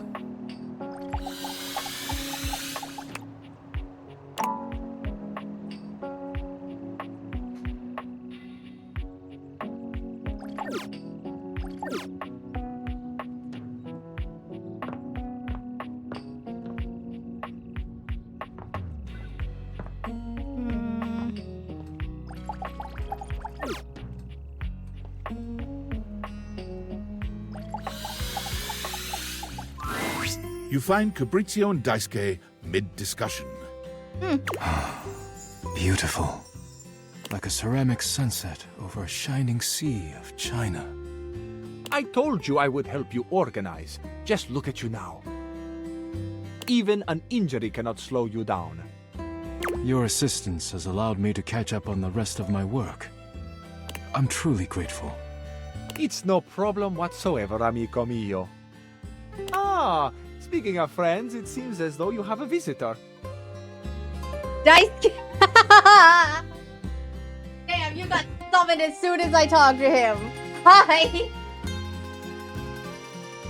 Because yes. Do you like Daisuke? Ah. We will speak again, Cabrizio. Farewell. Ciao. You have the air about you of one who has completed their mission. I hope I wasn't interrupting anything. No. Cabrizio was only helping me reorganize inventory. You finished your deliveries then? Yes. Very good. It is almost as if our near-tragic accident never happened. With your help and Capricio's, I suppose this means my work is finished now. Daisuke stares up at the dishes in the cabinet with an inscrutable expression. You wonder if now might be a good opportunity to bring out another side of Daisuke. There must be something else to be done. Perhaps I can rearrange the dishes again. Seems like a good time to relax to me. Is it ever really a good time to relax? Yeah. But you are not wrong. I suppose I could spare a moment to sit. Would you care to join me? I'd love to. Come, sit. As you sit with Daisuke, both of you gazing up at the majesty of the china cabinet, you turn over the advice you received in your mind. You could talk to him about coffee, poetry, ceramics. So, you're into ceramics? It seems like a lifetime ago now. But yes, I did spend many years studying ceramics. Huh, interesting. My family has a long, rich tradition, and I've always believed in understanding every facet of one's job. How could I understand the strength and resilience of a broken vase without learning to repair them myself? How could I perceive the true grace and majesty of a plate without knowing the extreme temperatures porcelain must endure to reach our shelves? The answer is over 2,000 degrees Fahrenheit, if you wish to know. Wow. Wow, porcelain is truly forged in some intense heat. Indeed. It is inspiring to be bathed in fire and emerge beautiful, precious, and dependable. We could all learn something from porcelain. I am beginning to realize I have neglected other areas of my life. I used to be able to hold a conversation without returning to the topic of work again and again. Why do you bury yourself so deeply in your work? Are you trying to escape something? It's alright to talk about work, but I'd love to hear more about your artistic side. My artistic side. I have not made use of it in so long now. Why not? It seems like such a simple question. Friends, lovers, hobbies. I dropped them all one by one. They were pleasant, to be sure, but a distraction. When a relationship ended poorly, I often thought of how much time I'd wasted trying to please others. When a hobby reached a plateau, I felt as though I let time slip through my fingers, time I could never get back. When I work too much, I do not have similar regrets. Or at least, I used to think so. Being forced to slow down has shown me perhaps my priorities have been incorrect for years. Now, faced with a quiet moment and friendly conversation, I find myself woefully inadequate, like a broken plate fused together with hot glue. I'd love to help you work on reconnecting with yourself. It is a kind offer, truly. But I am unsure if there's anything left to salvage here. I have much on my mind. Forgive my rudeness, but I must bid you farewell. I am no longer in the mood to chat. Oh, okay. See you later, Daisuke.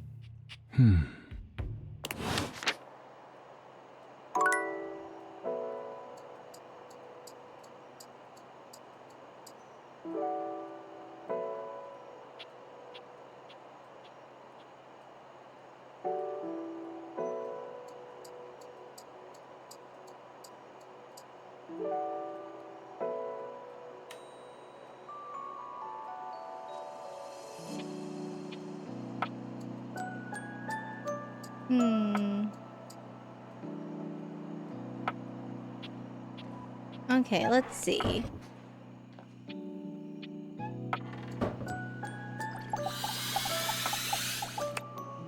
That one also summons Daisuke. As you walk into the kitchen, you're overwhelmed by a strange feeling. It's sort of like being watched, but it's more than that. You feel as if you're being evaluated, scrutinized by a presence that isn't all that impressed by what it sees. Oh? It doesn't take you long to pinpoint the source of that feeling. A cleric of some kind dressed in black and grey robes, with a coil of sorts atop his otherwise bald head. He's handsome in a sterile and intimidating sort of way, but you can't even imagine this guy dating anyone. He's just so severe.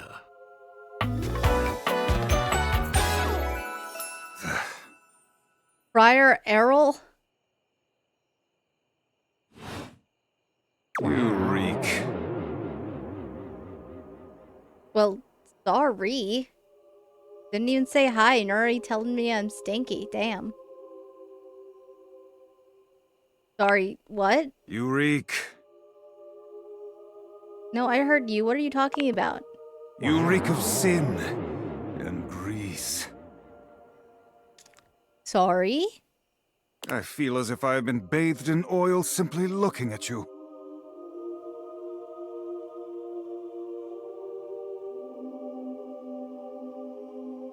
Oh, is he the air fryer?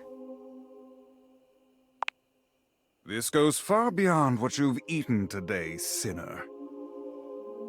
Your soul is tainted from years of blasphemy.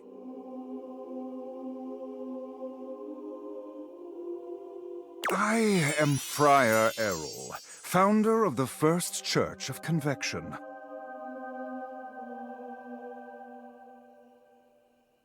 Huh. This is the last thing I expected from an air fryer, but sure, cool, awesome. I am the steward of the road to the heavenly kitchen. Okay. I am a holy vessel for culinary purity and efficiency.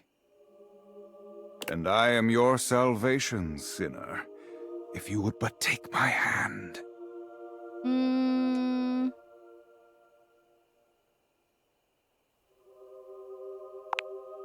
How vulgar. You will keep a civil tongue in your head when you speak to a friar of faith. Uh-huh. But my Lord of Convection is generous, even to those such as yourself. It is not too late to save your sorry soul. Uh-huh. First, you are to confess your sins to me, the steward of your culinary soul. Uh-huh. Second, you are to help spread the gospel of convection to any as yet unsaved. Uh-huh. And finally, you are to keep your soul pure and free of oils and impure heat. The path to the heavenly kitchen is blessedly simple and attainable, even for those as impure as you. Is our Lord not most generous? You are so addled with sin and impurity, you cannot even see when someone is offering you salvation. Calamity, blasphemy, treachery. Bless your humble friar with patience and strength, O Lord. I shall need it. Tell me, do you wish to repent for your culinary sins here and now? I am ready, willing, and able to grant you absolution. You need only unburden yourself.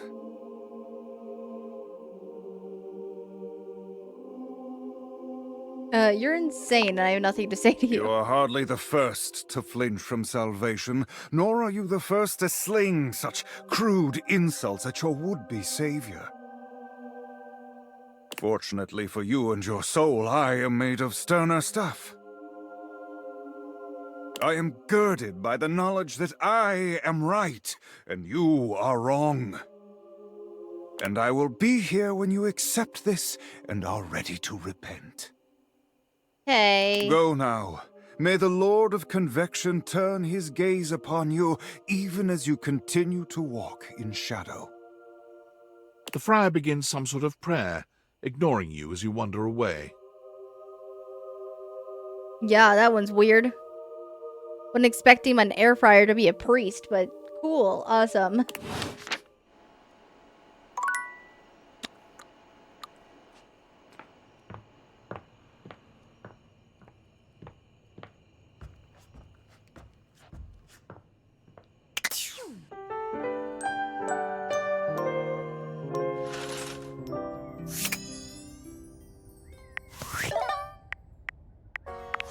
Let me look. We're at 88.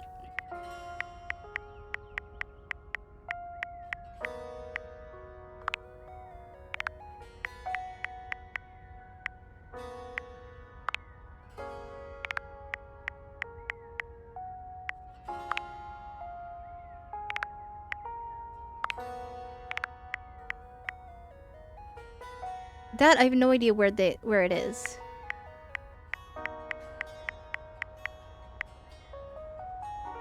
Don't know that one either. Maybe this one could be in a desk drawer because it's like wires and stuff. I don't even know where to begin with this one. I don't even know what that is. Or that, really.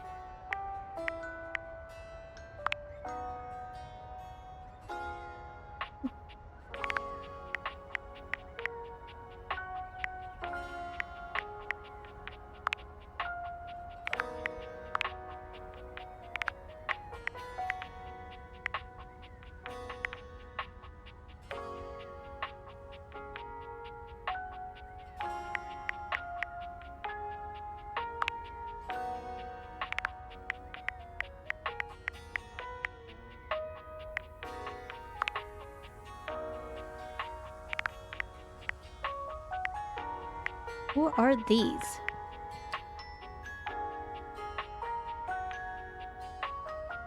This seems like she could be like another sort of plant.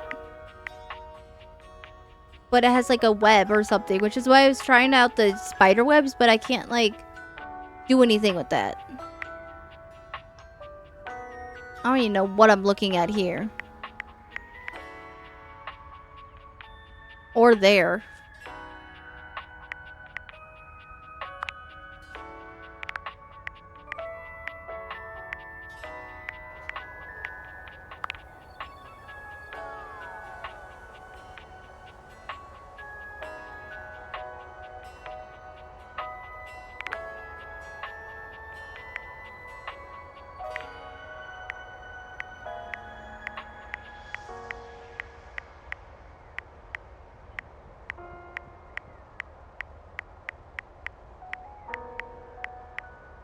We're getting closer.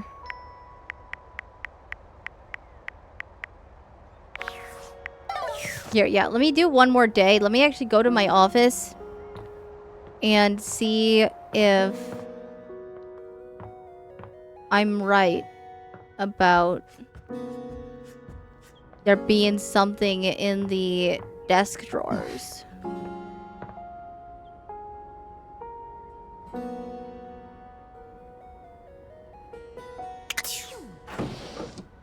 Uh-huh.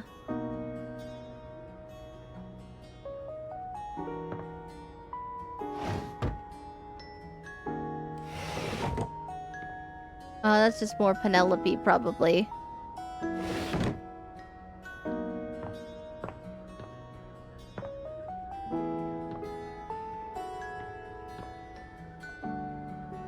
Aw, when you realize them, they have a little...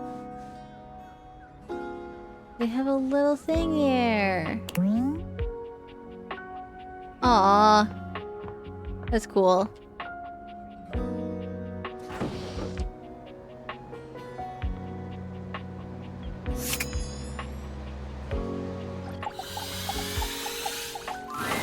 Is this stranger your junk drawer? Hey! Or the physical embodiment of clutter? He's absolutely covered in odds and ends. Receipts, CDs, rubber bands. Even his messy black hair sports a light bulb, a pencil, and a pen. When he catches you looking at him, he startles, leaping back with an undignified yelp.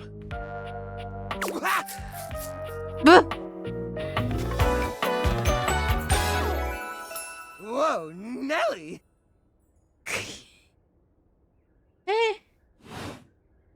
Whoa, Wolf! Cheese and crackers, you startled me. Hang on! My content aware is going off. Jerry has some mental health concerns that some players might find a little problematic, specifically hoarding. You cool with that? Or you want to skip it? He might just be a little weird, but... Carry on, then. Hey, next time you open a guy, knock or something first, huh? I'm not used to so much light. Besides, sudden jerky movements like that risk disorganizing my collection. Your collection? Oh, yes. Of course. Sorry. Been a while since I've had a guest. Welcome to Jerry's Junk Drawer, the finest collection of curated treasures in all of the house.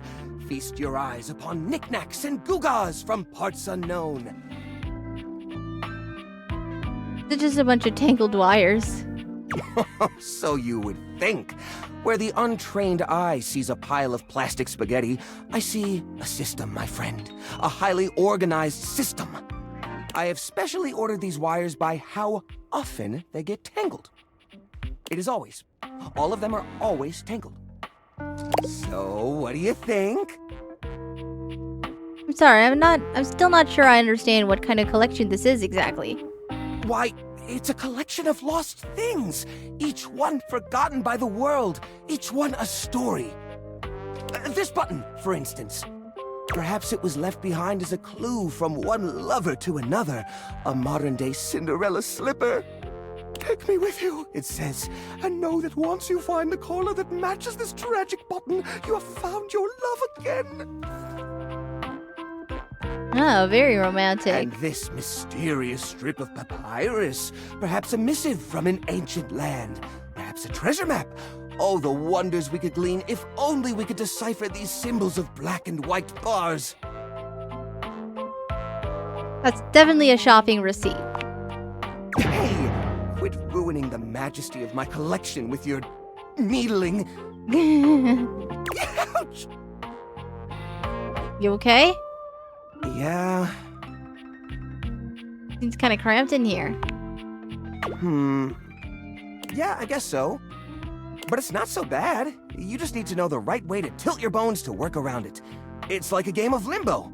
But, you know, forever. Well, as long as it makes you happy. It certainly does. There's nowhere else I feel as safe or as comfortable. Just stepped on a thumbtack. You ever think about cleaning up around here? Cleaning up? Heaven forbid! Besides, this place isn't dirty. It just looks that way to the uninitiated. To me, this collection is as easy to browse as a Rolodex. It's great. Oh, right. I'm so silly. You're a guest after all. Let me give you the grand tour. On the left, we have a lovely spread of exactly 2 cards from a standard 52-card deck. Now, the average viewer might say, Jerry, it's only 2 cards, just throw them away. But connoisseurs like you and me know better, don't we?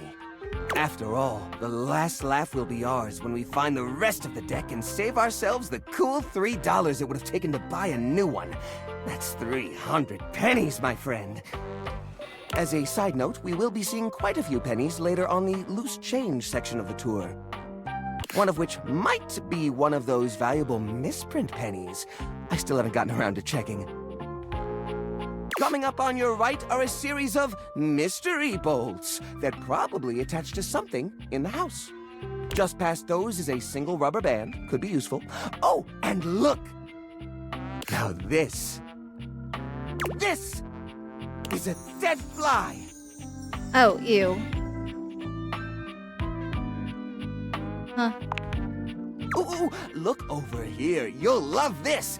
This here is an antique wire from some old electronic from the early 2000s. Now, I haven't the faintest idea which electronic it's from, but just imagine it.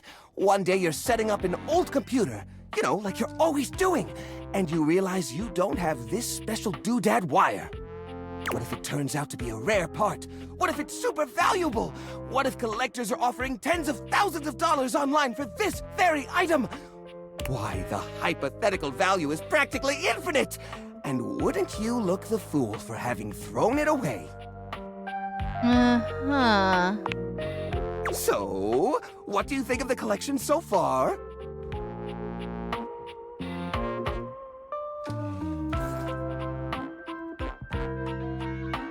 Well, you clearly put a lot of work into it, but... But what?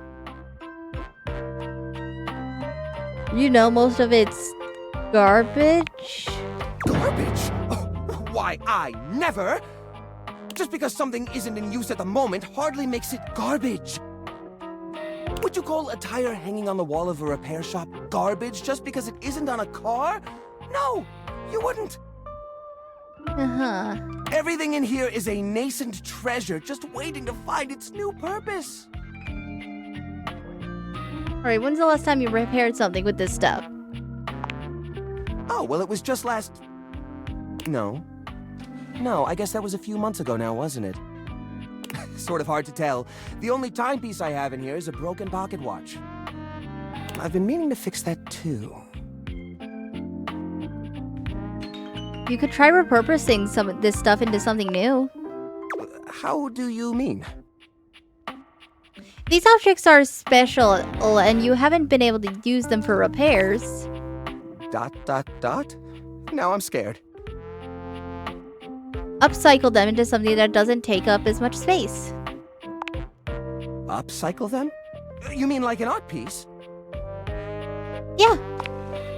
Well, I suppose the collection could use a centerpiece. Something eye-catching to bring in more visitors. Which is to say a single-digit number of visitors. Which is to say another visitor besides you and the roaches. But I wouldn't even know where to start. I mean, what am I supposed to do? Just smash objects together at random? I can't imagine Pierre the Paperclip and Claude the So Old He's Gray and Unusable Now eraser getting along. They're so different. Well, you could combine objects with similar personalities? I guess that could work. To be honest, whenever I look at anything in the collection, it's like I see its entire past laid out in front of me. That's one of the reasons it's so hard to give things up, you know? Every object has a memory, and that memory is like a part of my body. They all have their own vibes and textures and feelings. Mixing them together is hard. They've all got such strong individual identities.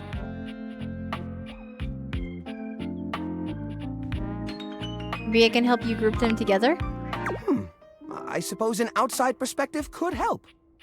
I'll gather some items that could make a suitable sculpture. He does so, then claps his hands together. Okay, sculpture. Phew, here we go.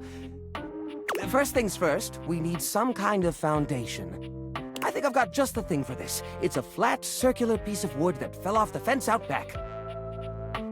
You always said you'd repair it someday, but I think both of us knew that was a lie. Haha, yeah.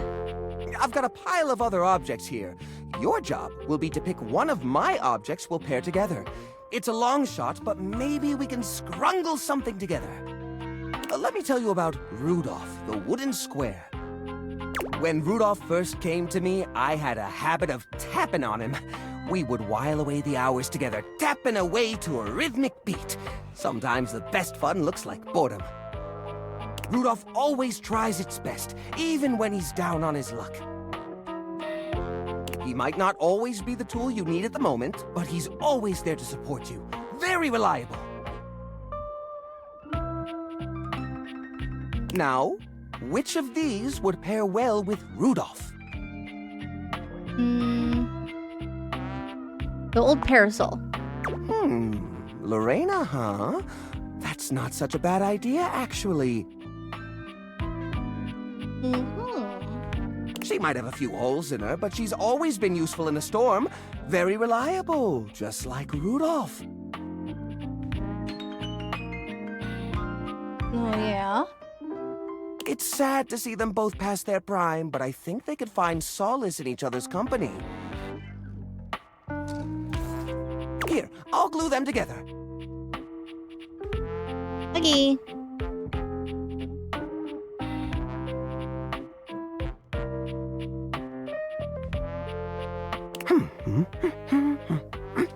There!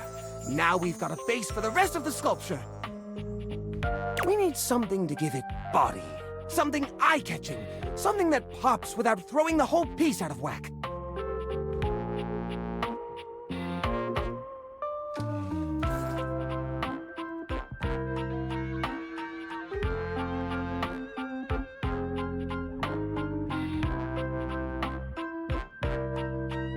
What do you think? Wrapping in holiday lights. Ah, the old holiday lights. For the holiday we used to celebrate. You know the one. These guys were real champs before exactly one of their 50 bulbs burnt out, rendering the entire string useless. You gotta love series circuits. Even though they don't light up anymore, they still have an interesting shape. And the wire structure lets us sculpt them in interesting ways. We could even make some little columns between the top and the bottom to connect Rudolph and Lorena. Yeah, I think this is a great fit. We've got the sparkle, we've got the foundation, but it feels a little empty in the middle. It needs direction, a sense of purpose. There's a wooden foundation, a canopy above the lights. What could go in the middle?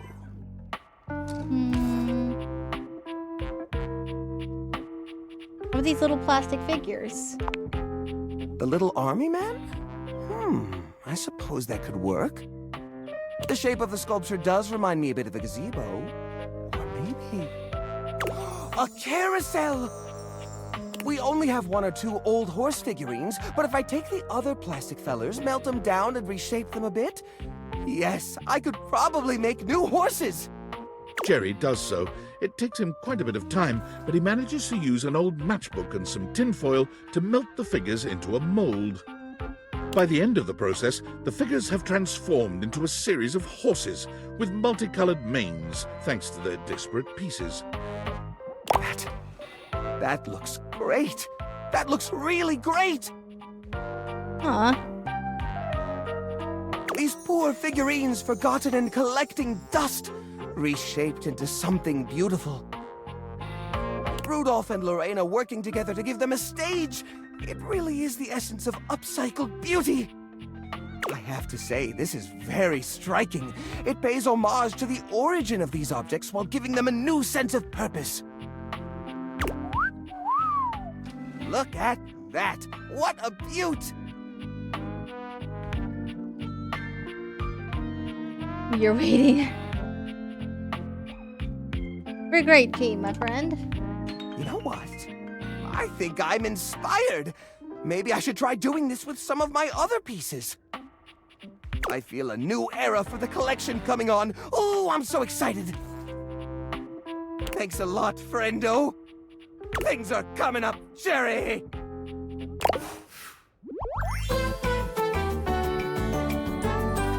I can't remember the last time I was this happy. Huh.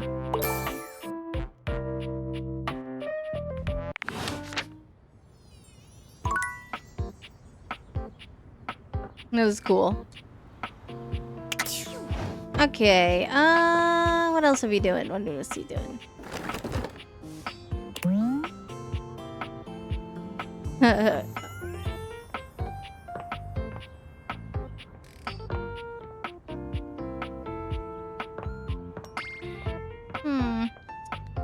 What else do I need to check?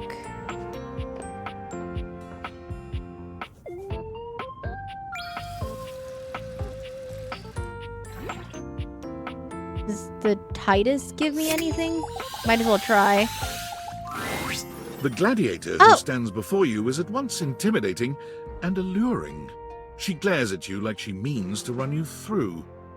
She also emanates the refreshing scent of springtime breeze.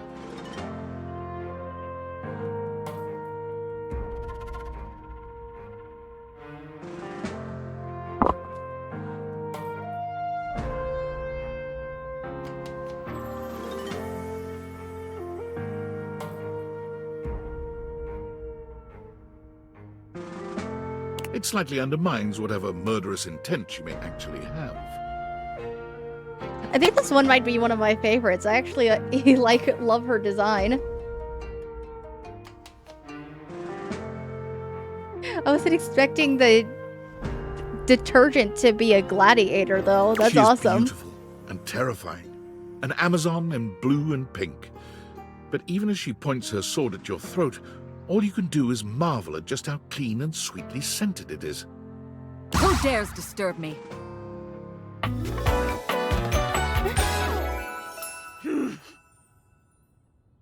Titus Andro. You? Ha! Name yourself! By all the pods in the firmament, I swear. If thou hast disturbed me for any reason less worthy than the red memory of battle, I shall leave you sopped, dirty. I shall leave you as you present. Just wanted to meet you. Meet me. You, civilian, you wanted to meet me. I am in the pitch of battle. My pods rampage, sacrificing themselves to be reborn yet again. And you have pulled me here because you wanted to meet me. Yeah. I confess to you, civilian. I am in a state of indecision. Oh, yeah? I cannot decide if I hate you, or if I am impressed by your fortitude. Please don't hate me. Fortitude. I got a lot of that. And I think you like it. Fortitude. Such bold abandon flaunts a newling's claim, for converse, strange at altar side untold. You are not hated, despite thy impish impertinence. Perhaps there is something about you. But now is not the time. My occupation, my profession calls me back. For passion's sake I fly. For passion's sake I am not pulled again. Come to me only when the hurly-burly is done, to win or loss. Come before, and even thy puckishness shall not save thee. Wait, what is hurly-burly? When 'tis done, you will no longer have to ask.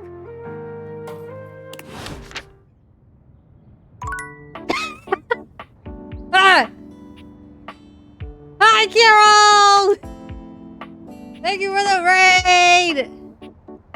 You just missed the detergent gladiator! My stream broke? Oh no!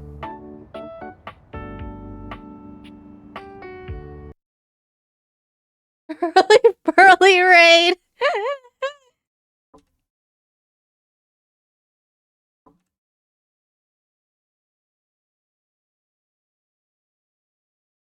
How is the art? How's it going?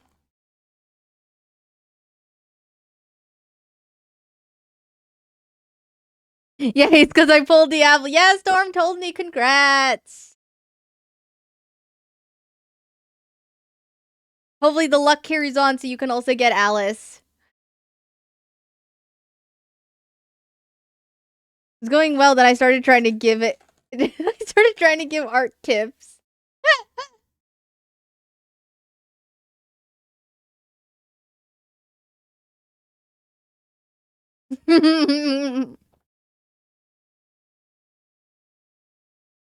There ain't no way. That's hilarious.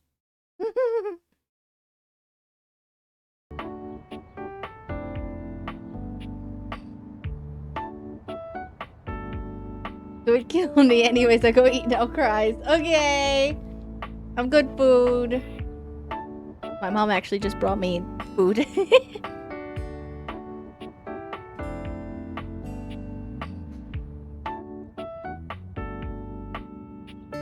Movie? Yeah! I mean, we could do it sooner rather than later. I've been going for almost 5 hours. I was probably about to be done too. Okay, bring tissues, love you.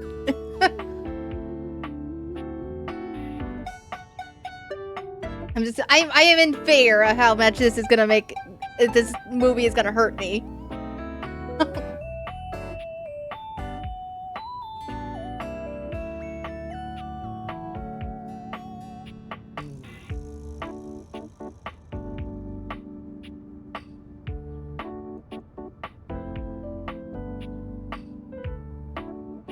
You'll be fine, will I?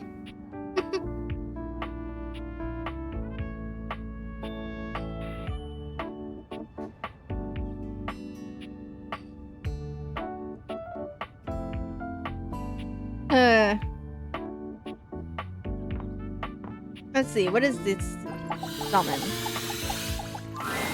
You're back! Oh. Oh, Sudsy, go lick someone else's hands. So all the soap and everything just... I don't care how Okay. dirty they are. Off with you. Go to your tray. Woof. So, have you found someone to help yet?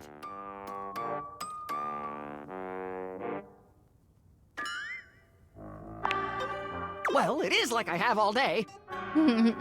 So I'll see you some other time then.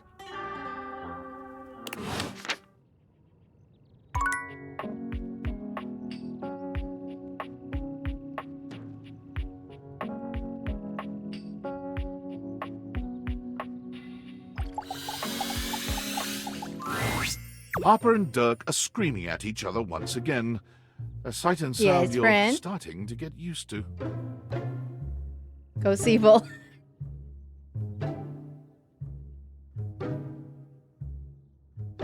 You were getting a little excited. You were getting excited over Daisuke. Do you like Daisuke?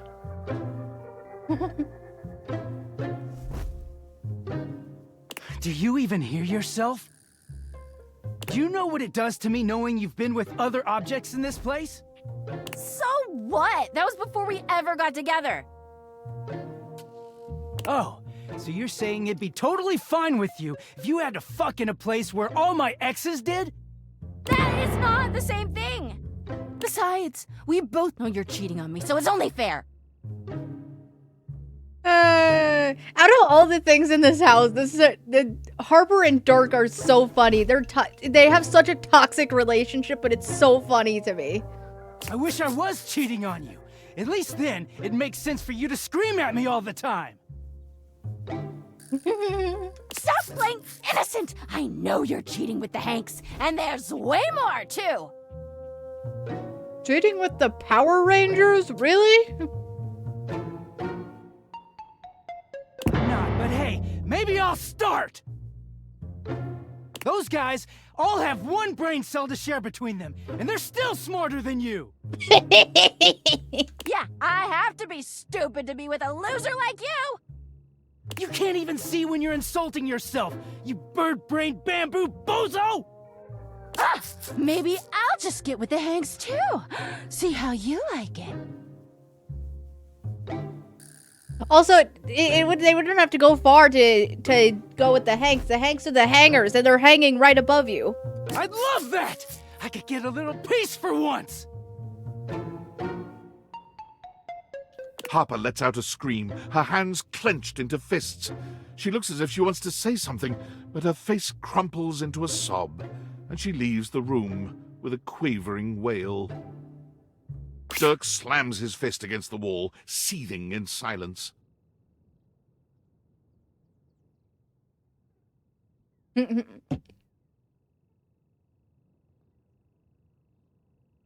really deserve better than this. Do I? None of what she says is true.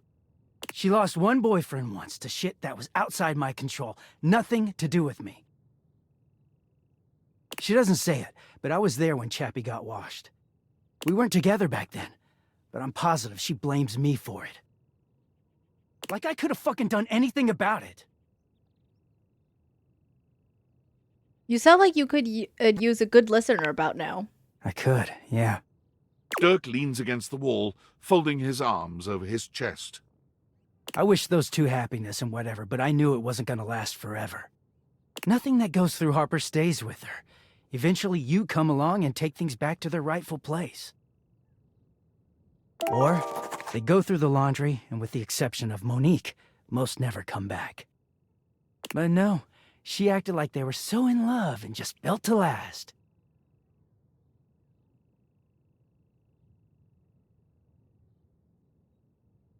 Do you resent Chappie? Well, yeah. The ghost of Chappie is hovering around us all the time.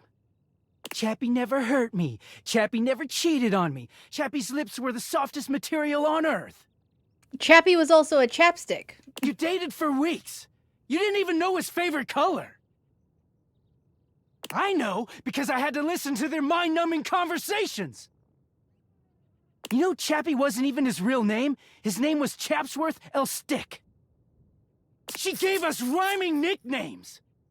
She thinks I have no idea what their relationship was like, but I saw it all.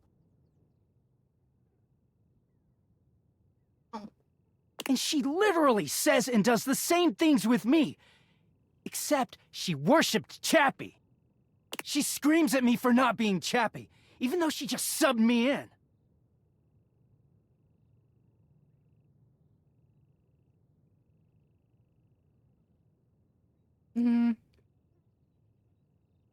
Is it true you ignore her when you're clean? I mean, I would if I were him. Yeah, it is. Getting washed is the only way I can get away from Harper. And when I'm away, I just feel clear-headed. I always take her back because I don't know how to quit her. When I'm, you know, like this.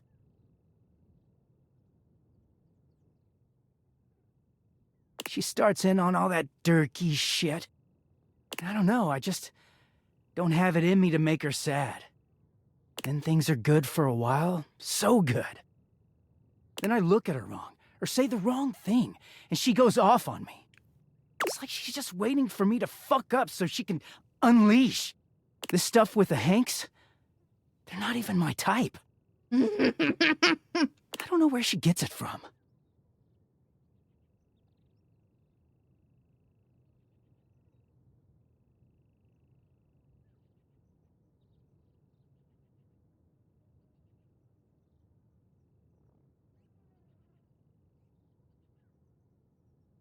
Are the good times really worth all the bad ones?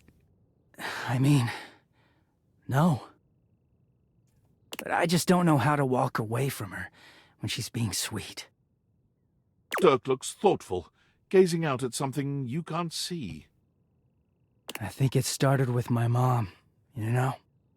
Huh? She was this giant, gorgeous loom. Not one of those corporate stitching machines.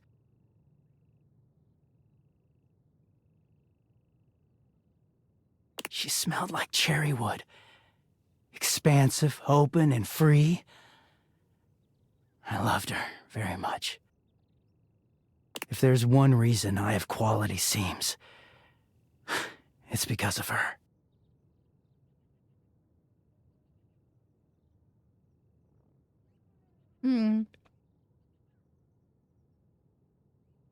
So that's where you got your good looks from. Thank you. She was a beautiful loom.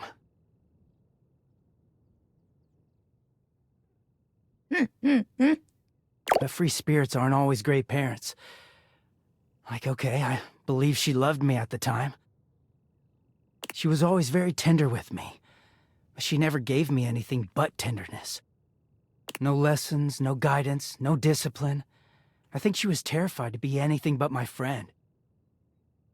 She just wanted to be fun mom. I don't actually talk about her much these days. Harper never cared to ask, and it pisses me off. I haven't seen her in years now.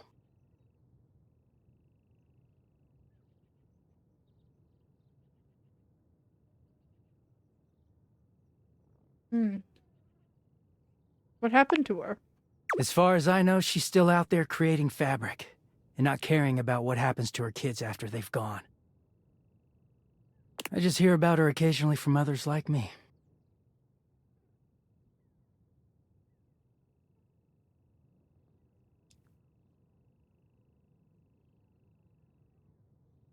So maybe Harper makes you feel like maybe Harper makes you feel like, for better or worse, she's giving you something more than just love. It all makes sense, doesn't it? Harper hurts me, but there's way more to her love than just tepid, safe support. If you can get mad at someone and show up to their place screaming and trying to beat the door down, I don't know, it's not healthy, but fuck, it feels real. There's a stake in that relationship. I don't think Mom would ever have gone to all that trouble for me. He sighs, pushing back away from the wall.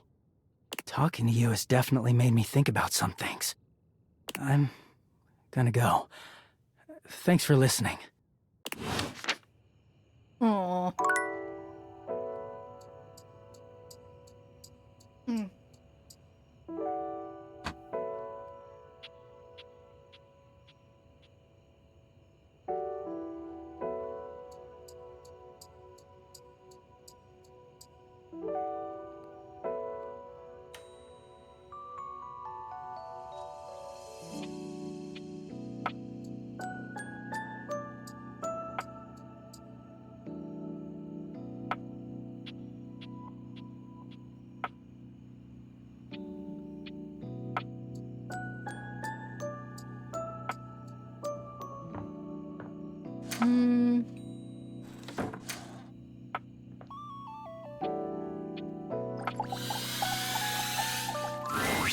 Friend. Ooh, no, I don't like that at all. What a dull word.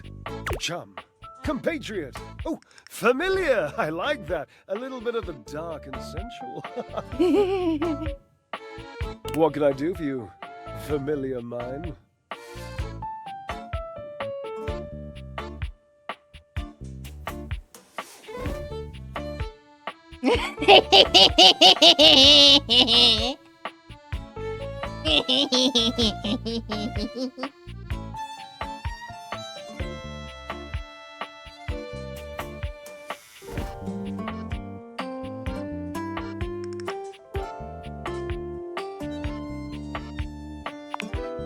Oh, finally! You have taken your sweet time, haven't you?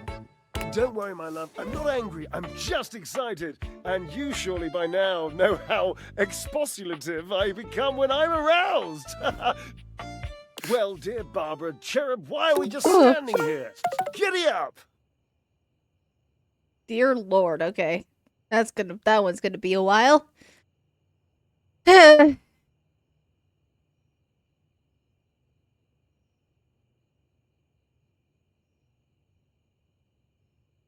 There's Drysdale. I love. Not quite ready yet, but I'll be back. Oh, you will be back. I can't actually do a damn thing about it if you decide not to come back, but, Yes, his VA is the same as Astarion. Oh, do come back, Cherub. I shall be devastated if you don't.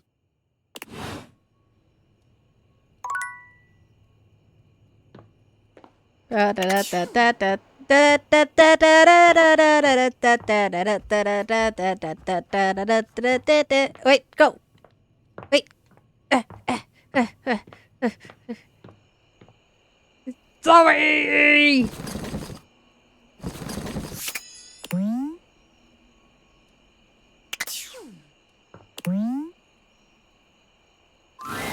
Yay. Hi! You're back again! I am indeed. How are you feeling? Aw, you're so nice. I'm great. I feel great. You're great. You're here. You're the only person I know. Did you know that? That's just wild to me. Can you imagine if you were a jerk? Huh? What if the only person I knew in the whole world was a jerk? That would suck.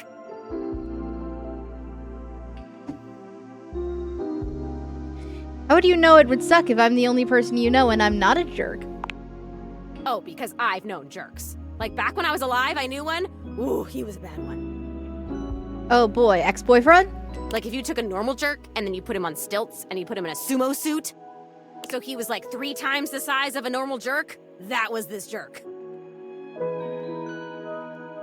That you didn't have any memories of your life? Whoa. Oh my god, I remember someone. It's you! It's you being here! You're helping me remember and feel all this new stuff! It's overwhelming. Oh my god! How awesome! I'm overwhelmed! Whoa, this is crazy. It's like there's a roller coaster in my chest. I can feel my chest. Is that normal? Or a ghost? I don't know. Yeah, I guess I'd be the authority there. Well, I can authoritatively tell you that no, it is not normal. I'm starting to feel not just feelings, but body stuff. If I had a way to tie you to a chair to keep you from leaving, I would totally do it. That's creepy. Yeah, I know. I wouldn't really tie you to a chair. That would be weird. I think. I don't really know what's weird. I only know what I like and don't like. And I definitely like you. So, like, if you could hang out, that would be cool. And if you want me to tie you to a chair, I totally can.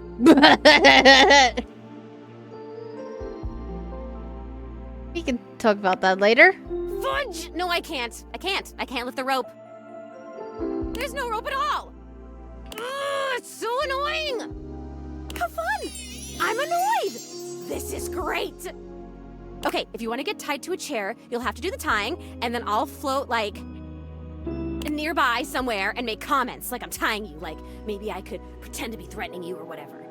And then you could tell me what it feels like to tie yourself to a chair.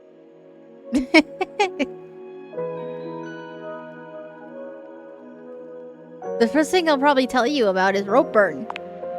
Shut up. What? Sorry, just got excited. Okay. Calm. I have to tell you about the memory I had.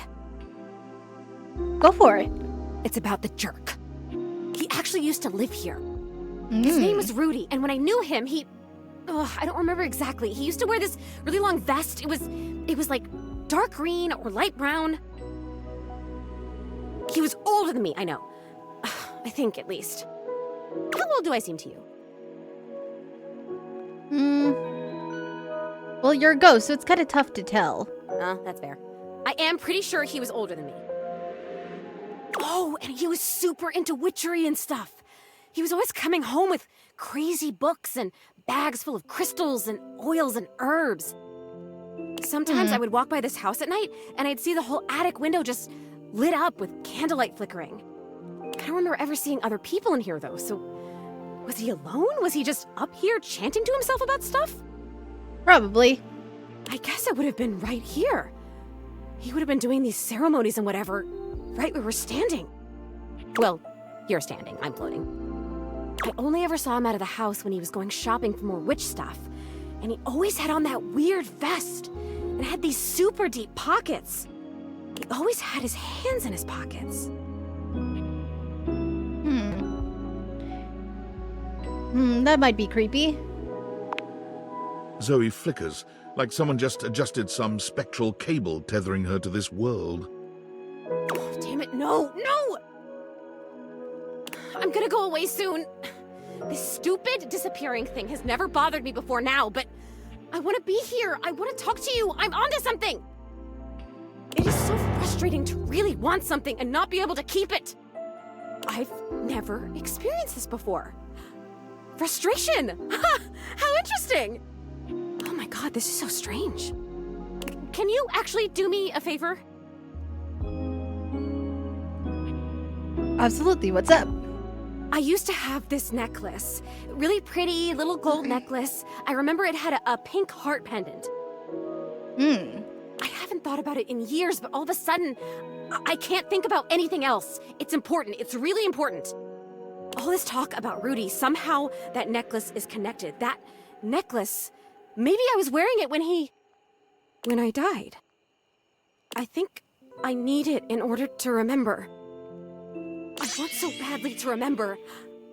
I can't go back to just floating around up here and not remembering anything about my life or who I was, to feeling so alone now that I can feel. I need you to find that necklace for me. Have you seen it? I've actually met a time capsule in the basement. Could that be where your stuff is? A time capsule, that sounds perfect! And you met it? Like, you talked to it because it was like a person to you? That's still the most amazing thing I've ever heard. You meet objects. Ah! Okay, can you go back and talk to... Who is the time capsule? His name is Bodhi. Bodhi, wow. Okay, can you go back and talk to Bodhi and ask him if he's seen my necklace? Sure thing, girl. For sure, you'd like him, I think. He's really cool. I love cool stuff. I mean, I think I do. Why wouldn't I? Cool stuff rocks! Come back with it and I'll tell you everything I remember. Okay. Now, so I don't forget, I'm gonna like, sleep and then go do that because I don't want to forget. I'm like so invested in the plot of the Ghost Girl. Okay, I know where Bodhi is. Let's go see Bodhi.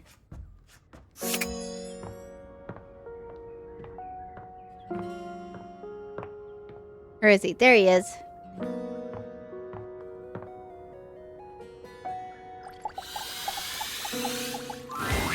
Hey, I was looking through my various items inside my capsule, and I found this cursed little necklace.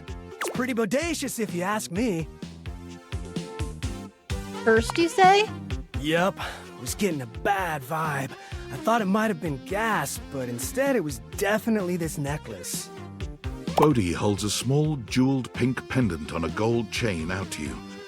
It's shaped like a heart and sparkles prettily when it catches the light. You want it? I normally don't give my precious materials away, but this one doesn't seem to fit my style. I'll take it. Zoe probably wants it. Zoe? She's the ghost upstairs. A ghost? Bodhi's hand shoots out, dropping the necklace into your hand without even waiting to see if you're ready. He flees, calling over his shoulder to you as he goes. I'm out. Take it.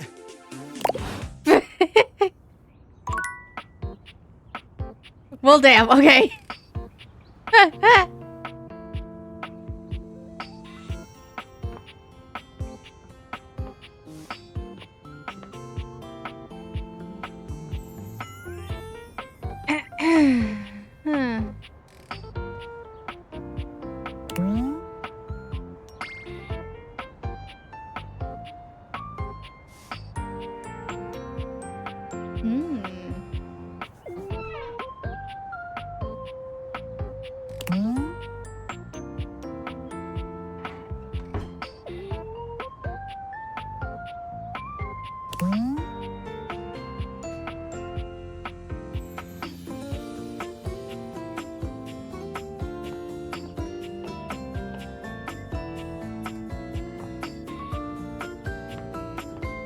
Let's see, what am I going to use my other interactions on for today before I go see Zoe?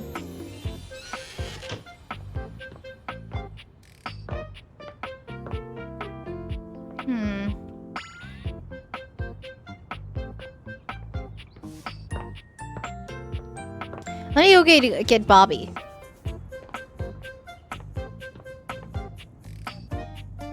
Yeah. Boo! Go see Volt. Okay, fine.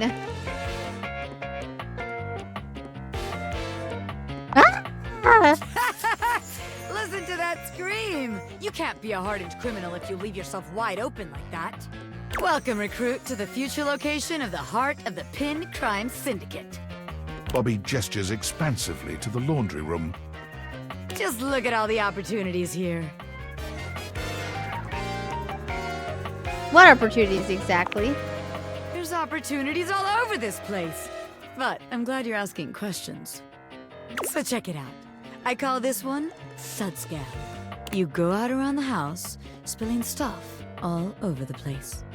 You know, by accident. Wink, wink, wonk. They wink at you 4 times in a row, huge and exaggerated, just to be sure you're both on the same page. When they're like, oh man, what do I do? My clothes are ruined. You tell them you got just the person for them, and you send them to me. You wash their clothes, and while that's going on, I go through their pockets. Next thing you know, we're rolling in the dough. What if they don't have anything in their pockets? Yeah. I guess we aren't all mega-rich gangsters like myself walking around with fat stacks in our pockets. So, maybe there is just one. Like, this is all your money. This is all your clothes. Yeah. All right. Let's see how this one strikes you. I call this one the old switcheroo. People bring us their laundry. We take that laundry and sell it online. Then we replace it with cheaper pieces that fell off the back of the truck. When they say, hey, that's not my clothes, we're like, yeah, it is. I look at you and I'm like, that's what you brought me, right? And you go, yeah, boss, that was it. and we just stare at the customer until they leave. How about it?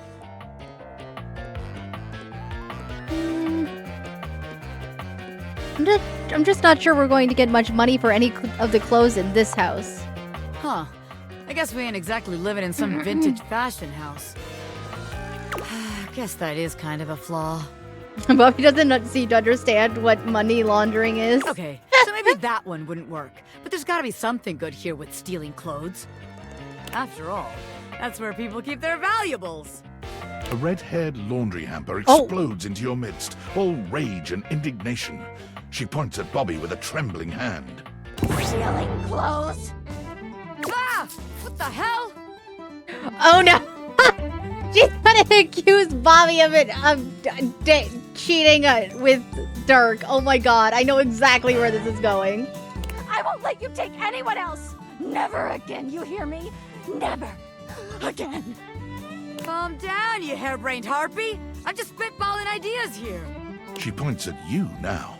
Take your kidnapper friend and get out of here before I toss you out myself. I'm going. Yeesh. Bobby twists out of her reach, making their way to the door with you. Damn! Bobby Pin can read a room, and I'm reading that the laundry room ain't the place for pinning. All right then, newbie. Here's your hint for the next place you can find me. I'm a pin of business. A legitimate business pin. Imagine doing this before meeting Harbor. Yeah. You got that? Pin out. Legitimate business pin, huh?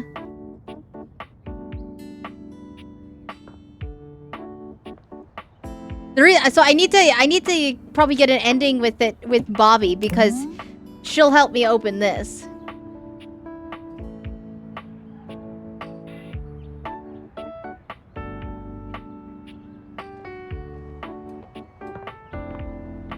But I don't think I can just ask her to do that. I think it... Oh. Hi. Found you.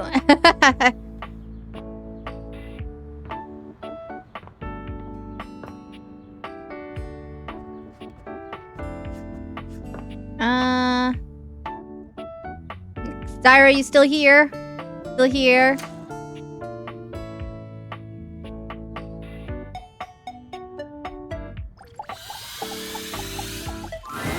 From outside, the breaker box is bustling. You push open the heavy door, but the first thing to grab your ears isn't the dulcet tones from the stage. It's the aggravated whispers of a heated and private argument in the corner between Eddie and Volt. You should be resting. I'll add it to the list. Eddie. There's no time, all right? There's too much to do, and unless you want us to blow a fuse... We're not going to blow a fuse. Though you might if you don't relax. Everything is well in hand. Well, fine. Just a few hours, but only if you swear you'll keep me updated.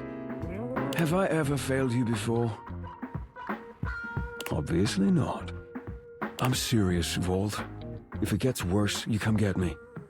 Clearly not fully convinced, Eddie chews on his lip. Finally, he turns, blowing past you with barely a nod. Livewire! Volt's whole demeanor shifts as he notices you, and you feel just as tingly as the first time. How delightful! You're back! Came for this chat. Came for the shows. The stage and, well, you. You do learn quickly, don't you? I'll have to find some more challenging lessons for you. Volt's eyes shoot to the lights, and immediately back to you. Can I set you up with a table? The show doesn't start until later, though I imagine we can find something to fill the time.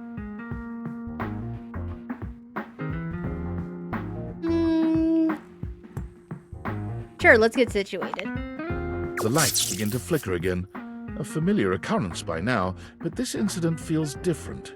It lasts longer than it should. The buzzing feels ominous, almost like a warning.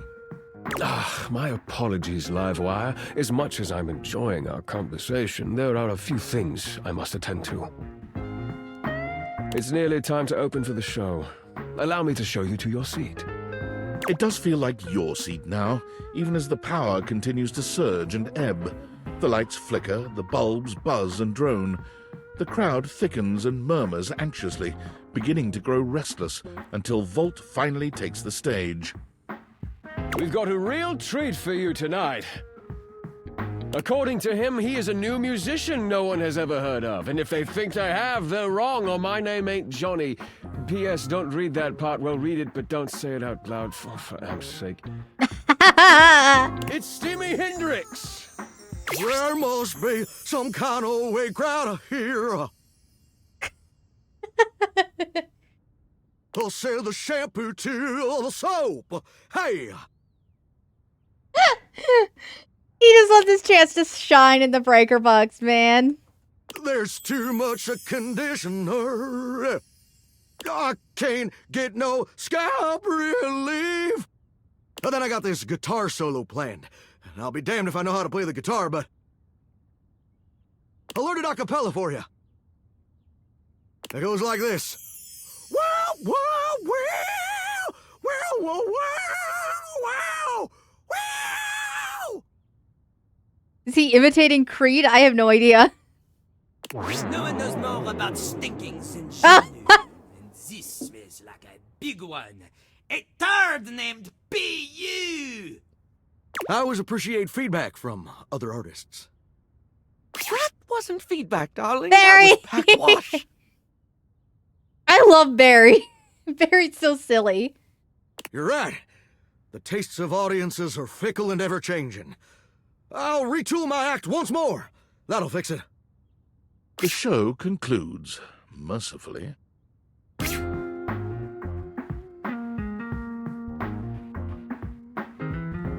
Wait for Volt. And you wait. But Volt does not come. Damn. You get up to leave and you notice Eddie, quietly closing the door to the back room and shuffling to the bar to fix his drink. Hey, Eddie, how are you? Oh, for fuck's sake, what do you want? Oh, well, excuse me. Damn. Narrator! That is not attainable! Is it just you here closing up? Obvious question time. Fun. He is? How? I mean, I guess it is date everything, and I can't date a ghost, so...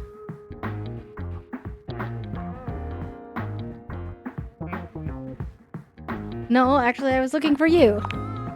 Wait, what? Why? Something is wrong in this club. Why do you think that? Did something happen? Just a feeling.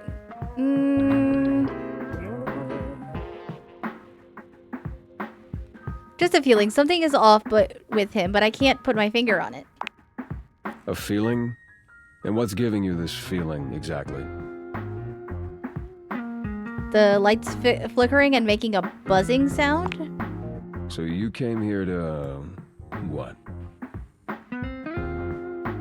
To help. Right. Well, good luck with that. Eddie, come on, please. The hell do you expect me to do about it? Volt's the one who runs the power here. If there's a problem, let him handle it.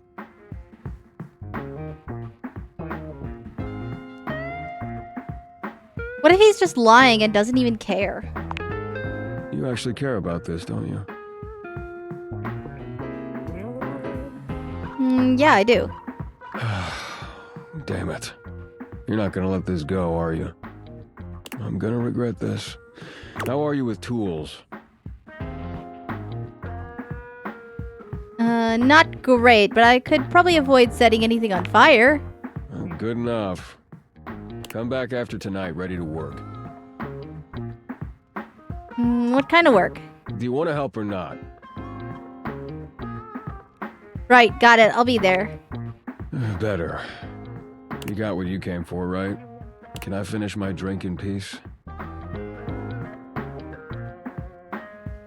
You haven't even been properly introduced. Oh, I'm regretting this already. You're not gonna go away unless I do a formal introduction, is that it? Yeah, kinda. Eddie. My name's Eddie, which you already know because we've met. Eddie gives me Shane from Stardew vibes. Sure, kinda. You ran into me once. I guess that counts. Not really met as so much as both been near Volt at the same time. Whatever. Good enough? Is Eddie? That's all I get? Edison. Edison Watts. You want my barcode too? Look, you better rest up if you want to be useful tomorrow. Unless you've changed your mind. You can't get rid of me that easy. Right. Well, this has been something, but I need to get back to it. Oh, and if you do show up, wear something comfortable.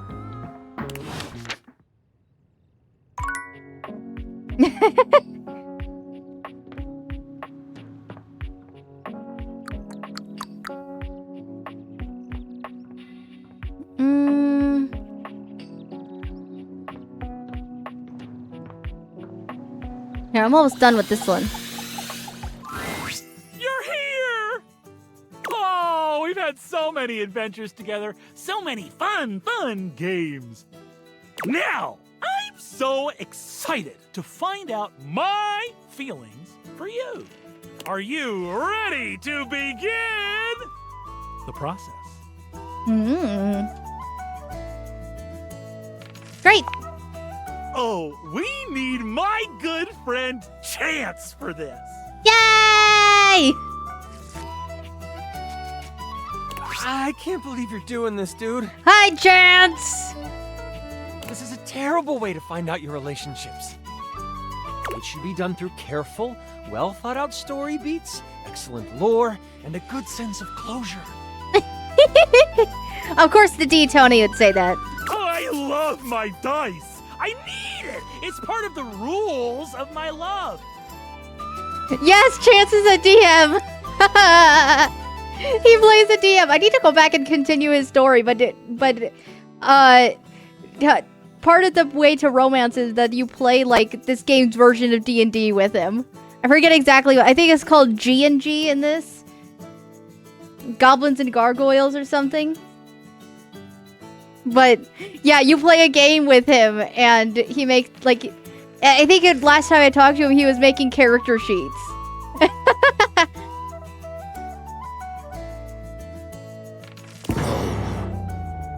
Fine.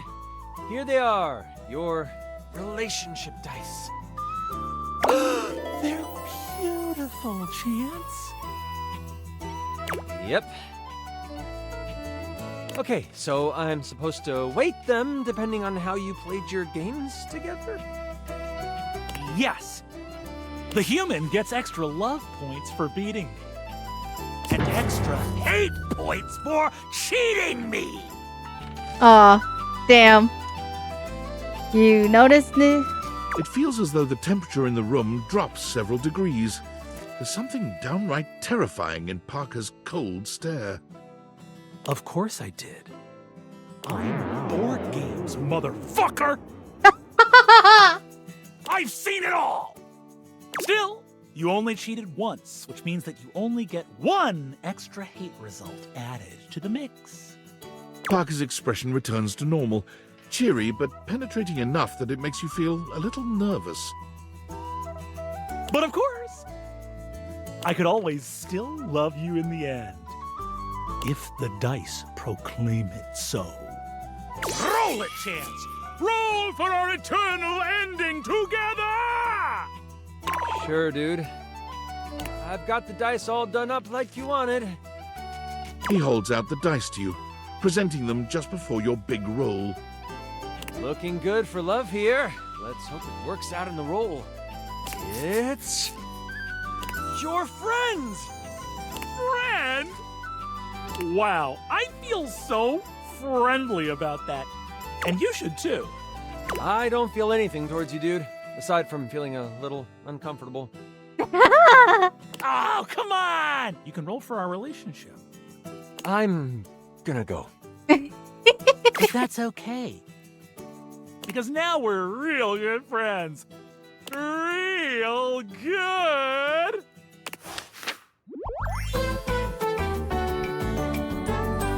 You've won my undying friendship. No. Works for me.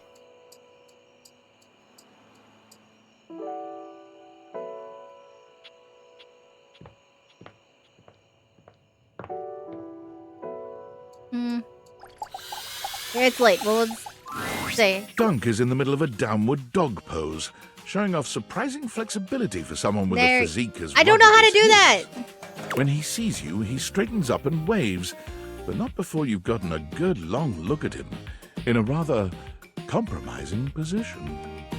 Hey, hey, there's my favorite new workout buddy. Ready to try some yoga? Sure, Dunk. I love yoga. Man, yes! I love to hear that. Yoga is popular these days, but when I first started doing it, you wouldn't believe how many of my fellow athletes wouldn't take it seriously. Even now, you still got equipment like Chris, who thinks it's soft stuff for babies, and nothing could be further from the truth. But also, like, who cares if it's soft or not? Real strength comes from not caring about other people's opinions. We're gonna get our yoga on, and nobody's gonna tell us we can't. As if on cue, another household object appears in your periphery, perhaps to tell you you can't. What up, what up, what up? Dunk's normally unflappable smile grows slightly rigid. Ah, Shelly, hey, we were just about to... Do some yoga?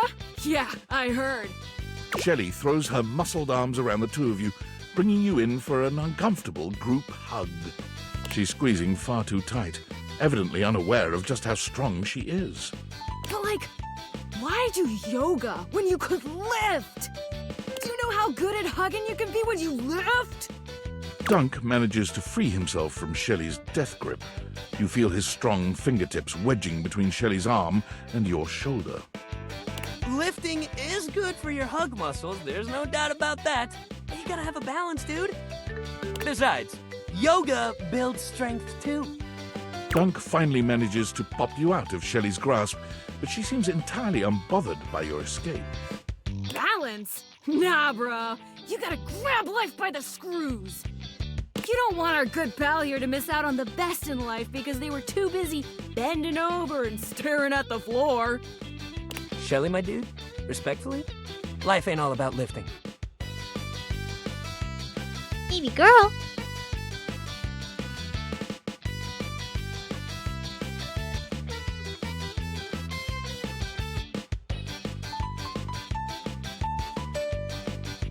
Hidden capture. Shelley's mouth drops open, as though Dunk has just said something absolutely unthinkable. It might be a good time to intervene. I don't know what I can do here, but sure. Lifting is great, but it can't be all you do. Exactly.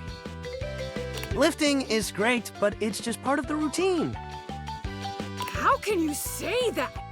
How else are you gonna lift your friends up and carry all their burdens and make them a part of you until you push them away or you collapse under the strain of it all? Oh, you have issues, Shelly. Are you good? Why, that's no way to live at all. Look, we all got our priorities. It's great that you want to do that for your friends. But what kind of world would this be if we all did Shelly's job? I'm not sure. This seems to break something in Shelley. She wanders away, muttering to herself. What if everyone did Shelly's job? So many muscles. Dunk exhales, placing his hands on his hips as he takes a moment to recenter himself. Calm. Okay, yoga time. So first of all, how do you feel about yoga? You ever do it before?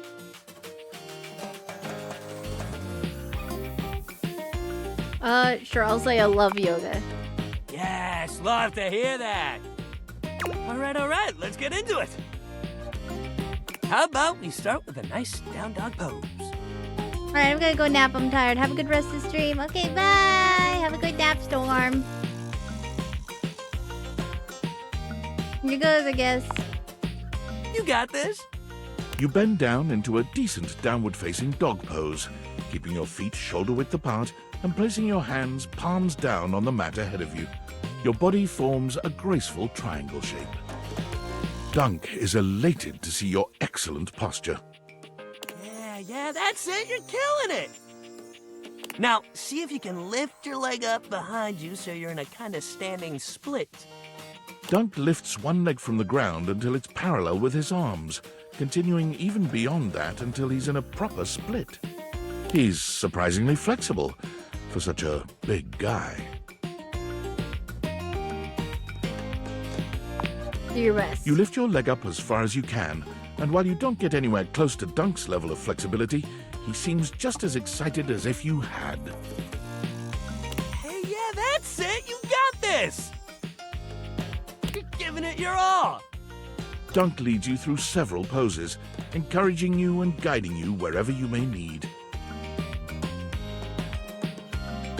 He's an excellent instructor, always considering your body's limitations as he takes you into your next position. By the time you're done, the two of you have worked up a good sweat. There's almost a sort of intimacy to the whole thing. You can't really remember the last time you did something like this with someone else. This is great. You're doing real good. Why don't we cool down with a nice cross-leg sit here? Dunk motions to you to take a seat across from him on the mat. As you take your place on the floor, you find that for once, his boundless energy has simmered down just a bit. You're awfully flexible for such a big dude. Thank you. A lot of big guys like to focus on getting big and staying big. They don't think about how connected everything is. Like if you're squatting. Being flexible makes your squats deeper. And yoga is way more than flexibility. It builds strength and centers you. I don't like feeling confined to one thing. Dunk means sports, baby! That's football, basketball, weights, chess. It's all good. Dunk breathes in deeply, in and out, seeming to relax further for just a moment. And then he's clapping his hands together and back to his usual energetic self. Great workout today, man. Really, you killed it. Next time, we're gonna do some good old-fashioned sports. I'll even let you choose the ball. Sounds fun. Hell yeah, that's the attitude.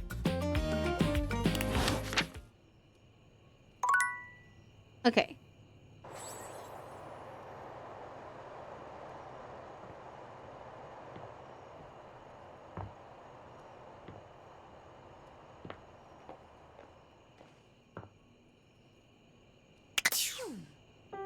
I don't look at how to do the narrator.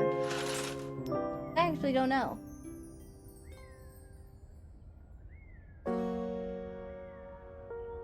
I'm gonna assume that's gotta be in like the settings.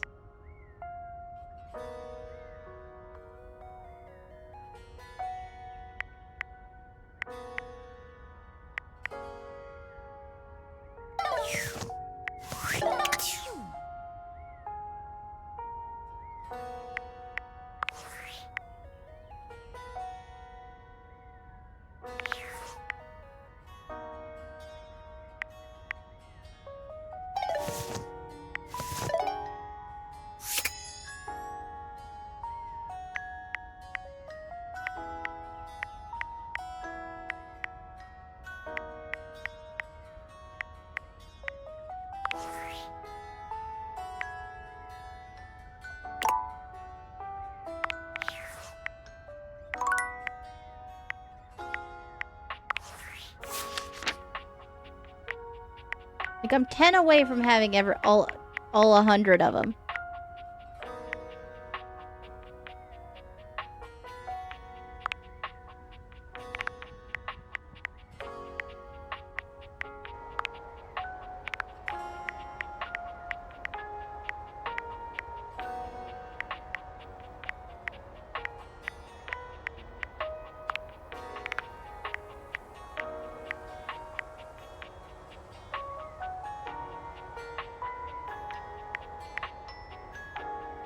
Like, I don't know what these are.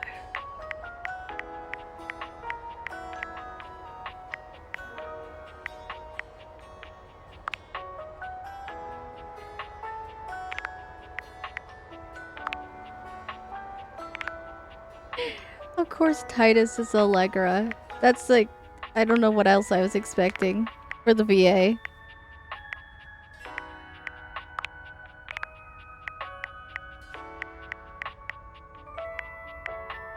Don't know what these guys are.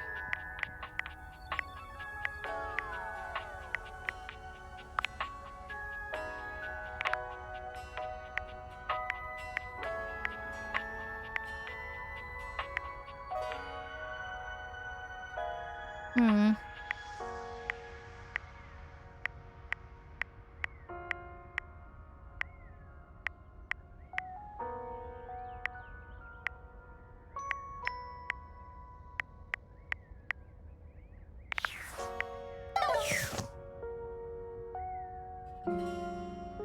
Okay, well, I'm gonna probably look it up to how I date the narrator, but for right now, it's been 5.5 hours. I think I'm gonna end it here for today.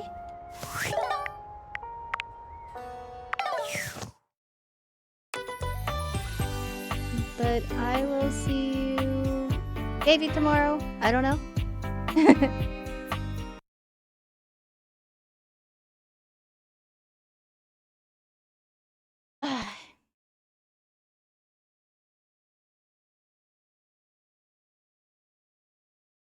Depends on how much.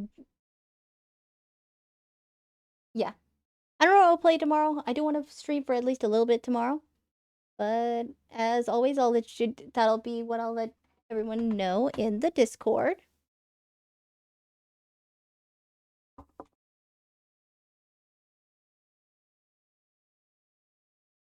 Discord and the raid message. And let's see who's live. Whose door are we kicking down?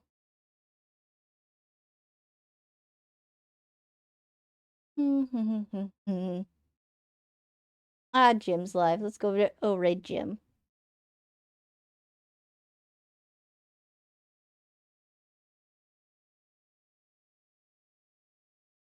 And like I said, I'll see you tomorrow. Bye-bye.